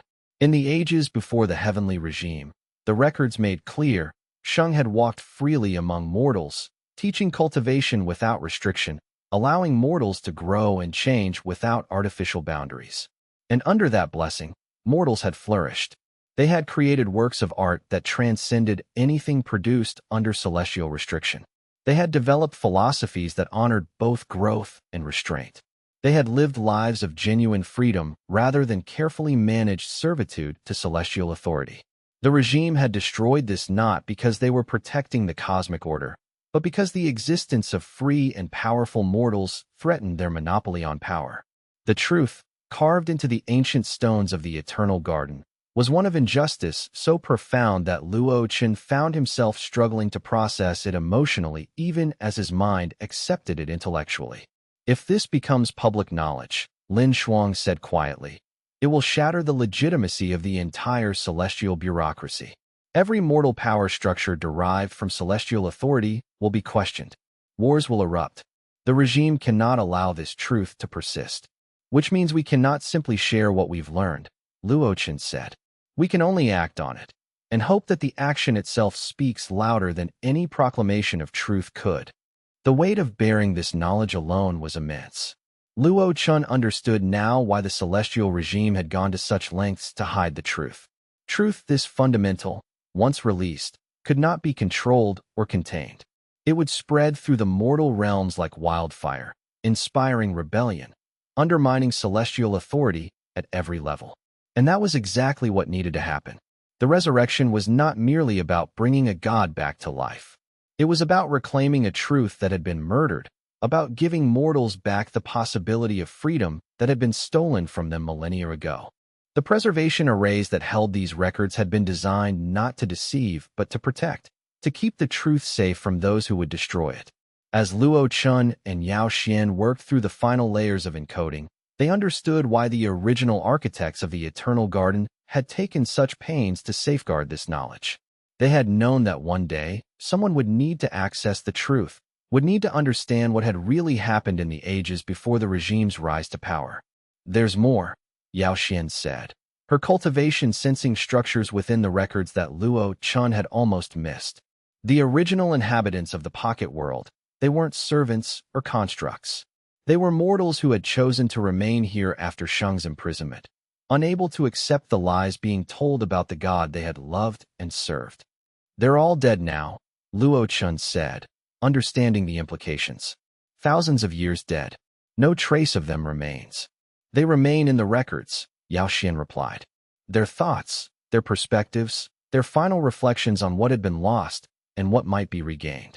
They made these records because they knew that a future guardian of the Eternal Garden would eventually need to understand the truth. They left us guidance. Among the records was a final testament from one of these ancient mortals, a woman named Zhang Wei who had been a teacher of the highest level in Sheng's time. Her words, preserved through millennia, spoke directly to Luo Chen's current crisis of conscience. If you who read this are considering resurrection, she had written, you must understand that you will be bringing back a god who was imprisoned not for being dangerous, but for being free. The regime feared Sheng not because the god could destroy the cosmic order, but because the god's existence demonstrated that mortals could achieve transcendence without celestial permission, without bureaucratic authorization, without serving any power except their own will and growth. The resurrection will bring war, she continued. There is no way to avoid this. The regime cannot tolerate the existence of a god who represents an alternative to their authority. But here is what you must also understand. The war is already happening. It has been happening since before the current celestial age began. It is simply that the regime has been winning and mortals have been losing. The resurrection is not the beginning of war. It is the moment when mortals gain the possibility of fighting back. These words, written thousands of years before Luo Chen was even born, seemed to speak directly to his current situation. Zhang Wei had understood the impossible choice that any future keeper would face, and she had chosen, through her records, to encourage resurrection anyway. The regime will destroy us, Luo Chen said quietly. Probably, Yao Xian agreed. But some mortals throughout history have chosen dignity over safety. They've chosen to stand against injustice even knowing they would lose. Are we truly so different? Are our lives so precious that we should preserve them by maintaining a lie that harms everyone else? Luo Chen looked at the preserved records, at the words of an ancient woman he had never met, but whose wisdom spanned the ages. He understood now that the decision had been made not by him, but by those who had come before, by those who had left these records as both warning and encouragement. He was simply the instrument through which their will would be executed. The resurrection would happen. The war would come. And mortal kind would finally have the chance to choose their own destiny. Chapter 113. The decision solidified. Luo Chen called a formal gathering of the collective's leadership, not just the core group who managed day-to-day operations, but every cultivator of significant power who had sworn allegiance to the realm, everyone who had demonstrated the strength and commitment to stand at the forefront if war came. Over 200 people assembled in the Great Hall, standing in the space where Luo Chen had first gathered the collective's founding members, where he had first articulated the vision of a community dedicated to growth and mutual support. I am going to attempt the resurrection of a god, Luo Chen told them, and his voice did not waver, did not carry doubt or uncertainty. This will likely fail. The ritual is unprecedented, untested, performed without a manual or guide. It will certainly anger the heavenly regime, will be seen as an act of war against celestial authority. It may result in war between our realm and the heavens. It may result in my death, or the death of many of you, or the destruction of everything we've built. He paused, allowing the weight of those words to settle over the assembled crowd. I am telling you this not to ask permission. I am keeper, and this decision is mine alone to make, and I have made it. But to give you the opportunity to leave. If you wish to depart, to take your family and your belongings and distance yourselves from what is coming, I will not stop you. I will not blame you. I will release you from your oaths and let you go with my blessing. He paused again, scanning the assembled faces. Those who wish to remain and stand with me, know that you are choosing hardship, danger, and likely suffering. You are choosing to oppose powers vast and ancient, beings who have existed since before your civilization learned to write, who can unmake reality with a gesture. But you are also choosing to stand on the side of justice. The God you will help resurrect loved mortals unconditionally and wanted to free you from the artificial limitations that have bound your kind for millennia. He looked across the assembled faces, and he saw fear and determination in equal measure. I ask for volunteers, not soldiers, not servants. Volunteers who choose this freely, who understand what they are committing to and choose to commit anyway. Every person in the hall stood. Luo Chen felt tears rising and did not suppress them. These people, cultivators and gardeners, engineers and philosophers, mortals and near immortals, had chosen to stand against the immortal hierarchy. They had chosen justice over safety, had chosen to believe in the possibility of a better world even though they had no guarantee such a world would come to pass. Then we are committed, Luo Chen said. We have work to do. The decision, once made, crystallized everything. Luo Chen moved through the next days with a sense of purpose that had previously eluded him, a clarity that came from accepting the consequences of his choices rather than trying to avoid them. He gathered the core of the collective's leadership, Yao Xian, Lin Shuang, Wei Chun, and a carefully selected group of cultivation masters who had proven themselves trustworthy, and laid out the plan in the Great Hall. The space itself seemed to lean in to listen, the stones and cultivation arrays attuned to the weight of the moment. Every person gathered here understood what was being asked of them, not just to participate in a difficult ritual, but to commit themselves to a course of action that would inevitably draw the attention and wrath of the celestial bureaucracy. The heavenly regime cannot be stopped through conventional means, he explained, his voice steady despite the gravity of his words. But the regime is not monolithic. There are factions, disagreements about how to maintain celestial authority. If we can provide proof of the regime's fundamental injustice, proof that Shang was imprisoned unjustly, that the god poses no inherent threat, then some of those factions might work against each other rather than against us.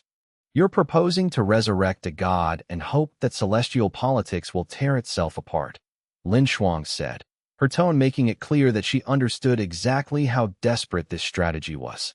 I'm proposing that we resurrect a god and give mortals a chance they haven't had since the beginning of the current celestial age, Luo Chen replied. The regime maintains its power through control of information, through the myth of celestial inevitability. If Shang stands again, if the god demonstrates that mortals can achieve heights the regime claims are impossible, that myth shatters. Everything becomes uncertain. And in that uncertainty, there are opportunities. Opportunities to lose everything, Wei Chen said quietly. He was the oldest among them, a cultivation master who had seen centuries of mortal conflict. You understand that war with the celestial powers will not be like mortal wars. They can erase entire populations with techniques that move faster than thought itself. Are you truly willing to accept that price? The question hung in the air, and Luo Chen took a moment to consider it fully. He thought of all the mortals who had lived and died under the regime's restrictions, all the potential that had been stifled by celestial decree, all the freedom that had been sacrificed on the altar of bureaucratic stability.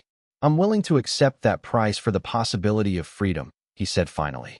Are you willing to accept continued servitude for the illusion of safety? The debate continued through the night, thorough and searching, with each participant pushing him to justify every assumption, every strategic decision. By dawn, though not all of them were comfortable with the decision, all of them were committed to it. The resurrection ritual would begin. The eternal garden would be awakened fully.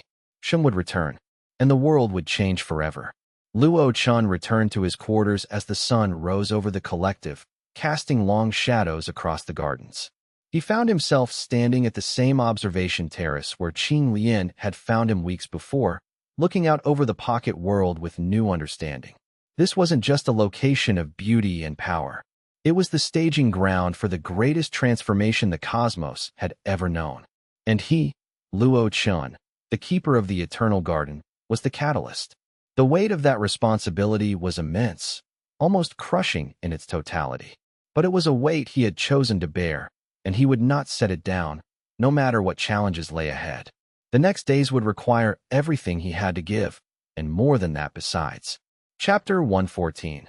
Gathering the companions gathered in Luo Chen's private chamber. Lin Shuang, Lady Mei Ling, Song Wei, Yao Xian, Zhang Tao, and two new arrivals, Han Lai and Yin Shui, who had slipped away from the heavens to openly join the cause, who had decided that the independent faction's vision of a new world was worth more than their position and safety within the celestial bureaucracy. Luo Chen told them everything. Not just the plan to resurrect Shang, but the full scope of what it would entail. Locating the remaining fragments scattered across the mortal plane, securing them against celestial interference and attack, gathering the power necessary to perform a resurrection ritual that had never been successfully completed, that might be impossible to complete. Some of you will want to leave, Luo Chen said. I won't blame you. This is larger than any of you signed up for when you first joined the collective. Song Wei spoke first, his military mind already accepting the strategic reality of their situation. I've spent my entire military career in service to something larger than myself, something that transcended my own survival or comfort. This is simply a larger something than usual, a cause worth dying for if necessary. I'm staying. Lady Mei Ling nodded, her ancient eyes clear with resolve. I am old, Luo Chen. I have no more years to waste on anything less than this. No more time for trivial pursuits. I am staying. Yao Xian laughed, a genuine, surprised laugh that seemed to acknowledge the absurdity and wonder of their situation. A god of growth, a resurrection that might heal the entire celestial order? Of course I'm staying. This is the most interesting thing we've ever attempted, the greatest puzzle, the most profound challenge. Zhang Tao simply nodded. He had never been one for many words, had always let his actions speak for him. Han Lai and Yin Shui exchanged a look, a moment of perfect understanding between two people who had chosen the same path for the same reasons. We've been waiting for this, Han Lai said. The independent faction we mentioned, they've been positioning for something like this for decades, accumulating resources and allies and information. We can bring resources, allies, safe houses, information networks that span both the mortal and celestial realms. We're staying. Lin Shuang moved to Luo Chen and took his hand, her grip warm and solid and real. We're staying, she said. All of us. You don't stand alone in this.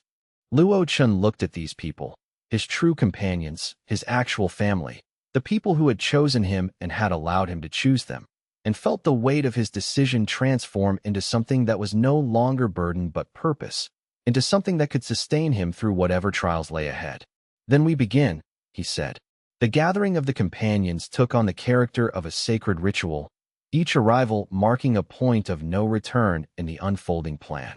Yao Xian brought cultivation resources from the hidden sect that had trained her, ancient techniques and preparations that would be necessary for the ritual itself. Lin Shuang arrived with Wei Chun and a group of the most skilled cultivation masters from the collective, bringing with them years of experience working with the pocket world's unique spiritual ambient. From the outer regions of the mortal realm came other allies, cultivators who had glimpsed the truth about the celestial regime's nature, who understood that change was necessary, who were willing to risk everything for the possibility of freedom. Each one was hand-selected. Each one understood the stakes. Each one came with the knowledge that they would likely not survive what was to come. Luo Chen coordinated their preparation with meticulous attention to detail, understanding that failure in any component of this massive undertaking could doom the entire effort. The ritual itself was something they had reconstructed from fragments of ancient texts discovered within the Eternal Garden's preserved records, instructions left behind by those who had originally imprisoned Shang, but which, when inverted and properly modified, could serve as a map toward resurrection. The central chamber of the Eternal Garden became the focus of their preparations. They carved cultivation arrays into the stone, arrays of such complexity and power that looking at them directly caused pain to mortal senses. They prepared meditation spaces for the ritual participants, areas of carefully balanced spiritual energy that would allow them to maintain their focus across days of continuous ritual work. The fragmentation was designed with precision, Yao Xian explained as they studied the ritual inscriptions. The scripts seemed to writhe in the light of their cultivation lamps, letters shifting in ways that suggested they existed partially in dimensions that mortal eyes were not designed to process. Each fragment was sealed in a specific location, bound with cultivation anchors that will only release when the ritual begins. The resurrection is not a simple process of reassembly. It's a harmonization of consciousness across separated dimensions, a bringing together of pieces that have been held apart by forces beyond normal celestial authority. How long? Luo Chen asked, studying the ritual structure. The ceremony appeared to have multiple phases, each requiring specific alignments of spiritual energy and celestial timing. 3 days of continuous ritual, Lin Shuang said, her voice tight with the weight of that commitment. If we maintain focus the entire time, if nothing interrupts the process, if we don't make a single error that cascades into complete failure, and if the heavenly regime detects what we're doing, Luo Chen asked, though he already knew the answer, then they will send forces to stop us. Wei Chun said gravely, and we will fight, and some of us will die, and we may not succeed anyway. But success will be impossible if they discover us before the ritual is complete. So we must assume that the regime will not know until it's too late. This was the gamble they were taking, that the isolation of the Eternal Garden, combined with careful spiritual shielding and the cooperation of celestial allies who opposed the regime, would keep their activities hidden from those in the heavenly capital who would move immediately to stop them. It was a fragile hope, dependent on factors beyond their control. Luo Chen gathered everyone to him at the beginning of the second day before the ritual, and together they stood at the heart of the Eternal Garden, feeling the pulse of power that resonated through every stone, every cultivated herb, every carefully balanced cultivation array.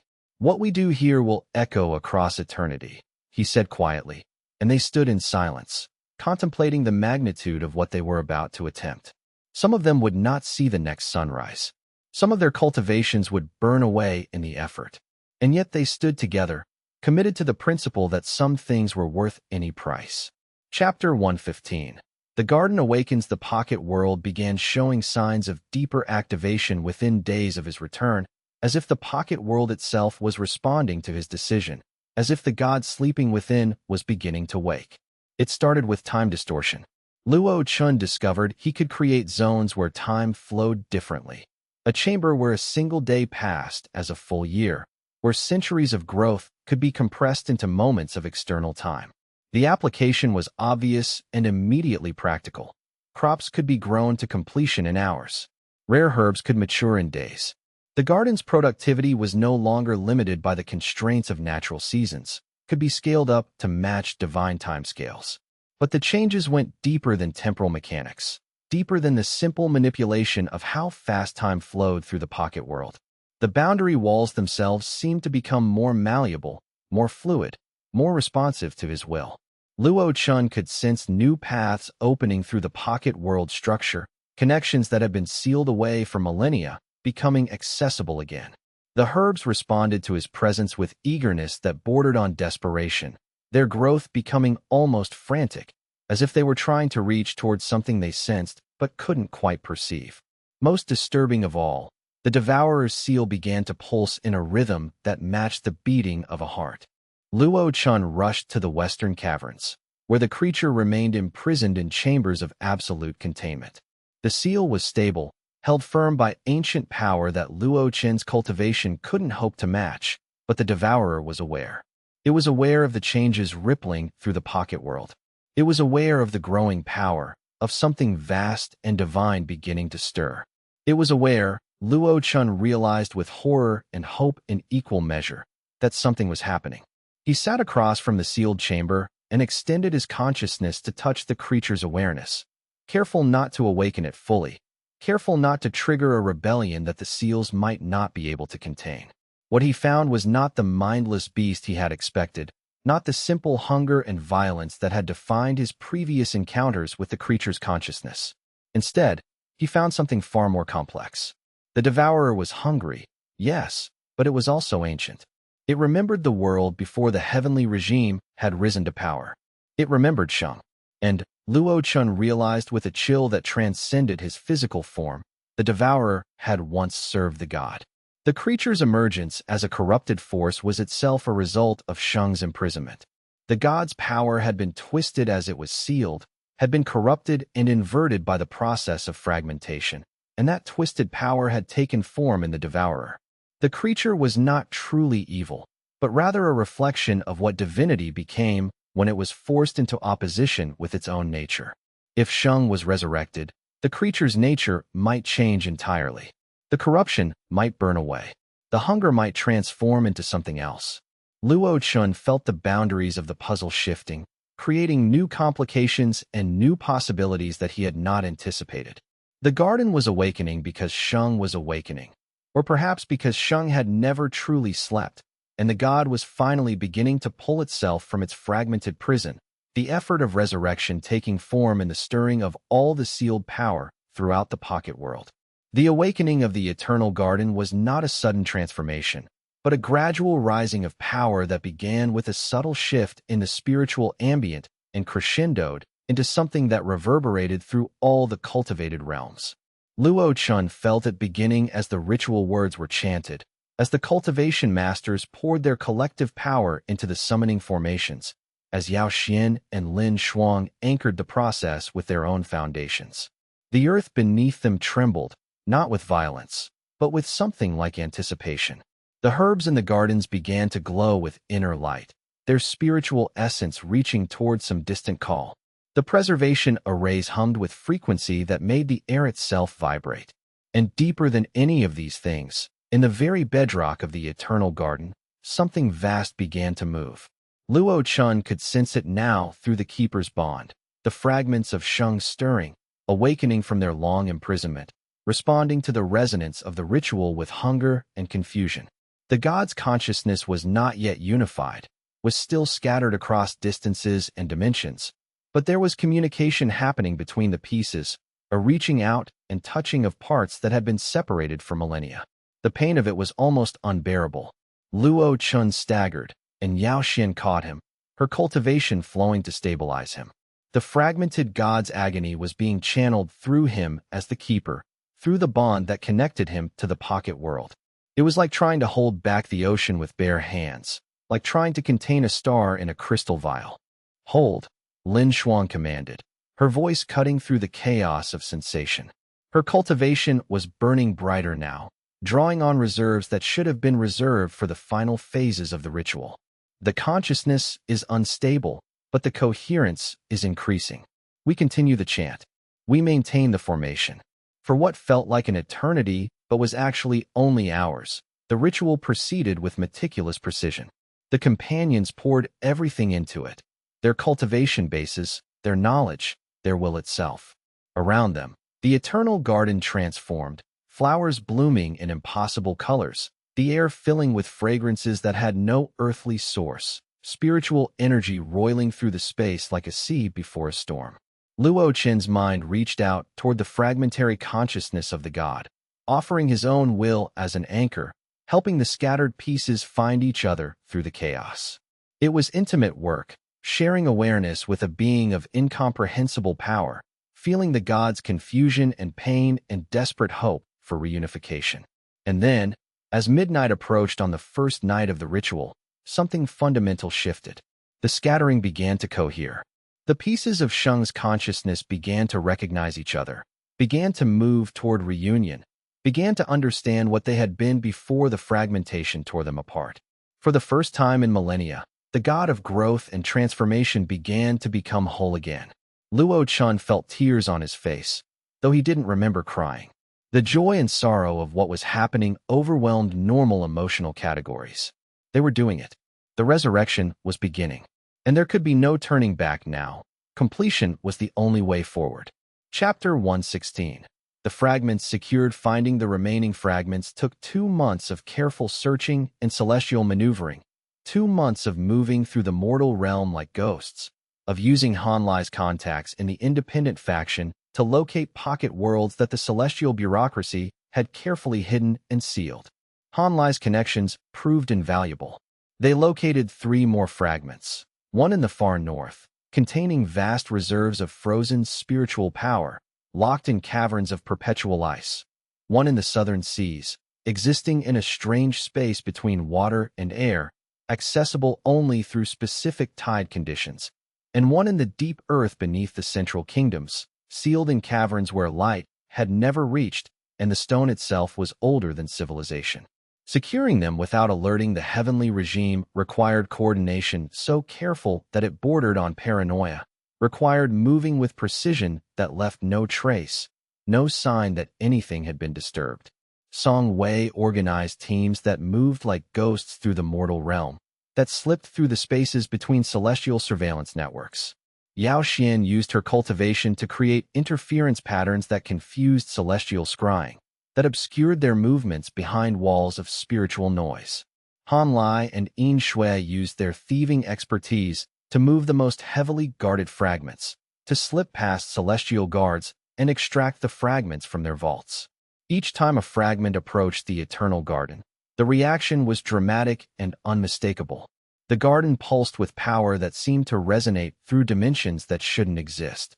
The seals glowed brighter, becoming almost painfully visible, as if they were struggling to contain an energy that was waking up. The herbs grew taller, more vibrant, more alive. The spiritual beasts became more conscious, more intelligent, developing personalities and awareness that went beyond the simple animal cunning they had possessed before. The entire pocket world seemed to be waking up, piece by piece, as the gods' scattered form began to reassemble. By the end of the 2nd month, 4 of the 7 fragments had been gathered in secret chambers constructed beneath the eternal garden, chambers that had been built with every protective measure the collective could devise. The spiritual pressure in those chambers was immense, was overwhelming. Even powerful cultivators couldn't remain there for more than a few minutes without feeling like their bones might shatter under the weight of divine power. The remaining 3 fragments were still out there, protected by celestial wards that couldn't be broken without triggering a direct alert to the heavenly regime, without announcing that the pocket world had learned its own secret and was taking action. We move forward with what we have, Luo Chen decided. We're running out of time. The regime must be beginning to suspect something, must be noticing the fluctuations in celestial power. He was right. A message arrived that evening, delivered not through the normal channels, but through the private communication ward that connected him to Qing Lian, a message that carried the urgency of someone who had committed everything to a cause and was watching it move toward crisis. They know, the message said. Not everything, but enough to have raised alarms. The Jade Sovereign has called for a celestial council. War is coming. You have perhaps 7 days. Move quickly, or everything is lost. The fragments, as they secured them through the deepening phases of the resurrection ritual, each carried memories and sensations that flooded into Luo Chen's awareness through the Keeper's Bond.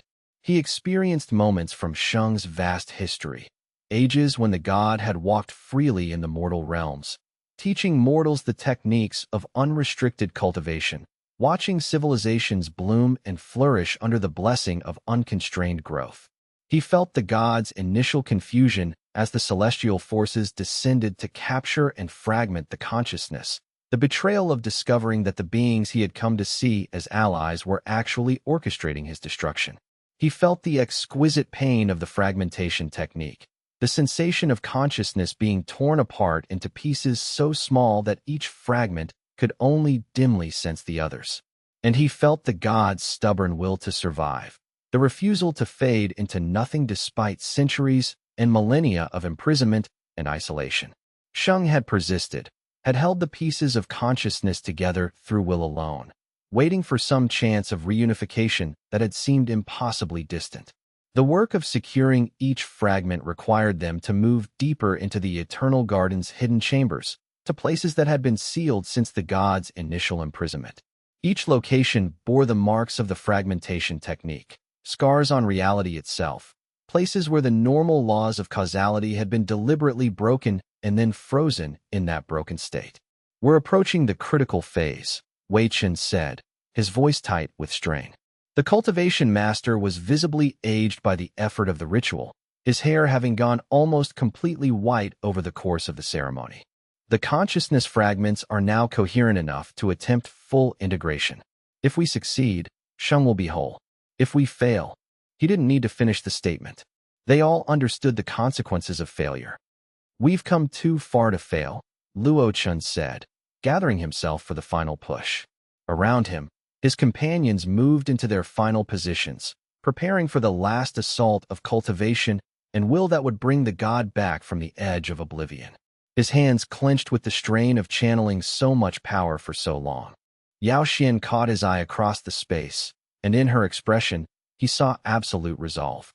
She had committed everything to this, her cultivation base, her knowledge, possibly her life. If the ritual failed in the final phase, it might consume them all, burning away their cultivation bases in the uncontrolled release of Sheng's fragmentary energy. "Then let us finish what we began," Luo Chen said, raising his hands to channel power into the final summoning. His voice echoed through the chamber, joining with the voices of the other participants, creating harmonics that seemed to resonate across multiple dimensions simultaneously. The second night of the ritual was chaos and transcendence in equal measure. Luo Chen felt his individual consciousness begin to merge with something far larger. The collective awareness of everyone participating in the ritual, their minds linked through the cultivation arrays, their wills unified in a single purpose. And beneath them all, the fragments of Sheng drew together, finding each other across the dimensional barriers that had kept them apart for so long. The pocket world itself seemed to hold its breath, waiting for the transformation to complete. Chapter 117. The void-stepping Luo Chen returned to deep meditation in the heart of the pocket world, in a chamber that held the gathered fragments of Sheng, a chamber where the very walls seemed to vibrate with divine power barely contained by ancient seals. The power there was overwhelming, a presence so vast that it seemed to fill all of existence, that seemed to stretch through dimensions that Luo Chen's mind could barely perceive. It was terrifying and beautiful in equal measure, and it called to something fundamental in Luo Chen's cultivation, something that recognized that they were the same kind of being in some essential way, that they spoke the same language of growth and transformation. Qing Lian sat with him, her own cultivation advanced enough to survive in the presence of that overwhelming divinity, her centuries of training allowing her to remain centered and focused while reality warped around her. "To truly master the pocket world," she said, her voice carrying harmonics that suggested she was speaking on multiple levels simultaneously, "you must understand its deepest geometry. It is not built with the laws of normal space, not constrained by the dimensional mathematics that limit the mortal realm. It follows a mathematics of its own, a topology that predates human understanding, that predates even the current iteration of the celestial hierarchy." She guided him deeper, showing him the ways the pocket world folded in on itself, the mathematical relationships between its chambers and boundaries. Luo Chen began to understand that space itself was optional within the pocket world. Distance was a suggestion rather than a law, a convenience rather than a constraint.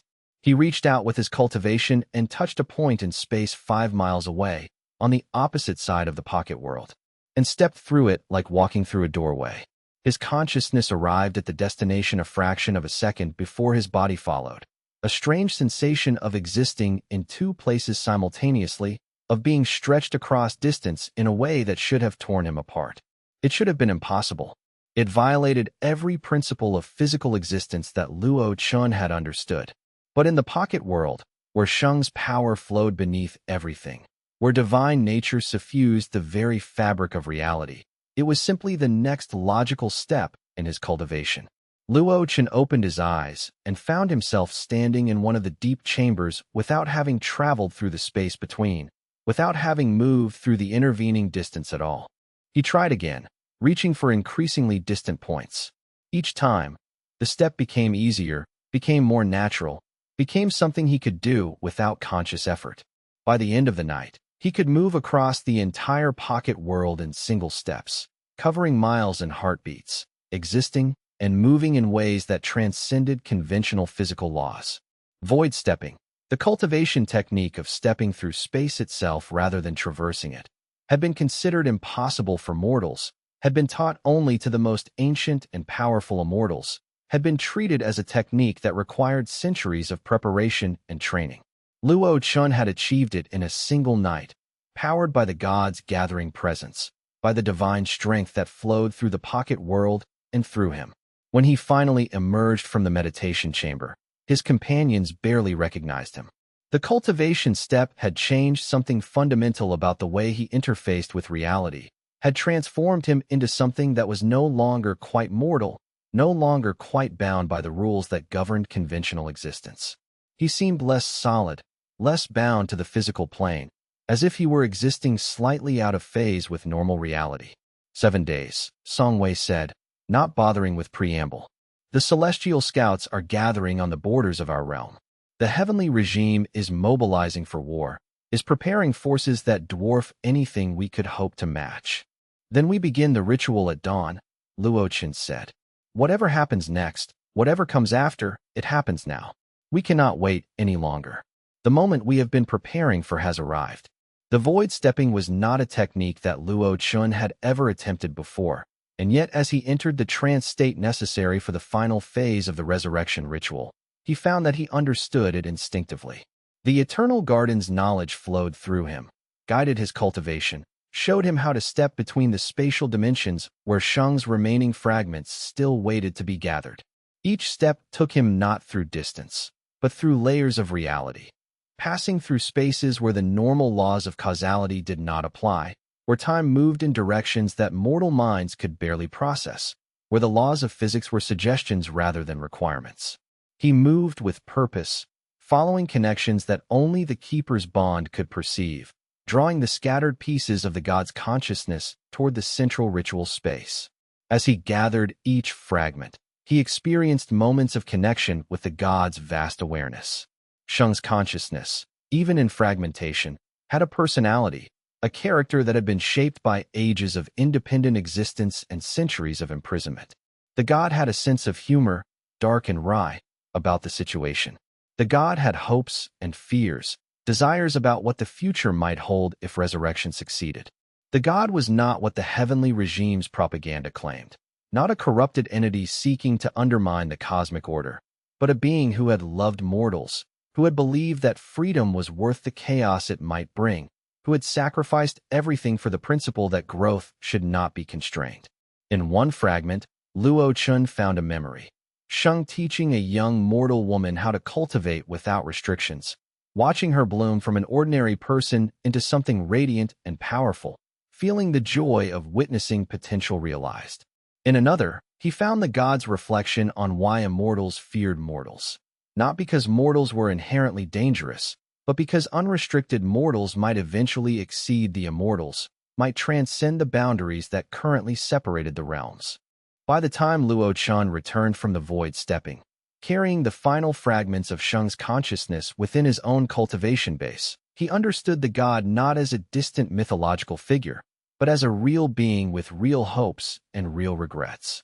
And he understood that what they were about to do would fulfill Sheng's deepest wish, to return to the mortal realms and resume the work of liberation that the celestial powers had interrupted millennia ago. His legs nearly gave out as he stepped back into the central chamber, but Yao Xian caught him, her cultivation flowing into his to sustain him. The void stepping had taken a toll he hadn't anticipated, but there was no time to recover. All the fragments are gathered, he announced, his voice hoarse from the strain of the ritual. We can attempt the final integration. Everything rests on the next hours. Lin Shuang and Wei Chun moved immediately into the final formation, their cultivation bases pouring power into the structures that would bind the gods' fragmented consciousness together. Around them, the companions of the collective added their will to the effort, united in a singular purpose that transcended fear and doubt. The final phase of the resurrection ritual began, and the entire pocket world shook with the magnitude of what was about to occur.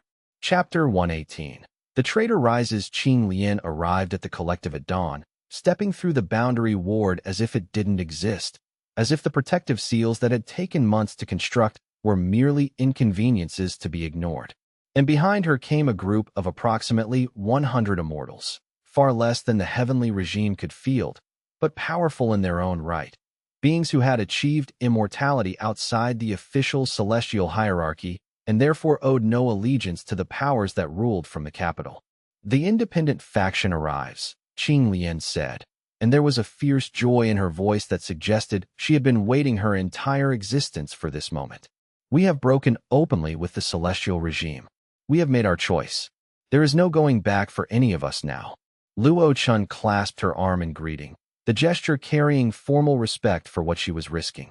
You understand what this means, she said quietly, her formal tone giving way to something more vulnerable. I am now marked as a traitor to the celestial hierarchy. Everything I built, everything I was in the heavens, my rank, my influence, my carefully cultivated position within multiple power networks, is gone. I burned it all away to stand here, to commit myself fully to this cause. I know, Luo Chen said. Thank you. Don't thank me yet, Qing Lian said. The real trial hasn't begun. The tension between Qing Lian and Lin Shuang was visible but controlled, a delicate balance between two women who understood each other in ways that went beyond words. They had both loved the same person. They had both had to accept a love that could not be singular, that had to be shared in ways that conventional emotion found uncomfortable. It was Lin Shuang who approached Qing Lian that evening, while the collective's warriors prepared for what might be their final battle. He needs you, Lin Shuang said simply, without preamble or explanation. Not as a lover, not in the way that I do. As a guide, as someone who understands the celestial powers, who knows how they think, who can help him navigate what is coming. So I'm asking, no, I'm thanking you, for standing with us, for committing yourself to his cause even though it might cost you everything. Qing Lian's composure cracked for just a moment, her carefully maintained facade of immortal detachment slipping to reveal the woman underneath. I will protect him, the immortal said. Not because you asked, not out of gratitude or obligation, but because he is worth protecting, because what he represents is worth sacrificing for. And that was all that needed to be said. That night, they prepared for the ritual. Luo Chen moved through the collective, speaking with each of his companions, accepting their love and support, and making what he thought might be his final peace with the mortal world. He stood in the gardens and felt the pulse of growing things. He meditated in the chambers where he had first learned cultivation. He sat with Lin Shuang and held her without speaking, their silence a conversation more profound than any words could be. When midnight came, he was ready. The traitor's betrayal was not unexpected, or it should not have been, Luo Chen thought bitterly as he felt the disruption in the ritual formation. Someone within the group gathered in the Eternal Garden's heart chamber had sent a signal to the celestial powers, had revealed their location and their intentions, had ensured that the heavenly regime would know exactly what they were attempting the moment the resurrection became irreversible. Luo Chen's immediate instinct was to rage, to turn his cultivation against whoever had betrayed them, to demand to know why they had chosen this moment of absolute vulnerability. But rage would only waste the energy he needed for the ritual. And the ritual could not be interrupted, could not be paused, could not be restarted if it was broken. To do so would scatter Sheng's consciousness again, would undo everything they had accomplished, would leave the god worse off than before. So instead of addressing the betrayal directly, Luo Chen did what a true keeper should do. He focused everything on protecting the ritual, on ensuring that Sheng's resurrection would be completed regardless of the cost to himself and his companions.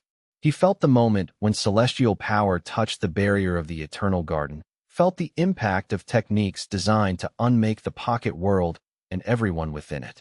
Activate the secondary protections, he commanded, channeling his cultivation into the defensive arrays. Buy us time. Just a few more hours.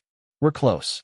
Around him, his companions moved to obey, reinforcing the barriers, preparing to face celestial forces that dwarf their own power. Luo Chen felt the respect and fear that rippled through their connection. Respect for his commitment to the ritual, fear of what they now faced. They had known the regime would eventually respond, but knowing it intellectually was different from feeling the overwhelming weight of celestial power pressing against their defenses. Lin Shuang moved to stand beside him, her cultivation merging with his to provide additional strength to the primary ritual structures. "We're going to die," she said, not as a statement of despair, but as a simple acknowledgement of fact. "Even if we complete the resurrection, the regime will destroy us all." "Probably," Luo Chen agreed, his attention never wavering from the ritual. "But Sheng will be whole. The god will have a chance to teach mortals the techniques of unrestricted cultivation. That's worth our lives." "Is it?" Lin Shuang asked, and there was no accusation in the question, only genuine curiosity. "Are you certain enough in that belief to accept that we're all going to die because of this decision?" "I'm never certain," Luo Chen admitted. "I'm just committed. There's a difference." The battle for the eternal garden began then, with celestial forces pressing against the protections while the ritual continued its slow progress toward completion. Luo Chen fought with every technique he possessed, using the Keeper's Bond to fuel his cultivation, drawing power from the pocket world itself to fuel his defenses. And slowly, impossibly, the resurrection continued, drawing ever closer to the critical moment when Sheng's consciousness would be fully unified. Chapter 119. The heavenly assault. The celestial army descended at dawn.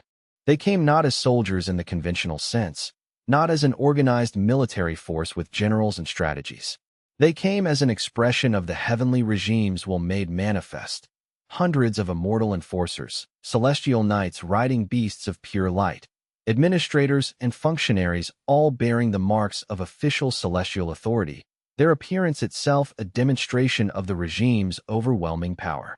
The attack was sudden and overwhelming. Song Wei's outer defenses held for perhaps 10 minutes before being overwhelmed by the sheer tide of celestial power. The independent factions immortals engaged with the celestial army, and the battles were waged with power that made ordinary mortals flee in terror, that made the earth itself shake with the impact of forces that transcended physical laws. The sky itself cracked under the force of the collisions, splitting open to reveal strange geometries beneath. The earth trembled and heaved. Villages within 100 miles felt the shock waves and knew that the gods were warring, that the boundary between the divine and mortal realms had grown catastrophically thin. But it was all distraction, all designed to keep the independent faction and the collective's defenders occupied, to keep them focused on the battle raging above while other forces moved below. The celestial assault was designed to keep the combined forces of the collective and the independent faction pinned down while special forces moved toward the pocket world's core, toward the chambers where the fragments were gathering, toward the ritual space itself. Luo Chen realized the strategy too late, that the assault was not truly meant to destroy, but to divide and distract. The celestial forces had secured the upper levels of the collective when he made his choice. Instead of defending, instead of engaging in the battle raging above, he turned toward the heart of the pocket world with Qing Lian and Lin Shuang. "Begin the ritual," he commanded. Everyone moved to the inner chambers. Now, the ritual space was prepared, a perfect circle built around the central point where all four gathered fragments converged, where the power of Sheng's fragmented consciousness seemed to breathe and pulse. Luo Chen stepped into the center, surrounded by the swirling power of divine consciousness barely contained by ancient seals. He could hear the sounds of battle above him, echoing down through the levels. He could hear the screams of his defenders. He could feel the walls of the pocket world straining under the impact of celestial power, the seals beginning to crack under the assault. He raised his hands and began to chant in a language that predated human speech, a language that seemed to contain actual power, actual intention, actual will. Sheng answered from the fragments, and the power that flowed through Luo Chen was like being struck by lightning repeatedly, like every nerve in his body was being burned away and rebuilt, like his consciousness was being expanded to accommodate something infinitely larger than itself. His companions formed a circle around him, their own power flowing into the ritual to sustain it. Qing Lian's immortal strength, her centuries of celestial knowledge feeding the working, anchoring the ritual to the celestial framework even as they tried to break it. Lin Shuang's love, pure and fierce and unconditional, anchoring him to humanity when the power threatened to shred his consciousness entirely, reminded him of what he was fighting for and why. The pocket world itself began to shift. Cracks appeared in the physical structure, not destruction, but transformation. The fragments began to move toward each other, drawn by the power Luo Chen was unleashing, beginning the process of reassembly. The seals that had contained them for millennia began to glow and vibrate. The sky above the eternal garden split open. The heavenly assault came with the force of a natural disaster, with the weight of absolute celestial authority bearing down upon the eternal garden like a mountain falling from the sky. Luo Chen felt the impact of the first celestial technique as it hammered against the outer protections, a cascade of power so vast that it made the earlier warning he had received from the sympathizer seem almost quaint by comparison. The heavenly regime was not holding back. They were committing forces that suggested they considered the pocket world and everyone within it expendable, forces that could level mountains and remake coastlines. Luo Chen realized with a clarity born of desperation that the regime had finally decided. The Eternal Garden was too dangerous to coexist with their authority, and its destruction was worth the cost of the power and resources required. The outer chambers of the Eternal Garden began to collapse, beautiful structures that had been cultivated over decades crumbling to dust under the weight of celestial power. The gardens themselves withered, their spiritual essence being drained away by the assault. And through the Keeper's bond, Luo Chen felt the pocket world's pain, its desperation, its understanding that it was being unmade. Lin Shuang, get to the secondary chamber, he commanded, his voice barely audible over the chaos of clashing energies. If we fail here, we need a contingency. You and Wei Chen need to be prepared to complete the ritual, regardless of what happens to me. I'm not leaving you, Lin Shuang said flatly, her cultivation merging even more tightly with his, adding her will to the desperate effort to maintain the protections. That's an order, Luo Chen said. As the keeper of the Eternal Garden, I command you to prepare the secondary ritual space. If this fails, Sheng's consciousness cannot be lost. Do you understand? The agony of giving that order nearly broke him. Lin Shuang had been his companion through everything, had supported him through every decision, had shared the burden of knowledge about the celestial regime's corruption. To send her away now, to choose to face the final assault without her, was perhaps the cruelest thing he had yet asked her to do. For a moment, Lin Shuang resisted, her cultivation bonds with him suggesting rebellion, an unwillingness to accept that order. But then she nodded, and with a look of profound regret, she disengaged from their connection and moved toward the secondary chamber, taking Wei Chen with her. Luo Chen was left with Yao Xian, who had refused to leave, who had made clear through every fiber of her being that she would stand with him to the end. Her cultivation intertwined with his, providing strength and clarity, helping him to resist the overwhelming assault of celestial power. Around them, the companions of the collective fought with the desperation of those with nothing left to lose. Some fell to the celestial techniques, their cultivation bases burning away in the uncontrolled release of power. Others held their ground, matching immortal force with mortal determination.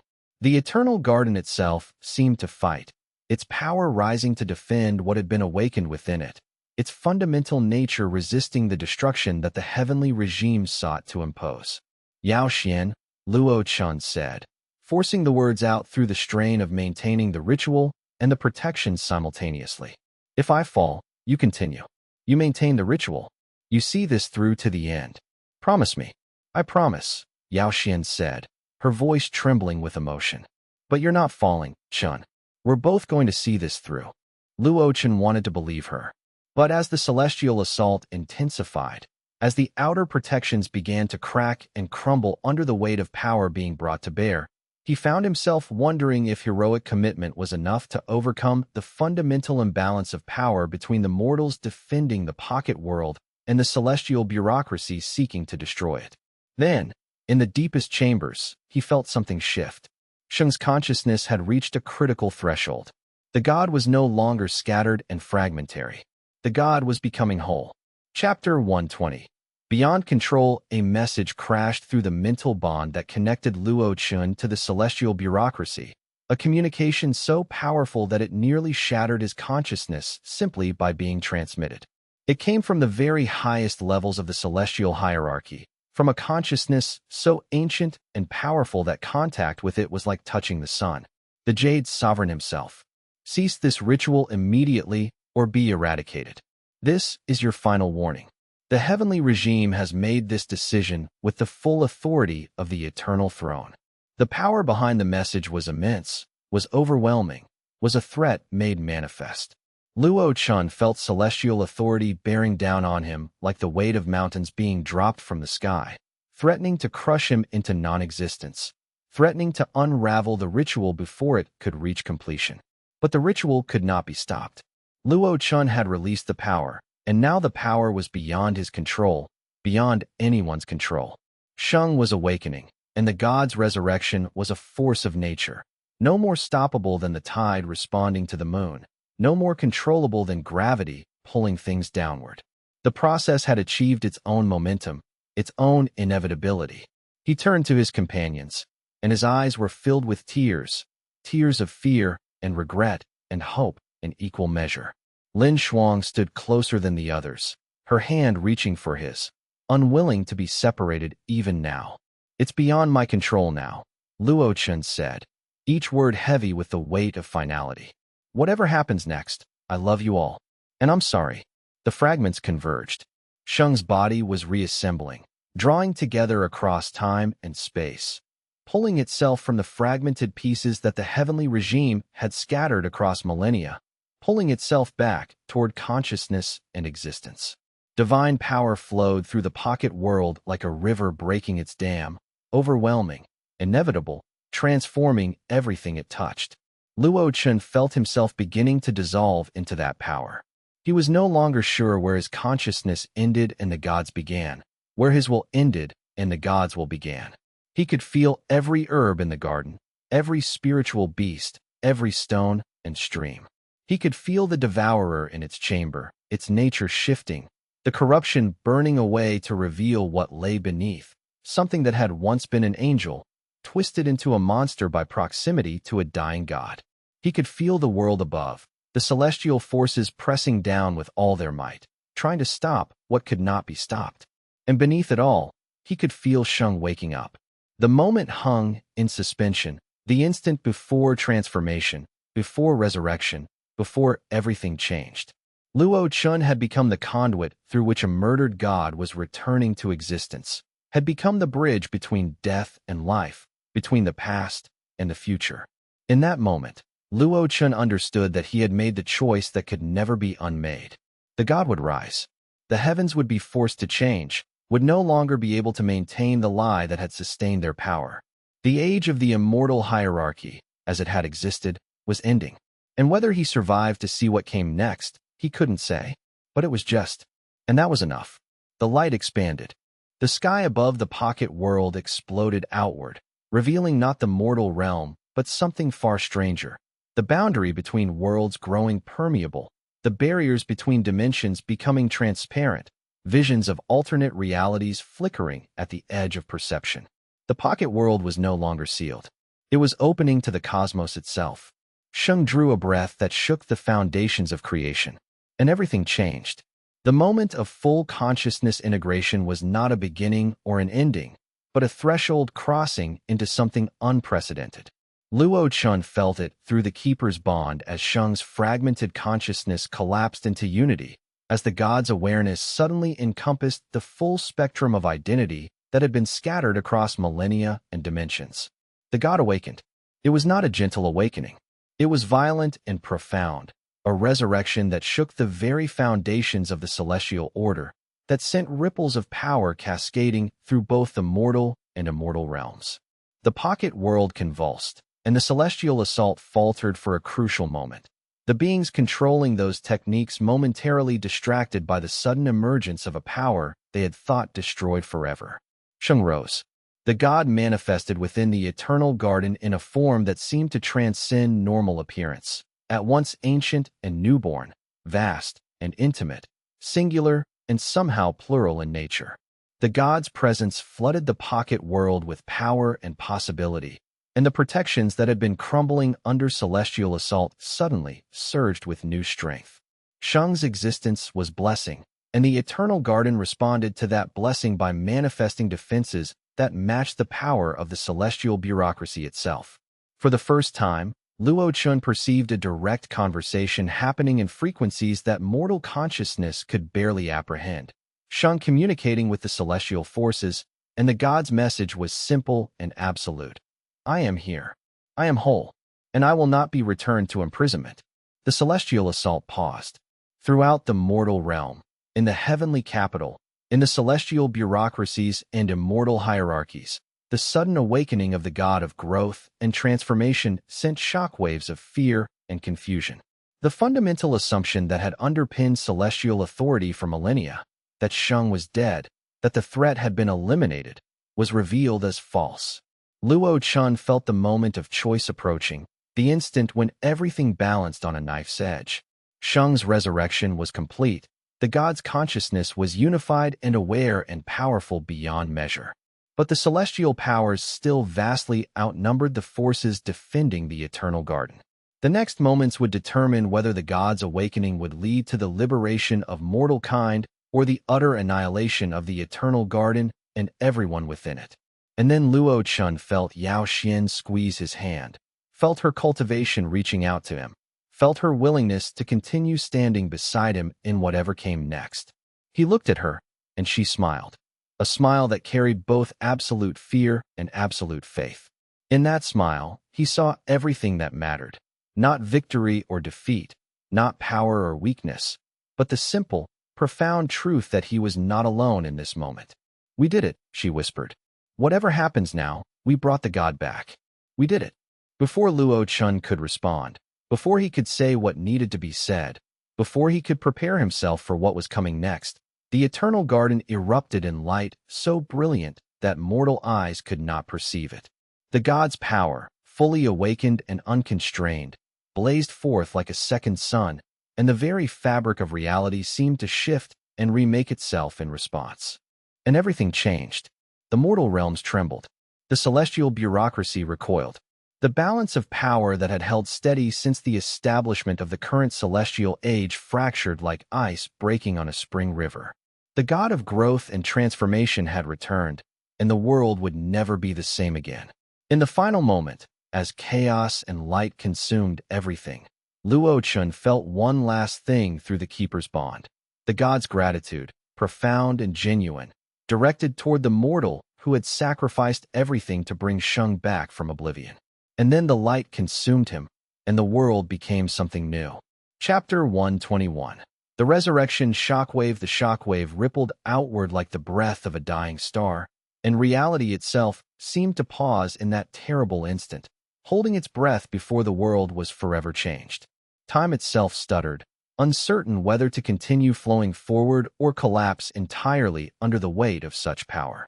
The moment stretched and compressed simultaneously, containing infinities of force and consequence within a single, impossible second. Luo Chen was hurled backward with such violence that the world became a blur of light and sound, a meaningless cascade of sensation. His body crossed 1,000 li in the span of a single heartbeat, his consciousness barely able to track the distance as he plummeted through the shattered sky. The acceleration was catastrophic, far beyond what even an immortal cultivator should have been able to survive. His skin burned from friction against the air itself, the molecules of the atmosphere igniting from the sheer speed of his passage. His organs pressed forward against his spine. Every cell of his body screamed in agony, a chorus of pain that transcended physical sensation. The heavenly gateway, that ancient structure made of crystallized celestial authority, reinforced over 10,000 years by the accumulated power of the regime, crumbled beneath the force of his passage like paper, like dust, like nothing at all. The gateway had been designed to withstand the assault of armies and the vengeance of lesser gods. Instead, one falling body shattered it into fragments that themselves were the size of mountains. The crystalline structure had been brittle with age and corruption, and the purifying fire of resurrection found that brittleness and exploited it with ruthless precision. He crashed through 3 layers of crystal, each impact sending fresh agony through his frame, his consciousness fragmenting with each collision, before finally striking something solid enough to arrest his momentum, a vast plateau of bedrock that had never been touched by mortal feet. When he came to rest, he had carved a crater half a li across into the solid stone of the heavenly realms, a scar that would remain visible for centuries as a testament to what had transpired here, a monument to devastation. The dust cleared slowly, settling like snow, fine, white, almost peaceful. Luo Chen lay at the center of the crater, breathing carefully, taking inventory of what remained. Luo Chen tried to breathe, but each inhalation sent spikes of pain through his chest. His ribs were shattered. He could feel the fractured bone grinding against his lungs, puncturing them slightly with every breath. Divine essence leaked from 100 wounds, not blood, but something far more precious, far more fundamental. The liquid glowed silver white as it fell, each drop evaporating before it touched the ground, as if his very life force was too potent for the world to contain. The essence rose as steam, carrying with it the smell of creation itself, of gardens and growth, and the fundamental forces of existence unwinding. Through the haze of his own injuries and the dust still settling around him, Luo Chen could see what his resurrection ritual had done. The scope of it was staggering, apocalyptic, almost incomprehensible to a mortal mind. He had changed everything.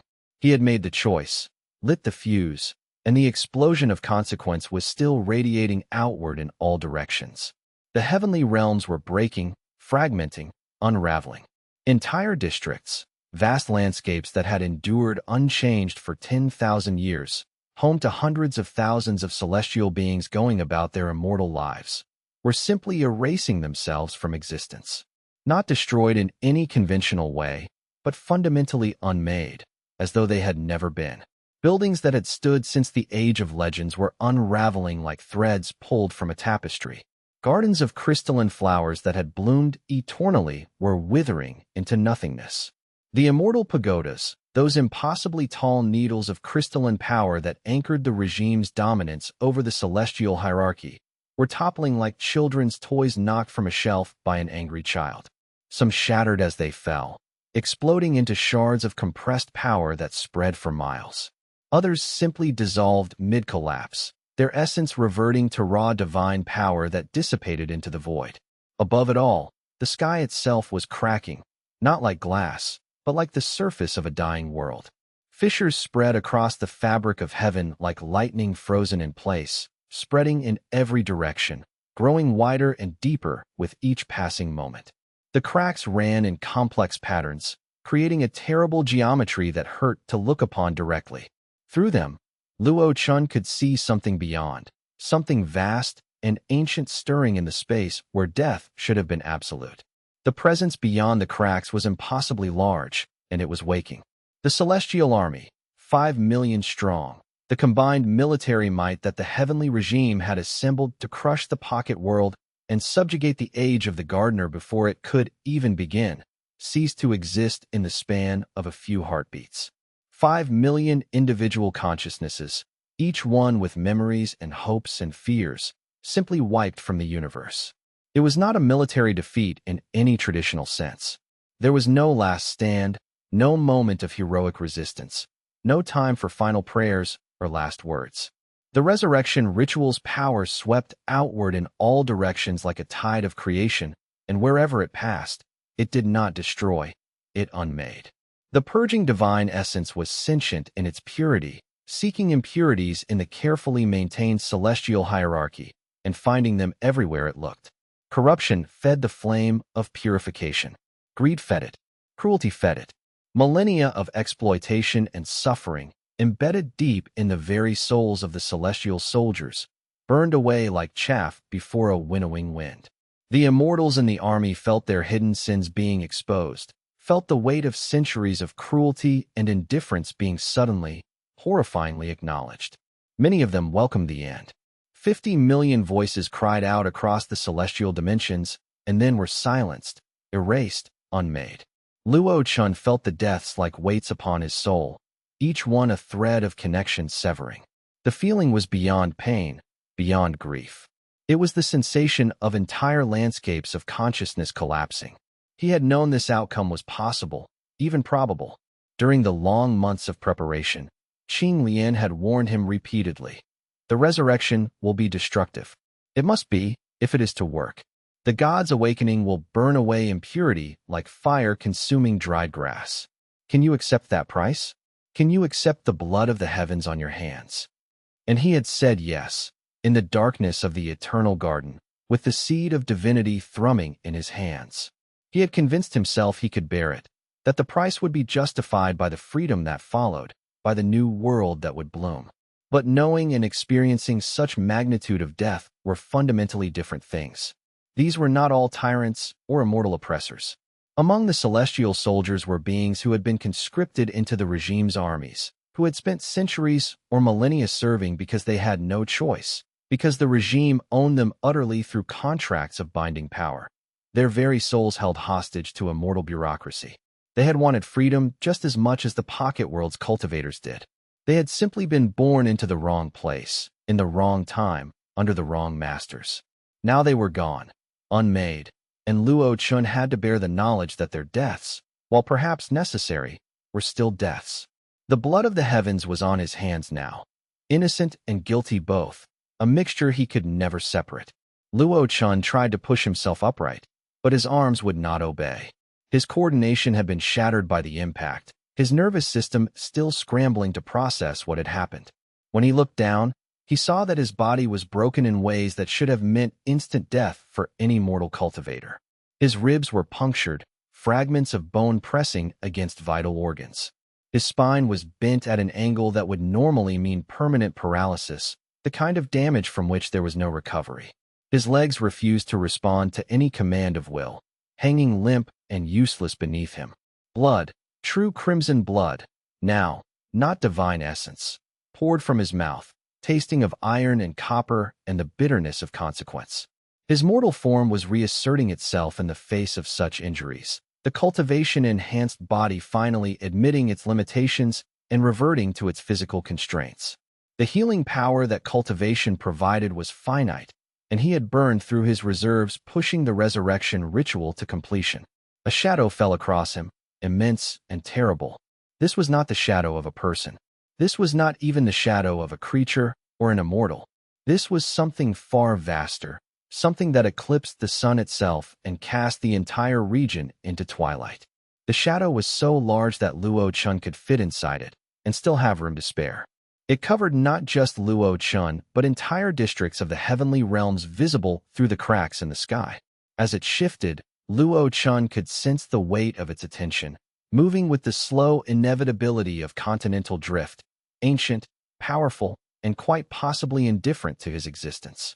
He forced his damaged eyes open, every muscle screaming in protest, every nerve ending singing with pain. Above him, framed against the broken sky with its terrible cracks spreading like wounds across divine flesh, stood the god. And it was still awakening, still emerging from the depths of death into which it had been thrust millennia ago. Chapter 122.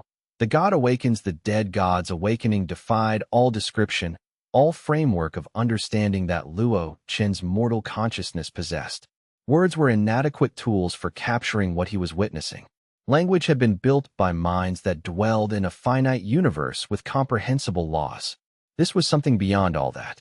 For all the years he had spent preparing for this moment, all the research through ancient texts and whispered conversations with immortal allies, all the study and meditation and cultivation, Luo Chen had somehow never truly believed the resurrection would succeed. It had been a theoretical exercise, a beautiful dream pursued with desperate hope. Yet here it was unfolding before his eyes, and he had no reference points for what he was witnessing. No anchor points. No framework to stand on. The entity that emerged from the resurrection ritual was not humanoid. It was not bestial. It was something older than those categories entirely, something that predated the very concepts of shape and form. It was a being that existed partially in the mortal realm and partially in dimensions that human language had no words for, could never have words for. Its form was constantly shifting and transforming, sometimes resembling an ancient tree of impossible size with branches that reached into infinity and touched the edges of the universe itself, sometimes appearing as a flow of living light that contained within it the luminescence of a billion stars all burning at once, sometimes manifesting as something with too many eyes and too many thoughts. A consciousness so vast that Luo Chen's mind hurt trying to perceive even fractional pieces of it. The colors of the god were colors that did not exist in the ordinary spectrum. They hurt to look at. They made his eyes water and his head spin. Looking at the god directly was like looking at the sun, dangerous, painful, potentially blinding. Except the god was infinitely more terrible than mere starlight. When the dead god's consciousness first touched the mortal world, it was tentative, cautious, like a sleeper waking slowly from a deep dream, uncertain whether dreams or reality were still more compelling. There was a long moment of gathering, of focusing, of enormous power slowly coming online like machinery rusting from disuse being oiled and returned to function. The awakening was gradual, careful, almost reverent in its deliberateness. The celestial realms seemed to hold their breath, every being, from least to greatest, pausing in their activities to sense what was happening above them. Then the god felt something, a presence that was familiar yet strange, known yet unexpected. Its vast awareness turned fully toward Luo Chen, who was still bleeding against the broken stone, barely conscious, expecting to be annihilated by that cosmic gaze. This was the moment. This was the point where everything either transformed or ended. The god recognized him, not through introduction or verbal exchange, through something far deeper, something that transcended all forms of language and communication. Through the work of 1,000 generations of gardeners stretching back before recorded history.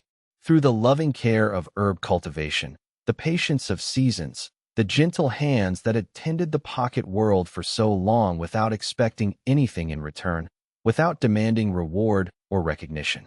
The god looked at Luo Chen and saw not merely a mortal, not merely a cultivator, but something infinitely more precious, a keeper, an heir, a gardener worthy of the ancient title that had been kept sacred since the beginning of ages. The god's form began to shift, to compress, not out of weakness or inability, but out of intentionality and choice. It was choosing to make itself comprehensible to the world it had returned to. It was choosing to be understood. Luo Chen watched in awe as the cosmic form compressed itself down, condensed, became less impossibly vast, and more approaching something almost mortal. Almost, but not quite. The god was still 1,000 times Luo Chen's height, still radiating power that warped light and bent space around its form, but it was now something a cultivator's eye could begin to parse and comprehend without the mind fracturing from the effort. When the god moved toward Luo Chen, space itself bent around its form, bowing to its passage. The distance between them seemed to contract, not through movement, but through something stranger, a willingness of reality itself to accommodate the god's presence, to make room, to reshape itself to facilitate the approach. The air itself seemed to part before the deity, becoming less dense, less resistant, bowing to its passage like grass bowing to a gentle wind, like water parting for a swimmer. Luo Chen should have been terrified. Every instinct in his body screamed at him to flee, to hide, to beg for mercy from a being so vast and powerful that his entire existence could be erased with a thought, with a gesture, with barely a whisper of divine attention. His every cell cried out in primal fear. Instead, Luo Chen felt a presence that was not threatening but gentle. Curious, like the god was a newborn learning to see its mother's face for the first time, perceiving wonder in every detail, finding beauty in the smallest features. There was recognition in that divine gaze, and gratitude, and something that might have been love. Ancient love, love that had endured through millennia of sleep, love that had survived death itself. "You called me," the god said, and its voice was like wind through ancient forests that had stood for 10,000 years without trembling, like rain on newborn leaves that had never known drought, like the sound of growth itself made audible and manifest in the world. The words resonated in Luo Chen's bones, in his blood, in the very essence of his being. In the darkness, in the endless sleep that consumed me, I heard your voice calling across the gulf of centuries. You brought me home. You did not let me fade. You did not let me be forgotten. Yes, Luo Chen whispered, his voice hoarse from blood and pain, still bleeding but no longer in pain. The god's presence seemed to ease all suffering around it, not through magic or healing power, but through simple proximity to something vast and benevolent and profoundly kind. Just being near such goodness made the pain seem less significant. I did. Welcome back. Welcome home. The dead god's form coalesced further, stabilized, becoming more humanoid, but still distinctly other, still touching multiple layers of reality at once. Its eyes were green like the first shoots of spring breaking through winter snow, like the first grass to emerge after an endless drought, and they held depths of knowledge and sorrow that no mortal mind could plumb. When it looked at Luo Chen fully, meeting his gaze directly with those ancient eyes, the keeper felt like he was being read completely from the inside out. Every choice he had made, every sacrifice he had accepted, every moment of doubt and determination, every prayer whispered in the darkness, all of it was visible to this ancient consciousness, comprehended in an instant. The god placed one massive hand on Luo Chen's chest, and the touch was impossibly gentle. The hand was large enough to crush him utterly, to destroy him without effort, yet it cradled him with more tenderness than even a mother would show a newborn child. Rest now, little keeper, the god said simply, its voice full of compassion beyond measure, beyond words, beyond what language could contain. You have done what no one else could do, what I thought impossible even after dreaming of it for centuries. You have brought me back from the darkness. You have given me return. Now let me carry the weight of the world for a time. You have earned your rest. And with those words, spoken with the authority of divinity itself, Luo Chen's consciousness faded into gentle darkness. A sleep without nightmares, a rest without fear, a darkness that was not empty, but full of the presence of something vast and kind. Chapter 123. The god's grief. Luo Chen woke in his own bed, in his own small dwelling in the heart of the eternal garden, surrounded by the familiar comfort of his private sanctuary. The walls seemed to embrace him, holding him safe within their gentle confines. He did not know how long he had slept. Days, weeks, months. Time had become fluid, uncertain, a concept that seemed to matter less after touching the consciousness of a god. The sunlight streaming through the window suggested morning, but whether it was the morning after his collapse or many mornings later, he could not say with certainty. His memory of the resurrection and the god's awakening was crystalline, perfect, but everything afterward had been dark, a kind of peaceful unconsciousness that had been more than mere sleep. His body felt hollowed out, as though someone had scooped away his strength and replaced it with something more delicate, more fragile. But the healing was evident. His ribs had knitted together under the influence of divine power, becoming stronger than before. His spine had straightened, the bent vertebrae correcting themselves over time. His blood had ceased its desperate weeping from 100 wounds. He would recover, though perhaps not completely, not in the way he had been before.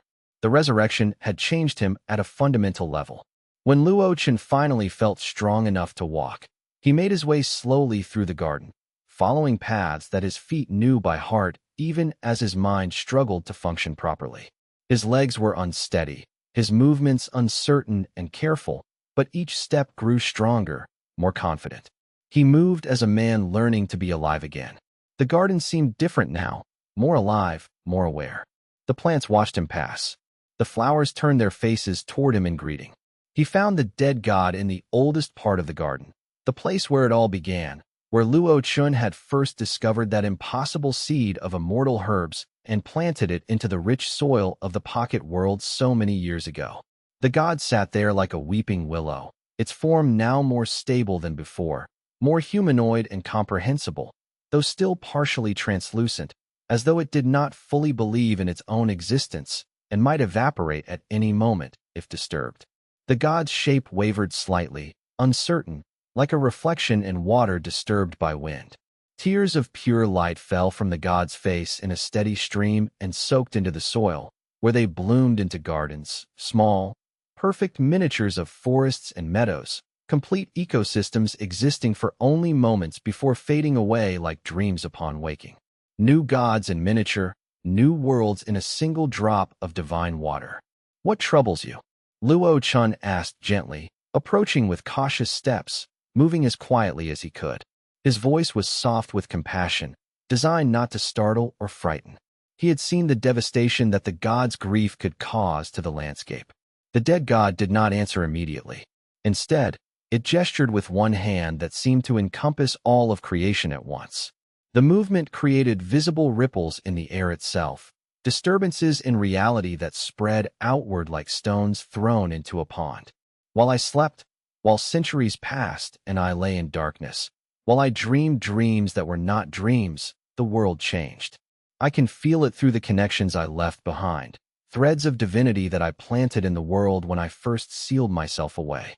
The heavens became something harsh, something without mercy, something cruel and oppressive. Strength became a tool for domination rather than a means of service. And the ones I left behind, the other gods, my brothers and sisters, they tried to protect the world in my absence, tried to hold the line against the regime's expansion. Many of them died doing it, consumed by the very power they were trying to contain.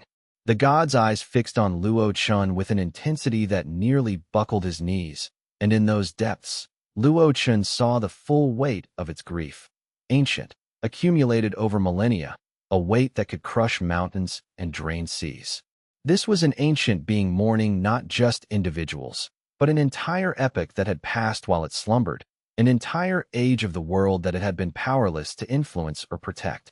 "Tell me everything," Amaranthus said, the name emerging as though the god had just remembered it, had just reclaimed it after ages of dormancy. "I must understand what has happened to my world. I must know what price was paid while I could not defend them. I must know why I was trapped in darkness.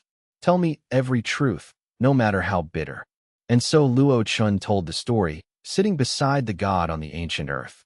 He began with the initial descent of the heavenly regime's power, methodically describing the gradual strangling of cultivation freedom across all the realms. He painted a picture of the strict hierarchies that had been established to keep power concentrated in the hands of immortals, preventing any common cultivator from rising above their appointed station. He told of the wars that followed the regime's consolidation, each one more brutal than the last, each one designed to crush any resistance or hope of change. He spoke of resistance movements that were crushed beneath the weight of celestial power, of the slow erosion of hope among the common cultivators, of despair seeping into the very bones of civilization. He described the darkness that had settled over the lands, not just physical darkness, but a kind of spiritual darkness, a loss of purpose and meaning. He explained his own rise, how a simple gardener had stumbled into a pocket world almost by accident, how he had learned to commune with plants in ways that the immortal hierarchy did not understand and therefore could not control. He described how his cultivation had grown through service rather than domination, through tending rather than conquering. He spoke of Han Lai, the warrior who had found his true calling in protection and service. He spoke of Yin Shui, whose immortal power had been bent toward the cause of freedom. He named Song Wei and Zhang Tao and all the companions who had stood with him through the darkness. Most importantly, he told of Qing Lian, the immortal who had believed in change even when the entire celestial order opposed it with everything it had, who had guided him through the darkness with patience and wisdom, who had shown him paths that no one else could see because no one else dared to dream of them. He described her sacrifice in the plainest terms, letting the god understand the depth of her commitment. As he spoke, the god wept harder, and around them, the flowers began to wilt and die. The grass turned brown and brittle. The ancient trees that surrounded the garden bed began to lose their leaves. The god's despair was so profound that it literally drained life from the growth around it. A spreading circle of desolation centered on the ancient being's grief, expanding outward like ripples of sorrow. It was as though the god's pain was so intense that the world could not bear it, could not support life in its presence. Luo Chen watched the devastation spread with growing urgency, understanding that if this continued, the entire eternal garden would wither and die. He was still weak from his injuries, still recovering, but he was driven by a force stronger than physical pain or weakness. He forced himself to stand, pushing his recovering body to its limits, defying the pain that flared in his chest. He walked to Amaranthus's side, a gesture that seemed absurdly small against the god's vastness, like an ant approaching a mountain, like a single drop approaching an ocean, and he placed one hand on the god's finger, which was still larger than his entire body. The divine essence of the god's form was warm, like touching a sun that had somehow learned gentleness. "You're back," Luo Chen said firmly, pushing conviction into his voice despite his weakness, despite the tremor of pain that should have made him collapse. "That matters more than you know. That matters more than all the losses you're grieving. I brought you back because I believed the world needed you. I still believe it. And the world, it's still worth saving. It's still worth fighting for." Amaranthus lowered its massive hand and looked at Luo Chen for a long, quiet moment. For a long moment, nothing was said between them. The wind moved through the garden, carrying with it the scent of flowers and earth and divine power, the smell of creation itself. Then the god's face shifted, and Luo Chen saw in it a decision being made, a commitment forming like crystals in cooling water. "What was your name again, little gardener?" the god asked, its voice trembling slightly with emotion. "I should have asked before. I should know the name of the one who called me back from death." "Luo Chen," he replied, meeting the god's gaze with steady eyes. "I was no one before you. A simple gardener. Now I am whatever you need me to be." The god whispered the name like a prayer, like a benediction, like the first word of creation being spoken aloud for the very first time. "Then Luo Chen, hear me. I will not sleep again. I will not abandon this world. No matter how broken it has become, no matter how much pain it causes me to see what has happened in my absence. And the regime that corrupted my slumber, that used my sleep to consolidate their power and oppress those I left in my trust." The god's form grew larger, more solid, more defined, as though purpose was remaking it from the inside out, transforming despair into determination. "It will answer for what it has done. On that, I swear by the very essence of my being. The age of the regime has ended. The age of the gardener has begun." Chapter 124.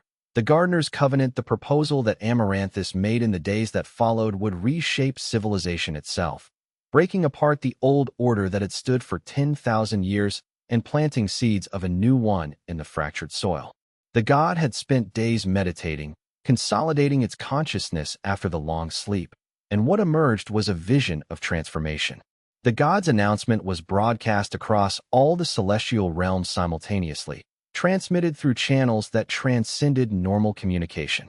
Every immortal heard it, every legendary cultivator, every being with ears to hear it and a mind capable of understanding.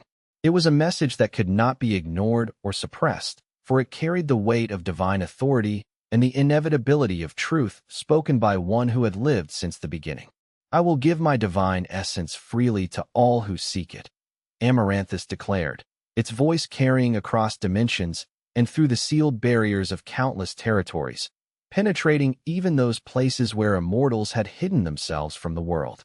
Not to those who hoard it jealously for themselves, clutching it like misers. Not to those who see cultivation as a tool of domination and control, a weapon to wield against the powerless. But to all who will agree to the Gardener's Covenant, a new covenant for a new age. In the great amphitheater that Luo Chen had constructed within the eternal garden, a place that could hold thousands, with excellent acoustics engineered by divine essence that carried a whisper to the farthest reaches, immortals and legendary cultivators began to gather in response to the summons.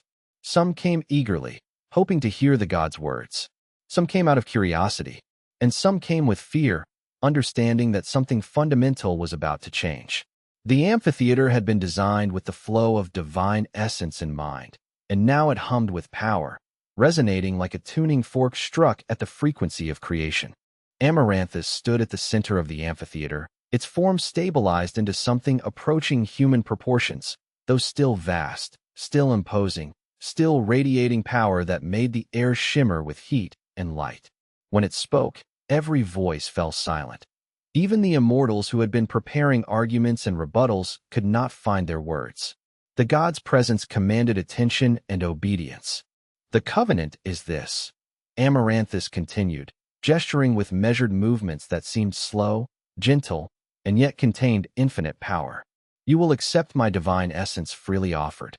You will become stronger, more capable, more powerful than ever before. Your cultivation will advance in ways you have never dreamed possible. But in exchange, you must commit yourselves absolutely to the cultivation of life, not the cultivation of power for its own sake, not the hoarding of strength for yourself or your faction, your sect, your empire, but the nurturing of growth in all its forms. The god's eyes swept across the assembled immortals like beams of light, and each one felt the weight of that gaze penetrating their deceptions, seeing into their hearts, judging what it found there. You will become gardeners, as Luo Chen is a gardener. The god continued, its voice taking on an almost musical quality. You will tend living things, plants and animals, entire ecosystems. You will nurture growth in all its forms and understand that strength properly used is strength in service to life. And for every bit of my essence you receive, and this is the binding contract, you must give back tenfold in life nurturance. For every immortal made stronger, 10,000 mortals must benefit from your service. The proposal was revolutionary in every possible way. It was heretical to the core of celestial philosophy. It shattered every foundational principle the heavenly regime had established over 10,000 years of unquestioned dominance. The very structure of cosmic power was being rewritten. This is madness, declared one of the regime's most senior immortal leaders, an ancient being called the Celestial Judge, whose voice still carried the weight of absolute authority accumulated over millennia of absolute rule.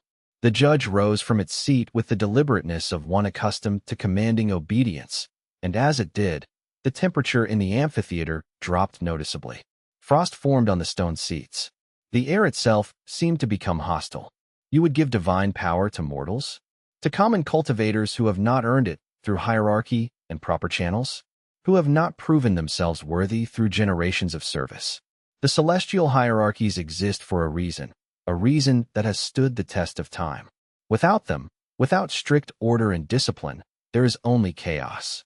Chaos that destroys civilization. Luo Chen felt all eyes turned toward him in that instant, as though they expected him to defend Amaranthus's proposal, to explain it in words they could understand. He was still recovering, still weak, still pushing himself past his limits. But he found himself rising anyway, found himself standing, driven by something deeper than conscious thought, by conviction, by faith, by the knowledge that a new world was being born.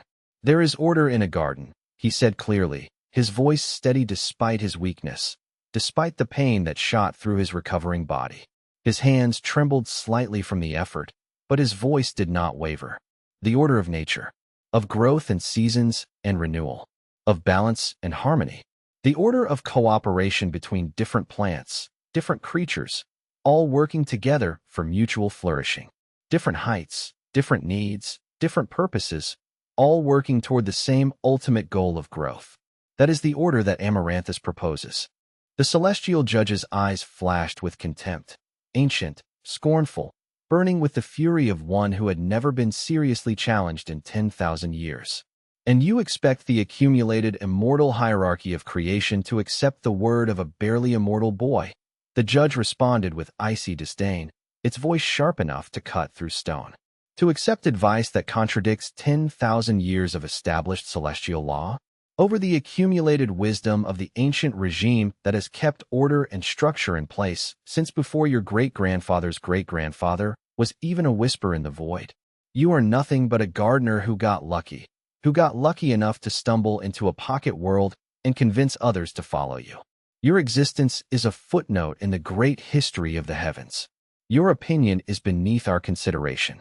Luo Chen met the judge's gaze without flinching, without backing down. He thought of all the cultivators who had been crushed by the regime's oppression, the millions who had wanted nothing more than the freedom to grow at their own pace. He thought of Qing Lian's sacrifice, of her divine essence flowing into Amaranthus to break the binding. He thought of the millions who had died in wars that served only the regime's consolidation of power, who had been sacrificed on the altar of celestial order. I expect you to see that those 10,000 years led to this, he replied, gesturing with an open hand to the ruins of the heavens visible through the amphitheater's open roof. The broken spires of towers that had stood since legend began. The fissures in the sky itself, still spreading, still not fully healed. The desolation where once there had been thriving celestial cities, now empty and dead. The old way has failed. It led to the death of gods, to wars without end, to suffering beyond measure. It led to the corruption of paradise and the oppression of billions. The God has returned, and it chooses a new path. Will you choose change, or will you choose to die defending the corpse of a dead order? The celestial judge's face twisted with rage, pure, unalloyed fury at being challenged by a being so far beneath its station. Power crackled around the judge like lightning, building, accumulating, ready to be unleashed in destruction. Then the heavenly regime chooses war. The judge declared with finality, its voice echoing across the celestial dimensions. And as if in response to its words, as if in agreement with the choice, the ground itself began to shake. Chapter 125. The God War. The war between a god and an empire lasted exactly 3 days, and in that time, the very nature of reality was rewritten and remade. 3 days of conflict that would echo through the ages, remembered in songs and stories for thousands of years to come. 3 days in which the fate of the celestial realms was decided. On the first day, the 3 remaining leaders of the heavenly regime, the celestial judge, the emperor of eternal sky, and the keeper of the void, marshaled every resource they possessed. They called upon the oldest, deepest powers in their arsenal. The celestial army had been decimated in the resurrection ritual, millions unmade. But there were still forces at their command, reserves kept hidden, elite units preserved in stasis for centuries. Immortals numbering in the tens of thousands, each one capable of reshaping mountains with a gesture, of rewriting the fundamental laws of physics in small regions around themselves. Divine beasts that had been cultivated for millennia in secret gardens, each one more powerful than entire legions of ordinary soldiers, each one a walking apocalypse. Reality-warping celestial engines, devices of such advanced power that they could fundamentally alter the laws governing existence itself, weapons that had been built during the Age of Legends and kept in reserve for a final war. They attacked the Eternal Garden directly, their strategy surgical and simple. Destroy the source of the god's power, the pocket world, the Eternal Garden, the place where Amaranthus had been resurrected, and seal it away again, this time with locks they would not forget to maintain. Amaranthus rose to meet them, and the god's form expanded, filling the sky, becoming almost impossible to comprehend. The combat that followed was not like any mortal war or even any celestial conflict that had come before in recorded history. This was god-level conflict, fought across multiple layers of reality simultaneously. The very laws of physics seemed optional, mere suggestions in the face of such overwhelming power. Space bent and twisted. Time ran in different directions in different regions. Causality itself became uncertain. Where the god's essence touched the immortals' carefully constructed formations, entire battalions did not merely die. They simply ceased to exist, vanished, were unmade. Not destroyed in the conventional way that violence usually destroyed things, with blood and broken bodies and the material evidence of destruction, but unmade, as though they had never been, as though their lives had never happened, as if they were erased from history itself. Their very memory began to fade from the universe, becoming less real with each passing moment. Luo Chen fought too. Despite his weakness, despite the recovering injuries that should have left him bedridden for months, he forced himself from his sickbed and stood beside Han Lai and Yin Shui, drawing on resources of power and will that should have been impossible to access. His connections to the divine herbs, to the cultivators, to the very essence of the pocket world itself, all of it was available to him now. Yin Shui moved with the grace of a true immortal, her power flowing like water finding its path through stone, sealing off retreat paths for the regime's immortal commanders. She wove barriers between them and any possibility of escape, trapping them in zones where they had to face Amaranthus directly. Her movements were beautiful and terrible to behold, a dance of power and precision that would have been lethal if witnessed by lesser immortals. Every gesture was calculated, every word of power perfectly chosen. Han Lai coordinated the pocket world's defenders, a ragtag, unlikely force of cultivators and soldiers, most of them far less powerful than their celestial opponents. preventing the celestial forces from ever establishing a stable foothold within the pocket world's boundaries. Every time it seemed the enemy would break through, Han Lai found some new defensive position, some clever tactic that turned the tide, some tactical sacrifice that forced the regime's generals to recalculate.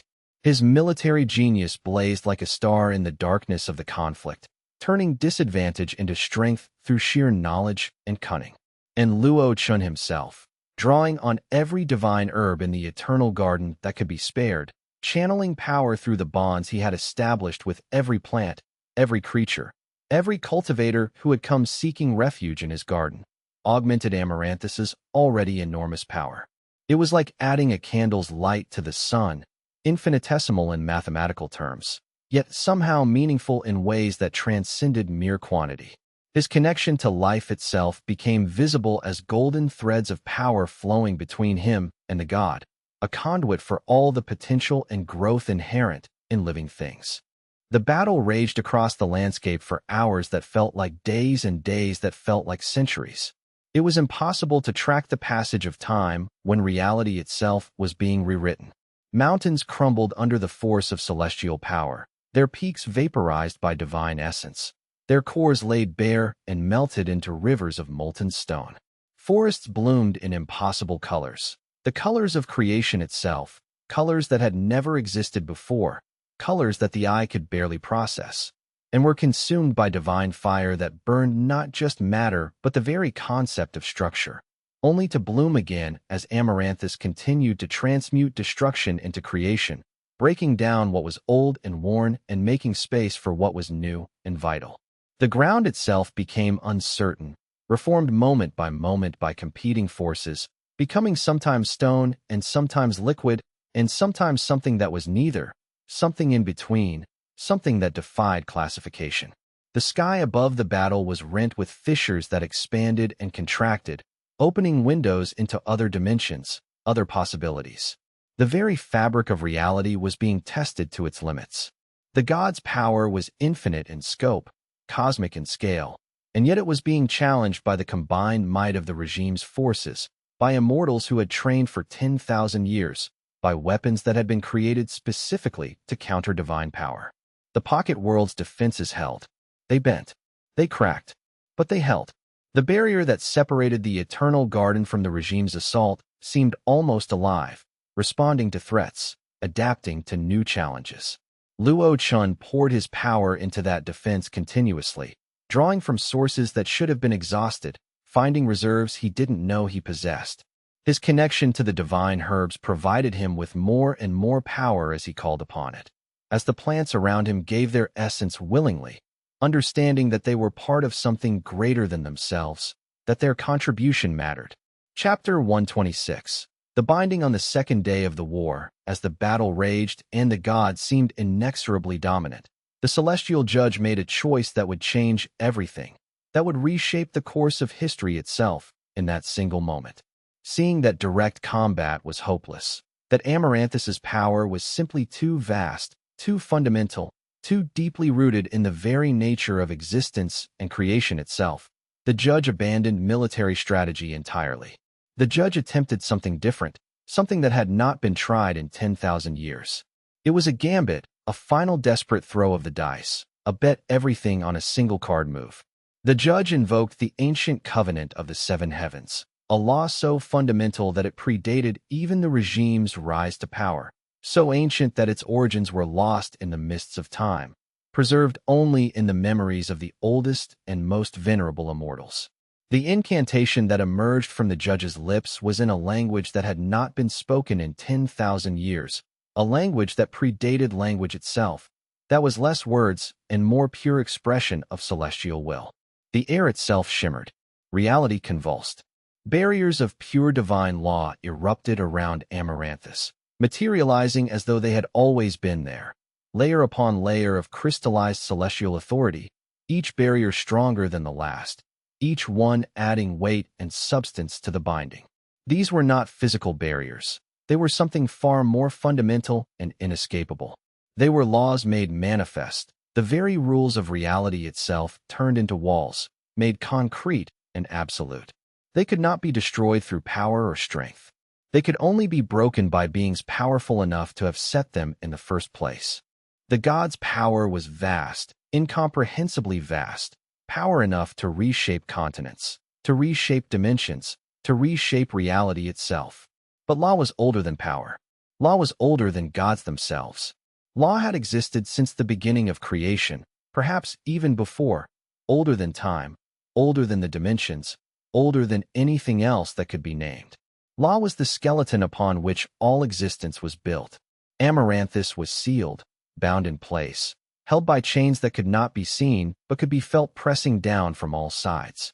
The gods' desperate roar of rage and frustration echoed across all the celestial realms, a sound of such magnitude that mountains shook for hundreds of li in every direction and the sky cracked further, the fissures spreading. It was a sound of cosmic anguish, a god that had just woken from death's sleep, newly resurrected, newly reconnected to the world, now trapped again. The sound was heard by every being in creation and filled them with awe and terror in equal measure. But the barriers held firm, unyielding, absolute. Each attempt the god made to break free only reinforced the bonds further, strengthening them. As was the nature of celestial law, the more power applied against the binding, the stronger it became. Amaranthus was caught in a trap that could not be escaped through force. The regime forces retreated in relatively good order, using the temporary advantage to regroup and consolidate their forces and plan a final, killing strike. They had won a reprieve, perhaps a chance at ultimate victory after all. They believed they had finally found a way to overcome the god, not through combat, in which they had been overmatched, but through the application of law itself, through the use of ancient knowledge and celestial authority. They believed the day was theirs. But the celestial regime had not accounted for Qing Lian. They had not anticipated her action because her defection was incomprehensible to them. An immortal of her rank, one of the regime's own founding members, turning against the order that had created her? It was unthinkable. It was impossible. And yet it was happening. They did not know that the immortal who had guided Luo Chen from the very beginning, who had walked beside him through all his struggles, was even now moving toward the sealed god with a purposefulness that bordered on absolute. She was walking through barriers that should have been impassable to any being not of the highest rank, and even the highest rank should not have been able to penetrate barriers made of pure law. But Qing Lian walked through them as though they did not exist, her ancient face set with a determination that transcended mere will, that was rooted in a decision she had made, a decision she had been making gradually over thousands of years, a decision that had crystallized into absolute clarity. Each barrier she passed through acknowledged her authority even as it tried to stop her. She was, after all, one of the architects of these very laws, one of those who had helped build the celestial hierarchy that she was now about to help tear down. The barriers recognized her. The laws knew her, and she knew how to ask them, very politely, to let her pass. Chapter 127. The sacrifice. The immortal who had guided Luo Chen from the very beginning, who had shown him paths no one else could see, who had believed in change when all seemed lost, had spent days observing from the sealed barrier, watching the regime's attack and the god's containment with growing understanding and deepening horror. And slowly, a terrible realization had crystallized in Qing Lian's ancient mind, settling like frost on a winter morning. The law binding Amaranthus was not meant to hold forever. Forever would be pointless. It was designed precisely, calibrated perfectly to hold for exactly long enough. Long enough for the heavenly regime to complete one final, devastating offensive. One last genocide that would wipe out all who followed the Gardener's Covenant before any of them could achieve true power, before the movement could grow roots in the world and become unshakable. Qing Lian had lived for 10,000 years. She had seen empires rise and fall. She had served the regime faithfully for most of that time, enforcing its laws with precision, upholding its hierarchies with her own hands, telling herself that order was more important than justice, that stability was worth the price of individual suffering. She had rationalized. She had compromised. She had told herself comforting lies. But in these recent years, working with Luo Chen, seeing his vision of a different way, watching him tend the garden with patience and love, she had begun to see the cracks in that philosophy, cracks that were becoming fissures, fissures that were becoming chasms. And now, standing at the barrier, watching the god struggle against laws it could not break, watching the regime forces reorganize to deliver the killing blow. She understood what had to be done. She understood, finally, what the right choice was. Qing Lian took a breath she had taken 10,000 times before, but this time knowing it might be her last, and walked into the barrier. As an immortal of the highest rank, as someone who had served the regime her entire existence, and possessed the absolute authority that came with such ancient, faithful service, she had the power to cross through barriers that would destroy any lesser being without mercy. The celestial law recognized her, acknowledged her authority as one of its architects, and parted before her like curtains drawn open for the passage of a respected elder. The barrier yielded to her. The laws acknowledged her. She walked through as though the seals had never been. She stood before Amaranthus, still sealed, still struggling against bonds that were quite literally made of law itself. Chains forged not of material, but of pure restriction. "What are you doing?" the god asked, its voice confused and desperate, unable to comprehend why an immortal of the old order, one of the regime's own servants, would approach it now. "Do you come to mock me? To watch me fail?" Qing Lian smiled. It was a sad smile, the smile of someone who had spent a lifetime being wrong and had finally found a chance to make it right. It was also a smile of peace, of finally knowing what the right choice was, of finally being able to stop compromising with evil. The smile of redemption. "What I should have done 10,000 years ago," she said quietly, her voice carrying the weight of ages, the weight of all the suffering she had participated in, all the injustice she had upheld. What every immortal should have done instead of serving masters who cared nothing for the world they governed, masters who used power for domination and subjugation. What I should have done the moment the regime's cruelty became undeniable, and it became undeniable so long ago. And Qing Lian reached into herself and removed her own divine seal. It was an act of absolute sacrifice, the ultimate expression of will and commitment. By breaking her immortal authority, by severing the bonds that had made her one of the celestial hierarchy, that had preserved her immortal existence, Qing Lian destroyed herself utterly. Her form began to disintegrate, her power scattering like sparks flying into the void, like a light going out after burning for millennia. The pain of it was unimaginable, not physical pain, which would have been mercy, but existential agony, the sensation of ceasing to be, of being unmade from the inside out. But her essence did not dissipate into nothingness. Instead, it flowed outward, seeking the god, feeding Amaranthus's power, augmenting it, strengthening it beyond any measure previously achieved. The immortal who had lived for 10,000 years gave everything, all her power, all her knowledge accumulated over ages, all her authority that had been built up through millennia of service, to the god and to the cause she now believed in absolutely, with every fiber of her being. The barrier shattered. It did not crack or crumble gradually. It did not weaken and fade. It simply ceased to exist entirely, unable to withstand the influx of divine power from Qing Lian's sacrifice. The fragments dissolved like morning mist touched by sun, ceasing to be almost as soon as they were created. The god emerged from containment, larger, more terrible, more beautiful than ever before, more terrible and beautiful than anything that could be put into words. Amaranthus had been transformed by the sacrifice, augmented in ways that went far beyond mere power or strength. Within the god's vast consciousness, Qing Lian's essence remained as a permanent voice, urging mercy, urging wisdom, a reminder of why compassion mattered even in the midst of victory, even in the moment of triumph. Luo Chen watched Qing Lian's form dissolve into light, watched the immortal he had known and trusted become pure energy, become one with the god, and he wept. Not tears of mourning alone, though there was plenty of that, though his heart broke at the loss of her, but tears of gratitude and understanding. Qing Lian had given everything, not just her life, but her very existence, her eternal nature, and in doing so, she had shown that even immortals could choose compassion. She had shown that redemption was possible, that no one was beyond the chance to make a different choice, even after 10,000 years of serving the wrong cause. Chapter 128.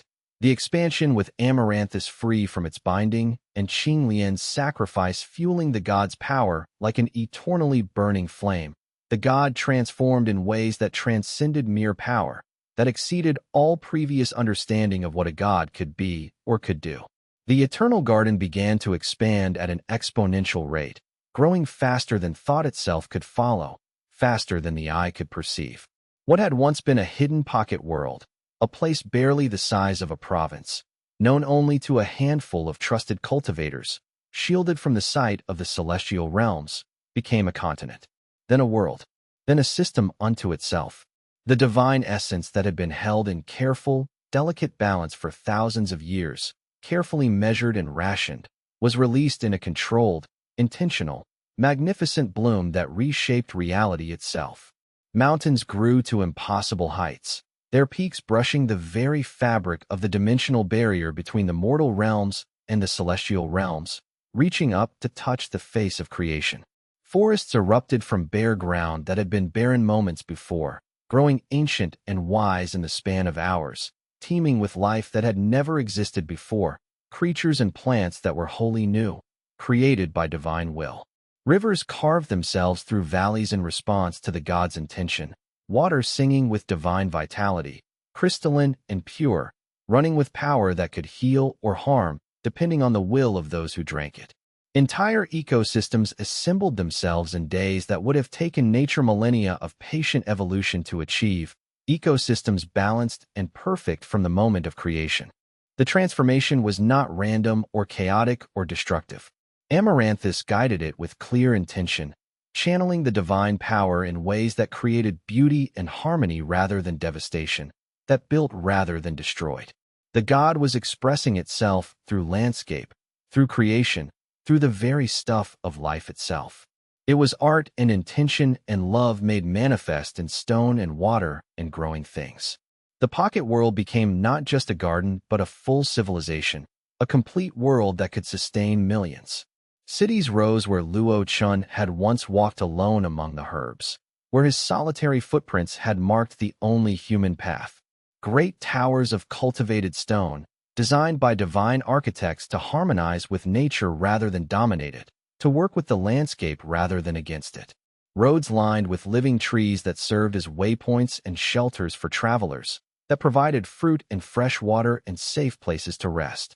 Plazas where communities could gather and share knowledge, where stories could be told and ideas could be exchanged.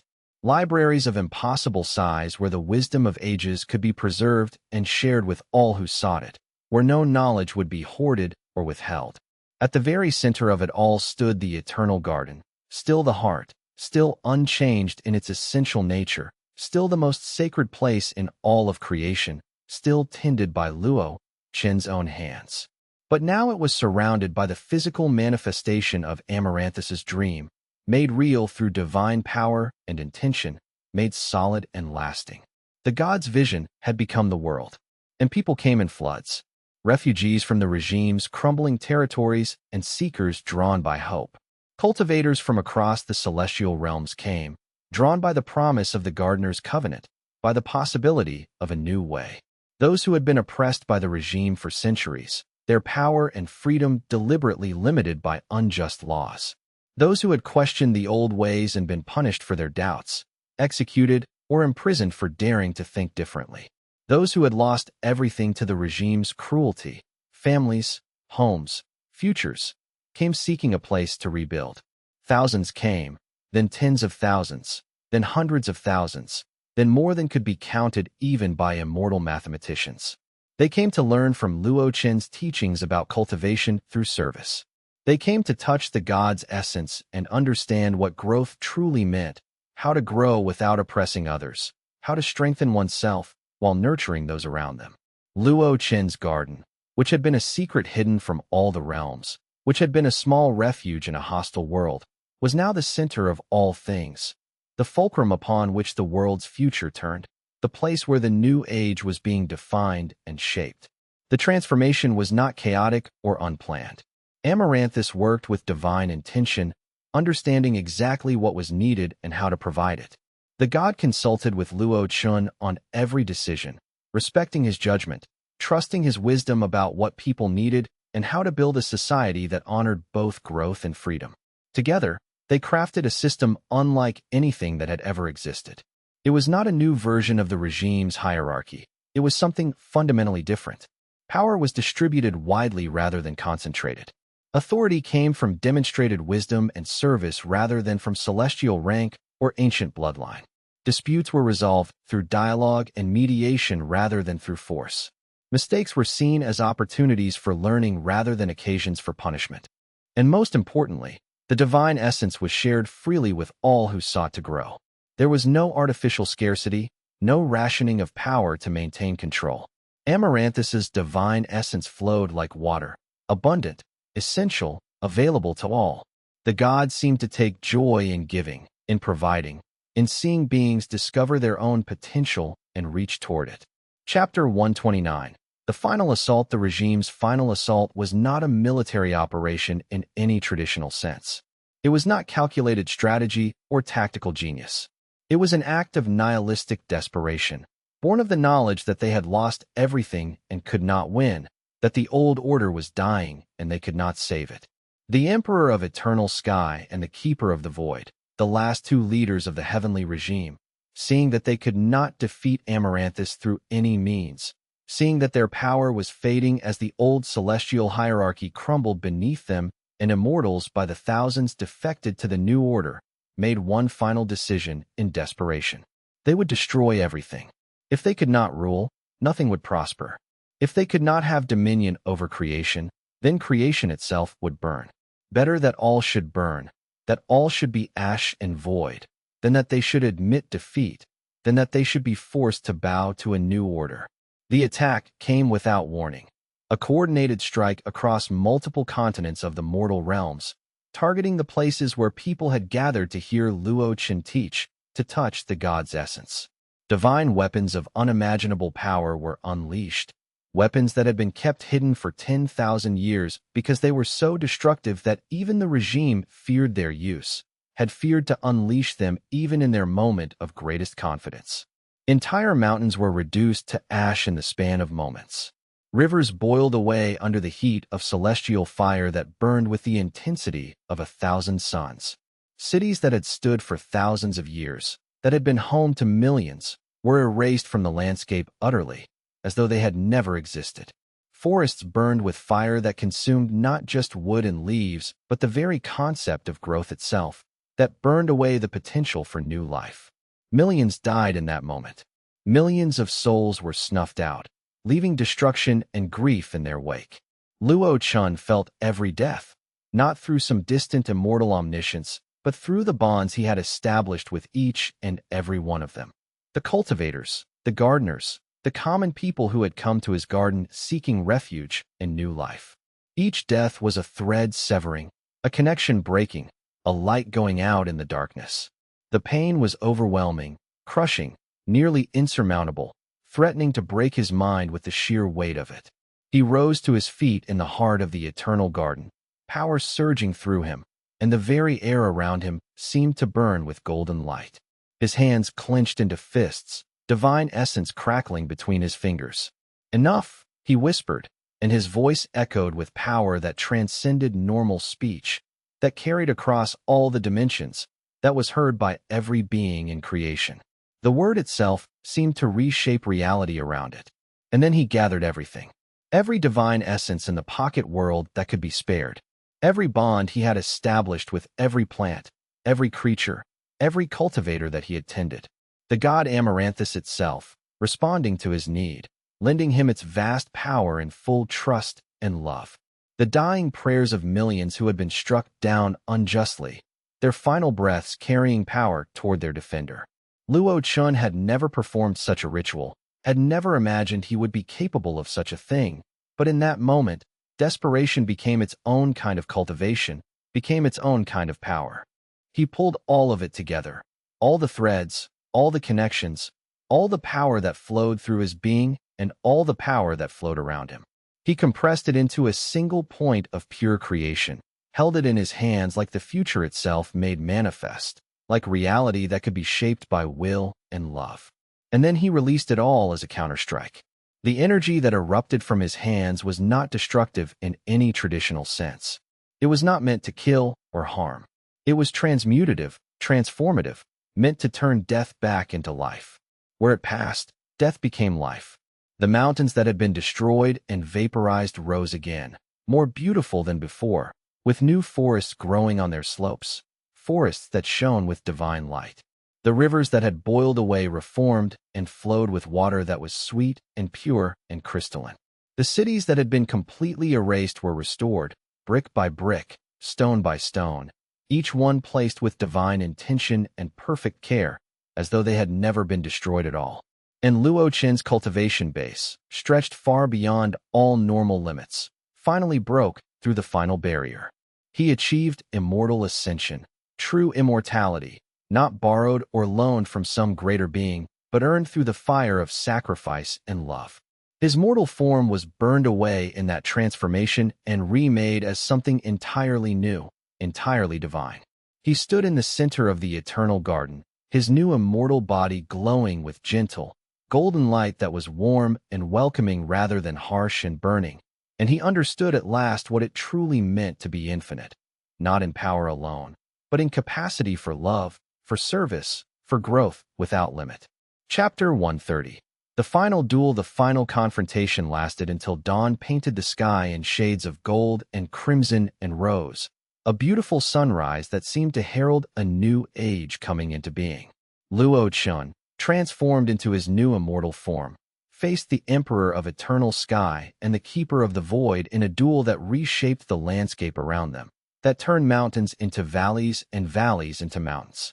They fought with weapons of pure law and reality manipulation, attempting to unmake each other at the most fundamental level, to erase each other from existence itself. The Emperor wielded authority itself as a weapon, drawing on 10,000 years of accumulated celestial power, trying to rewrite the laws that governed Luo Chen's existence, to declare him invalid and unreasonable.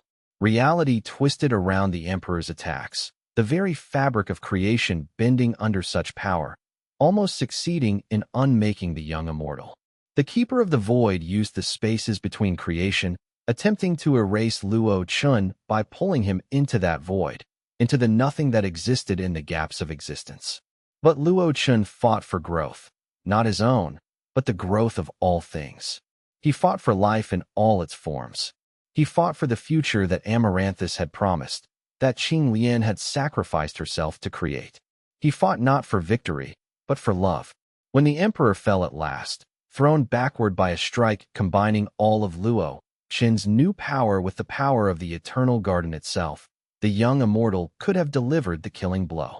The Emperor lay before him, vulnerable, defeated, mortally wounded. Luo Chen could see the calculation forming in his mind. Kill the Emperor, remove a threat forever, prevent future suffering. Instead, he chose a different path, harder, more uncertain, but more true to what he had learned. He sealed the Emperor in a cage of crystallized divine law, justice, but not death. The Emperor's voice cried out in frustration and rage from within the seal, demanding release, cursing the new order, but it held firm, absolute. You have a choice, Luo Chen said to the fallen immortal, his voice neither cruel nor kind, but simply honest. Spend eternity in this prison, aware of what you lost, or accept the gardener's covenant. Become a gardener. Learn what you destroyed through your dominion. The Emperor, faced with the finality of that choice, with the understanding that he had truly lost everything, wept with a sound like breaking mountains. And through his tears, through his despair, he accepted the offer. The Keeper of the Void was different, fundamentally, essentially different. This ancient being had spent so long in the void, in the spaces between creation, that it had forgotten how to want anything. It had become a creature of pure negation, interested only in absence, in erasure. There was no ambition left in it, no desire, no motivation beyond emptiness. When Luo Chen offered the same choice, the Keeper refused with complete indifference. Lock me away, it said without feeling, without hope or despair. I have no interest in growth or gardens. I have no interest in anything. And so Luo Chen sealed it, respecting even this choice, even the choice to embrace nothingness, even the choice to abandon hope and possibility. He locked it away forever in a prison that was itself a kind of void, a space that existed between existence and non-existence, where the keeper could exist in the emptiness it had chosen. The duel was over. The last major resistance to the age of the gardener had been neutralized. The emperor, faced with true defeat and given a genuine choice, had chosen redemption. The keeper, faced with the same choice, had chosen emptiness. And Luo Chen, faced with the responsibility of deciding their fates, had chosen mercy and respect for their choices, even their terrible choices. The price had been high. The war had reshaped landscapes and cost lives. But it had achieved what Luo Chen and Amaranthus had hoped for: the end of the regime's dominion, the beginning of a new age, the opening of possibility for billions of beings who had lived under oppression. Luo Chen stood in the sunrise, his new immortal body glowing with golden light, and for the first time in a long time, he allowed himself to feel hope. Real hope. Earned hope. The kind of hope that comes from having survived something terrible and discovered that something better was possible on the other side. Chapter 131.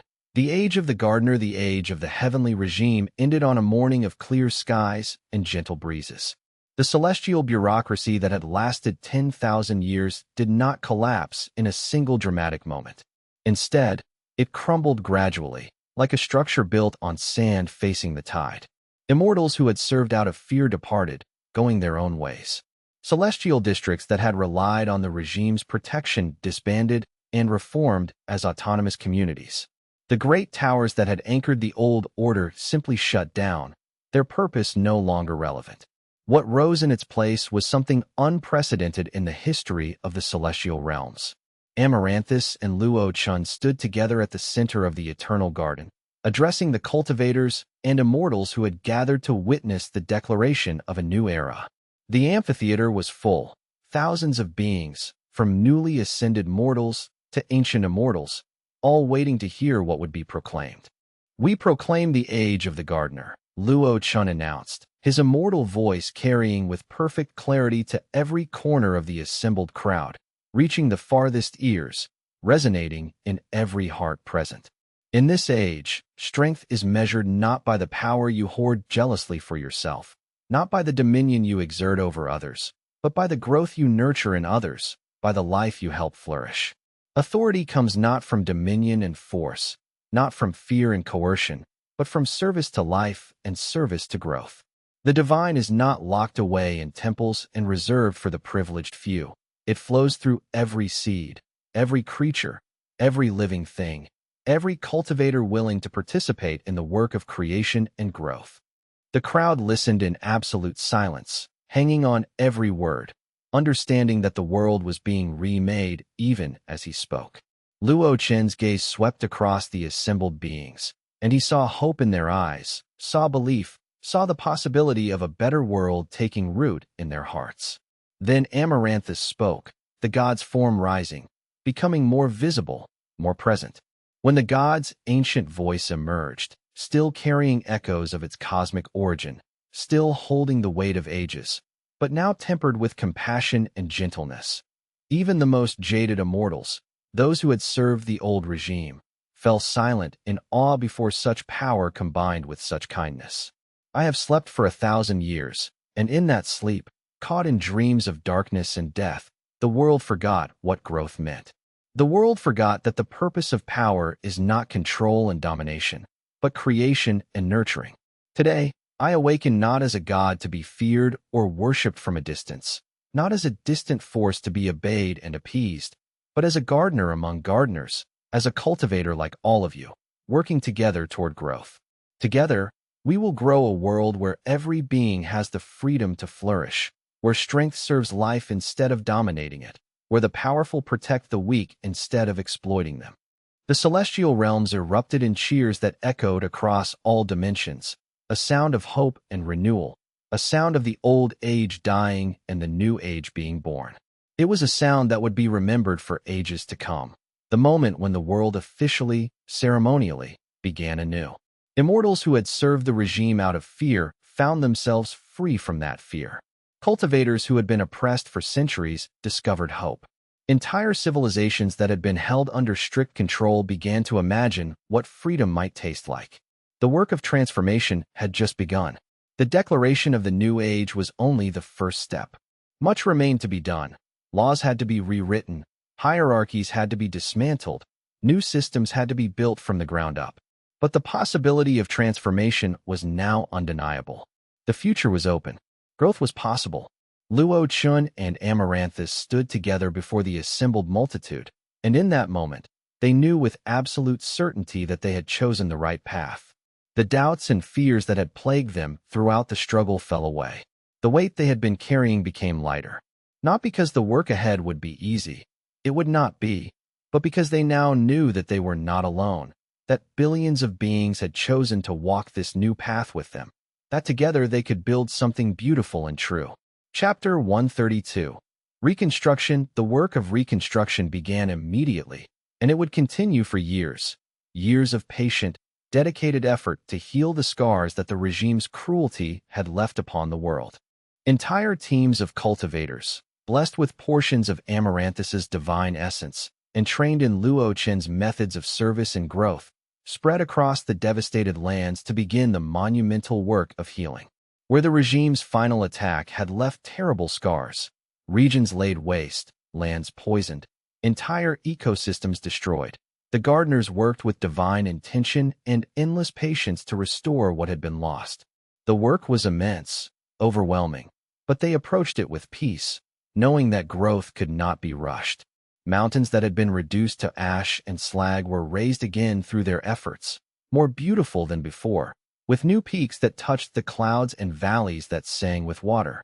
Valleys that had been poisoned by celestial weapons were cleansed and made fertile again through the application of divine healing. The greatest achievement was the restoration of the coastal realm, an entire continental region that had been reduced to a lifeless desert by the conflict, a wasteland where nothing could grow. In a single season, through the coordinated efforts of thousands of cultivators working in harmony, it became a thriving oasis overflowing with life. Forests of divine trees that sang in the wind with voices like music, crystalline lakes that reflected the sky and provided water pure and sweet. Entire ecosystems assembled by cultivators working in concert with the god's essence, each element placed with intention. Luo Chen traveled among these reconstruction efforts constantly, never resting, teaching and guiding those who worked. He showed gardeners how to listen to the plants, truly listen, with their hearts as well as their ears, how to understand what each species needed to truly flourish and reach its potential. He demonstrated how divine power could be channeled not into destruction and domination, but into growth and creation, how strength could be a tool for building rather than breaking. Everywhere he went, new sects were founded, new academies established. Temples that had once housed immortal hierarchies locked away behind celestial barriers were transformed into academies of life cultivation, open to all who sought to learn regardless of their background or status. The teachings spread across the lands like seeds on the wind, carried by the wind of change, taking root in hearts and minds everywhere. Patience, observation, service, and growth. These were the four pillars of the new age, the foundation upon which a better world would be built, one person at a time, one community at a time. The transformation was not universal overnight. Some regions embraced the new teachings eagerly. Others resisted, clinging to the old ways, afraid of change. But where the teachings took root, where communities accepted the principles of the gardener's covenant, transformation was visible and measurable. Crime decreased, poverty diminished, health improved. Most importantly, happiness increased, a genuine, deep happiness that came not from having power over others, but from participating in growth and supporting others in their growth. Luo Chen understood that his role had fundamentally changed. He was no longer just a gardener tending plants. He was a teacher, a guide, a living example of what a life of service and cultivation could look like. Every person who saw him, who listened to him teach, who touched the divine essence he channeled, carried his message forward. He multiplied his impact through them, reaching millions through thousands of intermediaries. The work was endless. There was always more to do, always more people to teach, always more land to heal, always more communities to support. But Luo Chen did not feel burdened by this. Instead, he felt fulfilled. This was what he had been meant to do. This was his true nature expressing itself through action and service. The endless work was not a curse but a blessing, was not a burden but a joy. Chapter 133, Personal Resolution. Personal resolution came in small moments, intimate moments, threaded carefully through the greater work of rebuilding civilization and establishing the new age. Luo Chen and Lin Shuang stood before the gathered cultivators of the eternal garden, not the vast amphitheater, but a small circle of those closest to them, and Luo Chen took her hand. The gesture was simple, yet it carried the weight of a commitment that would reshape both their lives, that would bind them together for the ages to come. Their hands together was a promise made visible. Their marriage was not an imperial ceremony, no grand spectacle of power and dominance, no display meant to impress or intimidate. Instead, it was a simple ritual performed in the oldest part of the garden, with the first herb Luo Chen had ever tended bearing witness, the herb that had started everything, that had called to Luo Chen and set him on the path that led here. They exchanged vows, simple, heartfelt vows, not of possession or domination, not of ownership or control, but of mutual growth and mutual care. They promised to tend each other's cultivation with the same patient care and loving attention they gave to their gardens, to help each other flourish and reach their potential, to grow together through the ages. The ceremony was met with genuine celebration, not the grand, hierarchical spectacle of celestial weddings designed to display status and power, but the authentic joy of a community witnessing two people commit to helping each other bloom and flourish. People wept. People smiled. People celebrated love in its purest form. Lady Mei Ling, once a regional military commander of the regime's vast armies, a woman who had spent centuries enforcing unjust laws, accepted a position as regional governor of the newly restored coastal realm. To everyone's surprise, including her own, she found unexpected joy and peace in administration. She coordinated the great gardens, helped cities grow in harmony with nature rather than dominating it, did work that benefited millions of people. She discovered that service brought more fulfillment than dominion ever had. Yao Xian, the merchant cultivator who had always understood the value of connection, established a great trading network that distributed seeds and cultivator knowledge and wisdom across all the realms, spreading the teachings of the gardener's covenant far and wide. Song Wei, who had spent his life as a warrior, became an honored elder of the martial academy that Han Lai established, teaching students that strength properly used was a tool for protection and service, not domination. Zhang Tao opened a martial academy in one of the newly restored cities, bringing the teachings of discipline and growth to the next generation of cultivators, showing them that martial power could serve life instead of destroying it, that strength properly trained could be beautiful and beneficial. But beyond the achievements of his companions, what moved Luo Chen most deeply was the personal transformation of those who had once served the regime. He watched immortals who had enforced unjust laws for millennia begin to question those laws, begin to see the harm they had caused, begin to seek ways to make amends. He saw beings who had been corrupted by power begin to heal, begin to find their way back to compassion. Some of them succeeded in this transformation. Others could not bear it, could not accept that they had been wrong for so long, and chose instead to retreat from society, to live lives of quiet contemplation in isolated places. And a very few, chose to continue fighting for the old ways, determined that the regime would rise again. But the number of those still fighting for the old order was small and growing smaller. The momentum of change was irresistible. The age of the gardener was not imposed through force, but was accepted through choice. People chose it because it made sense. It made their lives better. It made the world better. The marriage of Luo Chen and Lin Shuang became a symbol of this new age. Here were two people, one who had been a gardener in the mortal realms, one who had been educated in the immortal traditions, coming together not as conqueror and conquered, not as superior and subordinate, but as equals in love and service. Their relationship became a model for others, partnerships based on mutual respect, mutual growth, mutual commitment to each other's well-being and development. Chapter 134. The Memorial, the Heavenly Capital, once the seat of the regime's absolute power and dominion, was largely abandoned as the celestial realms underwent their transformation. The great towers still stood, magnificent structures of crystallized power, but they were empty now, their purpose gone, their guardians departed. Luo Chen walked through the vast plazas and vaulted chambers that had once echoed with the commands of the regime's leaders, and the emptiness echoed now with the weight of history, with the memory of an age that had died. He came at last to a memorial garden, hastily constructed by grateful cultivators who understood the price that had been paid.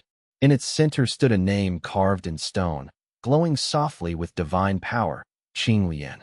Luo Chen knelt before the memorial, his immortal form bowing before the name of one who had given everything. And for the first time since the resurrection ritual, since the moment when Qing Lian's essence had flowed into the god, he allowed himself to truly grieve. He grieved for her sacrifice. He grieved for the loss of one of the oldest, wisest, most compassionate beings he had ever known. He grieved and did not hide his grief. Qing Lian had guided him when he was lost in darkness, when he did not know if the path he walked could possibly lead anywhere good. She had believed in change even when the entire celestial order opposed it with all its power and authority. And she had given everything, her immortality, her existence, her eternal nature, to make the new world possible, to give others the freedom she had learned to value. I promise you, Luo Chen whispered to the memorial, his voice hoarse with emotion. I will fulfill what you dreamed. The heavens will change. The immortals will learn to serve instead of dominate. The weak will be protected instead of exploited. And when enough time has passed, when the age of the gardener is secure, I will tell everyone your name. The whole world will know what you gave. The whole world will honor your sacrifice. The wind moved through the memorial garden, carrying the scent of flowers and earth, and the flowers bloomed brighter in response to Luo Chen's words, brighter and more beautiful than they had been before, as though Qing Lian's spirit was acknowledging his promise, accepting his commitment to see her sacrifice honored and remembered. Luo Chen remained in the memorial garden long after darkness fell, remaining through the night, keeping vigil. He thought about Qing Lian's long life, about her 10,000 years of service to a cause that had ultimately been wrong. He thought about the moment of her choice, the instant when she had decided that it was never too late to change, that redemption was possible even after ages of wrong action. She had been wrong for 10,000 years. But in her final moments, in her sacrifice, she had been right. She had lived more truthfully in that one act than in all the centuries that came before. And Luo Chen, from now until the end of his existence, would ensure that this was understood. He would tell her story. He would make sure that no one forgot what she had given up, what she had become. The memorial garden became a place of pilgrimage. Cultivators from across the realms came to this place to remember Qing Lian, to reflect on the meaning of her sacrifice, to find their own courage to live differently, to choose differently. The garden became sacred not just to Luo Chen, but to millions. It became a symbol of redemption, of the possibility of change, of the truth that it is never too late to choose the right path. Chapter 135. A child born a year after the regime's fall, Yin Shui gave birth to a child, the first child conceived and born fully in the age of the gardener, under the blessing of Amaranthus. The birth was celebrated throughout the eternal garden and beyond, in every corner of the restored realms. This was the first child of two immortals, one born of the old order, one newly risen in the new age, conceived in the age of the gardener.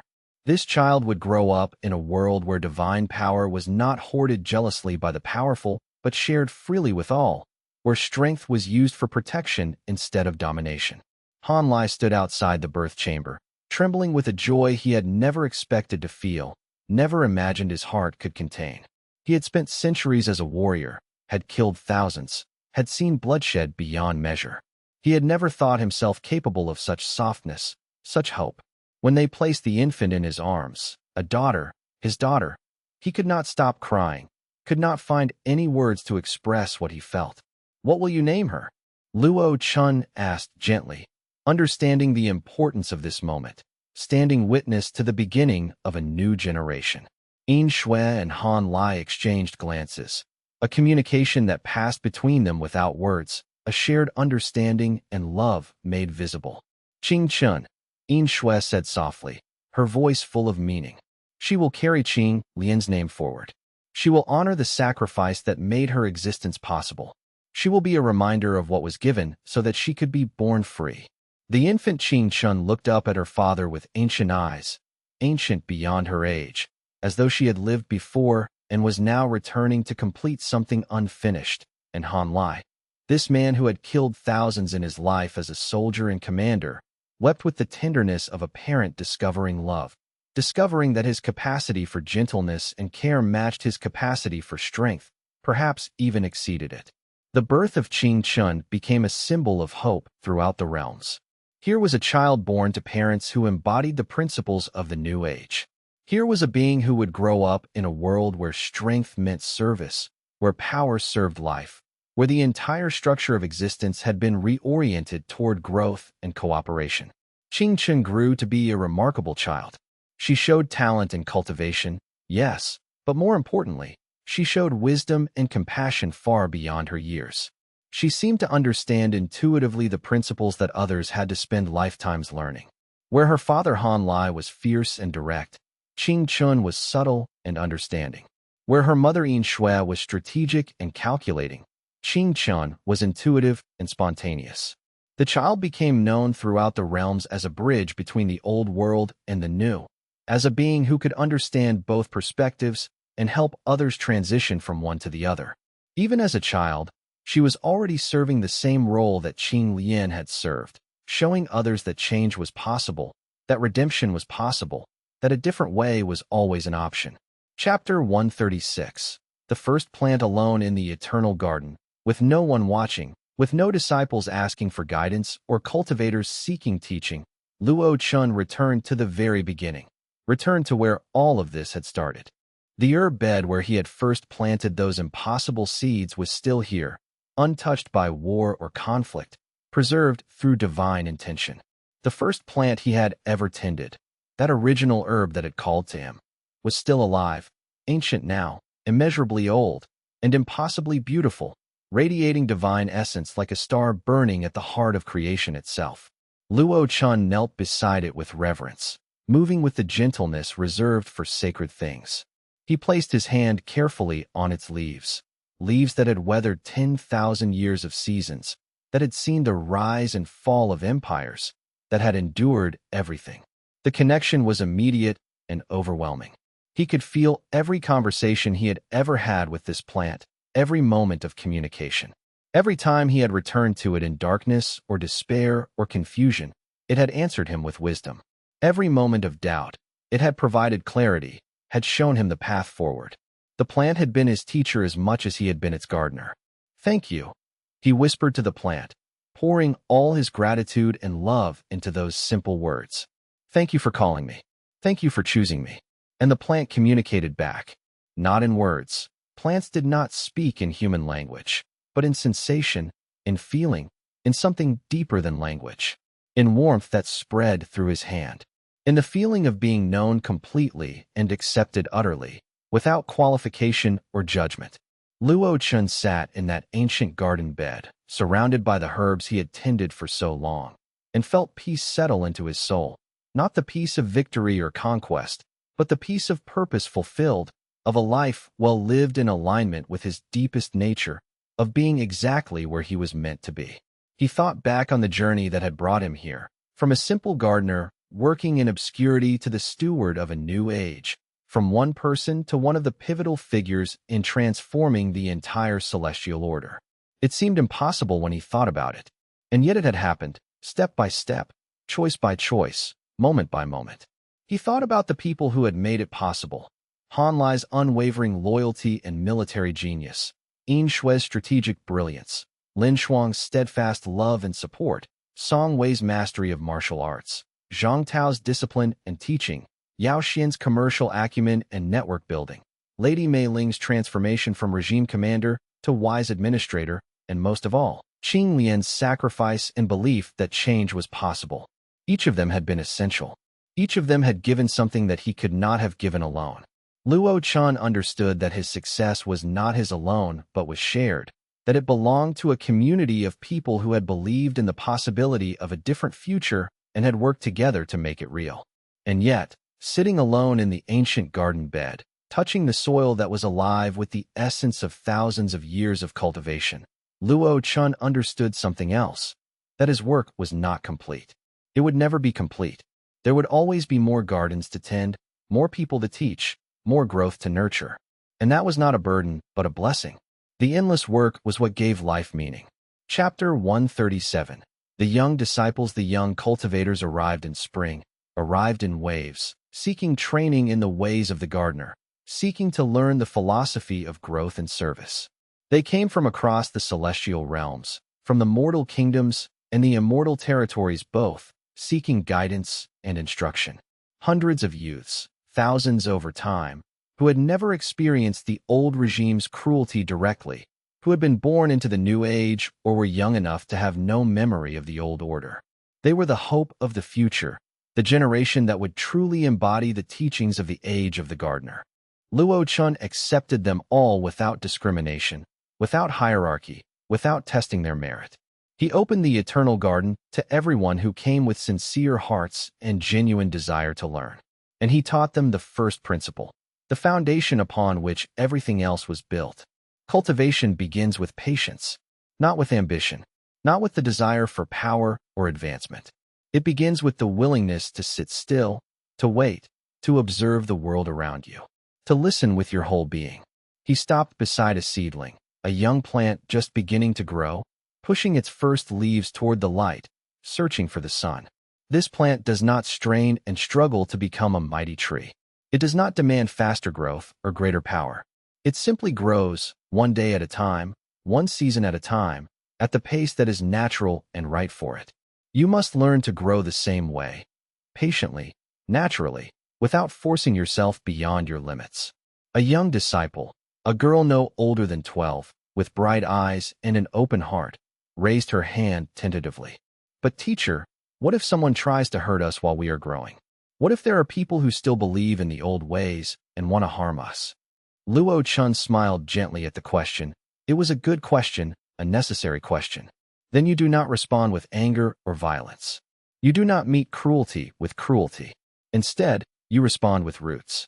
You deepen your connection to the life around you, to the earth beneath your feet, to all the plants and creatures that share this world. You draw strength from the network of life. A tree with strong roots, with deep connections to the earth and to other plants through the soil, cannot easily be felled by wind. It can weather storms that would break isolated trees. The young disciples listened intently, absorbing every word, understanding that Luo Chen was not just giving them information, but showing them a way of being, a way of interacting with the world that was fundamentally different from what their parents' generation had known. Luo Chen saw in their eyes the possibility of a different future, a future not built on the domination of the weak by the strong, but on cooperation and mutual growth, on the principle that everyone's flourishing contributes to everyone's success. Over the seasons, dozens of young disciples became hundreds, then thousands. The eternal garden could barely contain them all. Luo Chen had to establish satellite schools across the realms, training other teachers to carry the message, multiplying his impact exponentially. And something remarkable happened as the young disciples grew. They did not just learn the teachings. They embodied them. They became, truly, gardeners, not just tending plants, but approaching all of life with the care and attention a gardener brought to a garden. They treated relationships as gardens to be tended. They treated their own growth as a plant's growth, understanding that it required seasons of rest as well as seasons of active growth. The young disciples became the foundation of the new age. They were the generation that would carry the principles of the gardener's covenant forward into the future. They would teach their own children these principles. They would spread the teachings across the realms. And they would do it naturally, organically, because they truly believed in what they were doing, because they had experienced firsthand the truth of Luo Chen's teachings. Chapter 138.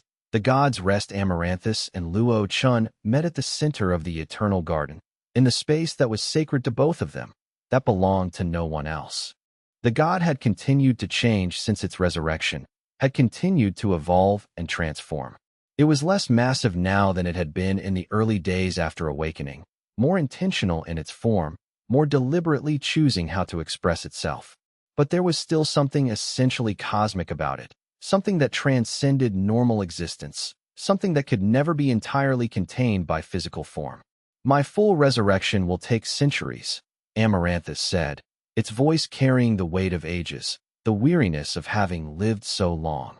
Perhaps millennia. I am still awakening, still remembering what it means to be a god. The process of waking from death is slow, even for a god. What does that mean for the age of the gardener? Luo Chen asked. What does it mean for the work ahead? It means you must be my steward in the mortal realm, my representative among the living world, the god said, its eyes holding both sadness and hope. The divine essence I have given out will continue to grow and develop in those who received it, but the daily work of tending the world, of nurturing growth, of maintaining the principles of the new age, that falls to you. To all the cultivators, to all the gardeners who believe in what we are building. Luo Chen understood the weight of what was being asked, understood the responsibility that was being placed upon him. It was vast, nearly incomprehensible, and yet he was not afraid. I accept, he said firmly, meeting the god's cosmic gaze without flinching. The world will be tended. I swear to you, with all that I am, that the world will be cared for, that the gardens will flourish, that growth will continue. Amaranthus placed one vast, gentle hand on Luo Chen's head, a gesture of blessing, of acknowledgement, of genuine love and pride. You will do well, little gardener. Better than well. You will do brilliantly. This world is fortunate to have you. And I am fortunate to have you. To wake from death and find that someone has been tending my garden, that someone has cared for my work in my absence. This is a gift beyond measure. Luo Chen felt tears on his face, tears of joy and gratitude and the weight of responsibility. He understood in that moment the magnitude of what he had agreed to. He would be the steward of the world, the one who would guide billions of beings toward growth and flourishing. He would be responsible for the continuation of the age of the gardener, for the preservation of its principles even when it was difficult, even when people wanted to slip back into old patterns. But he also understood that he would not be alone. Amaranthus was with him. Lin Shuang was with him. All of his companions were with him. And billions of cultivators, of gardeners, were choosing to walk this path with him. The weight was still enormous, but it was no longer unbearable. It was a weight he could carry, a weight that had meaning, a weight that transformed him into something greater than he had been before. I understand, Luo Chen said finally, and I accept. Thank you for trusting me with this responsibility. I will not fail you. I will not fail the world. The god nodded, and then the conversation between them seemed to shift into something deeper, something that did not require words, as the two of them. The god who was beginning its resurrection and the gardener who was beginning his stewardship, touched minds and hearts and understood each other in ways that language could never fully express. Chapter 139. 1 year later, a year had passed since Amaranthus declared itself fully awake and fully present in the world, fully committed to the age of the gardener. Luo Chen stood in the eternal garden and observed the world he had helped create, the world that had been remade through sacrifice and love and dedication to growth.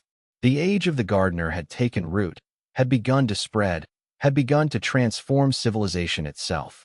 In the coastal realm, gardens spread divine cultivation to neighboring lands, teaching the principles of mutual growth and service. In the eastern provinces, new sects flourished, not sects of domination and hierarchy, but sects of cooperation and collective advancement.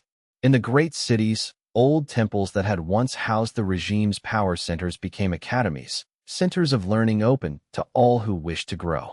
The world was not perfect. Luo Chen knew it would never be perfect. That perfection was not the goal. There were still conflicts, still those who clung to the old ways, still those who had not yet accepted that a different path was possible. But the direction was clear to anyone who looked. The momentum was irresistible, toward growth, toward life, toward a future where strength meant service and power meant responsibility. Luo Chen thought of his companions, the ones who had walked with him through the darkness, and saw them flourishing in ways they had never expected. Han Lai and Yin Shui had established a warrior academy where protection meant service to others, where martial power was channeled toward defense rather than conquest. Their daughter Qing Chun, named for the sacrifice that made her possible, was already showing signs of being a prodigy, showing both martial ability and wisdom beyond her years. Lady Mei Ling had transformed the coastal realm into the jewel of the new order, a place where the principles of the gardener were lived out daily, where communities thrived and grew together. Song Wei had become a legend, the sage of the blade, showing that martial strength and spiritual wisdom were not enemies but complements.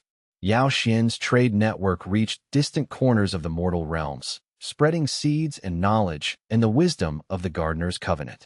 Zhang Tao's martial academy had trained thousands, teaching them that discipline and cultivation could serve life rather than domination. And Lin Shuang walked beside Luo Chen through the eternal garden, pregnant with their first child, glowing with health and contentment, carrying within her the promise of the future generation. "Do you ever regret it?" Lin Shuang asked, her hand finding his as they walked. "All the struggle? All the pain?" Luo Chen considered the question carefully, thinking back on everything that had happened, everything he had sacrificed, and everything he had gained. "I was always this gardener. I simply didn't know it yet," he said finally. "Every struggle was part of the planting. Every hardship was part of the preparation. I regret the suffering. I regret that it was necessary, that people had to die, that Qing Lian had to give everything. But I cannot regret the world it created, the world we are building together now." Lin Shuang smiled and leaned against his shoulder, their hands joined, walking together into the future that they were creating with each step. Luo Chen's heart felt full in a way it never had before. He had struggled so long, struggled against the regime, struggled for survival, struggled to hold the vision of a better world even when everything seemed impossible. But now, having achieved what he set out to achieve, having helped reshape the entire celestial order, having watched the seeds of the new age begin to sprout and grow, he could finally rest. Not rest from work. The work would never end. But rest from the desperate urgency, the sense that everything hung in the balance, the fear that if he failed, if he faltered, everything would collapse. The age of the gardener had taken root. It was strong enough now to sustain itself, strong enough that it did not depend on any one person's effort. It belonged to billions of cultivators, all of whom were invested in seeing it flourish. As he walked with Lin Shuang through the transformed realms, seeing cities where peace reigned, seeing young people learning the principles of cultivation through service, seeing the world slowly, gradually, becoming a better place, Luo Chen understood a final truth, that the real victory was not in defeating the regime, not in achieving personal power or immortality, but in creating a world where others could flourish, where growth was possible for all, where strength was used in service, rather than in domination. That was the true cultivation. That was what a life well lived meant. And he had achieved it. Together with the people he loved, together with Amaranthus, together with millions of cultivators, he had achieved it. Chapter 140. The final seed. The final chapter began like so many of Luo Chen's days began, with a small act of tending, with a quiet moment of connection to the earth and the plants that sustained all life. He walked slowly through the eternal garden, moving with the peace of someone who had found his place in the world, moving toward the oldest garden bed, the place where everything had started, where the very first herb had called to him all those years ago. There, in the center of the ancient garden bed, the first herb still glowed with light that was ancient and divine, that had never dimmed even slightly in all the ages that had passed. It was the heart of the garden, the anchor point, the beginning and the continuation of everything that had grown from this place. Today, he carried a seed given to him by Amaranthus. The god had placed it in his hand with great ceremony, with words that had resonated with cosmic significance. It was impossibly small, smaller than a grain of sand, and yet it was impossibly old. A seed that had existed since before time began measuring itself in years, that predated creation itself, that held within its tiny form the potential for infinite growth. Luo Chen chose the very center of the oldest garden bed, the exact spot where the first herb grew. He knelt with reverence and prepared the soil with his own hands. Rich, dark soil, alive with microorganisms and the essence of growth. He worked it gently, carefully, creating the perfect bed for the seed to find its roots. Lin Shuang came to stand beside him, as she always did, as she always would. She carried with her a vessel of water from the sacred springs, water that had been blessed by Amaranthus itself, that flowed with divine essence. Together, They had always tended the plants. Together, their hands had created the beauty around them. Luo Chen placed the seed in the prepared earth with infinite care, treating it as though he held the future of creation itself in his palm. Which, perhaps, he did. Lin Shuang poured the water with a grace that was almost ceremonial, the water flowing over the soil and carrying the seed down into the earth. The seed was covered gently, respectfully, with soil that was placed as a benediction. They stood together, hands joined, watching the earth settle and become still. For a long moment. A moment that felt like eternity and like a single heartbeat simultaneously. Nothing happened. The soil lay quiet.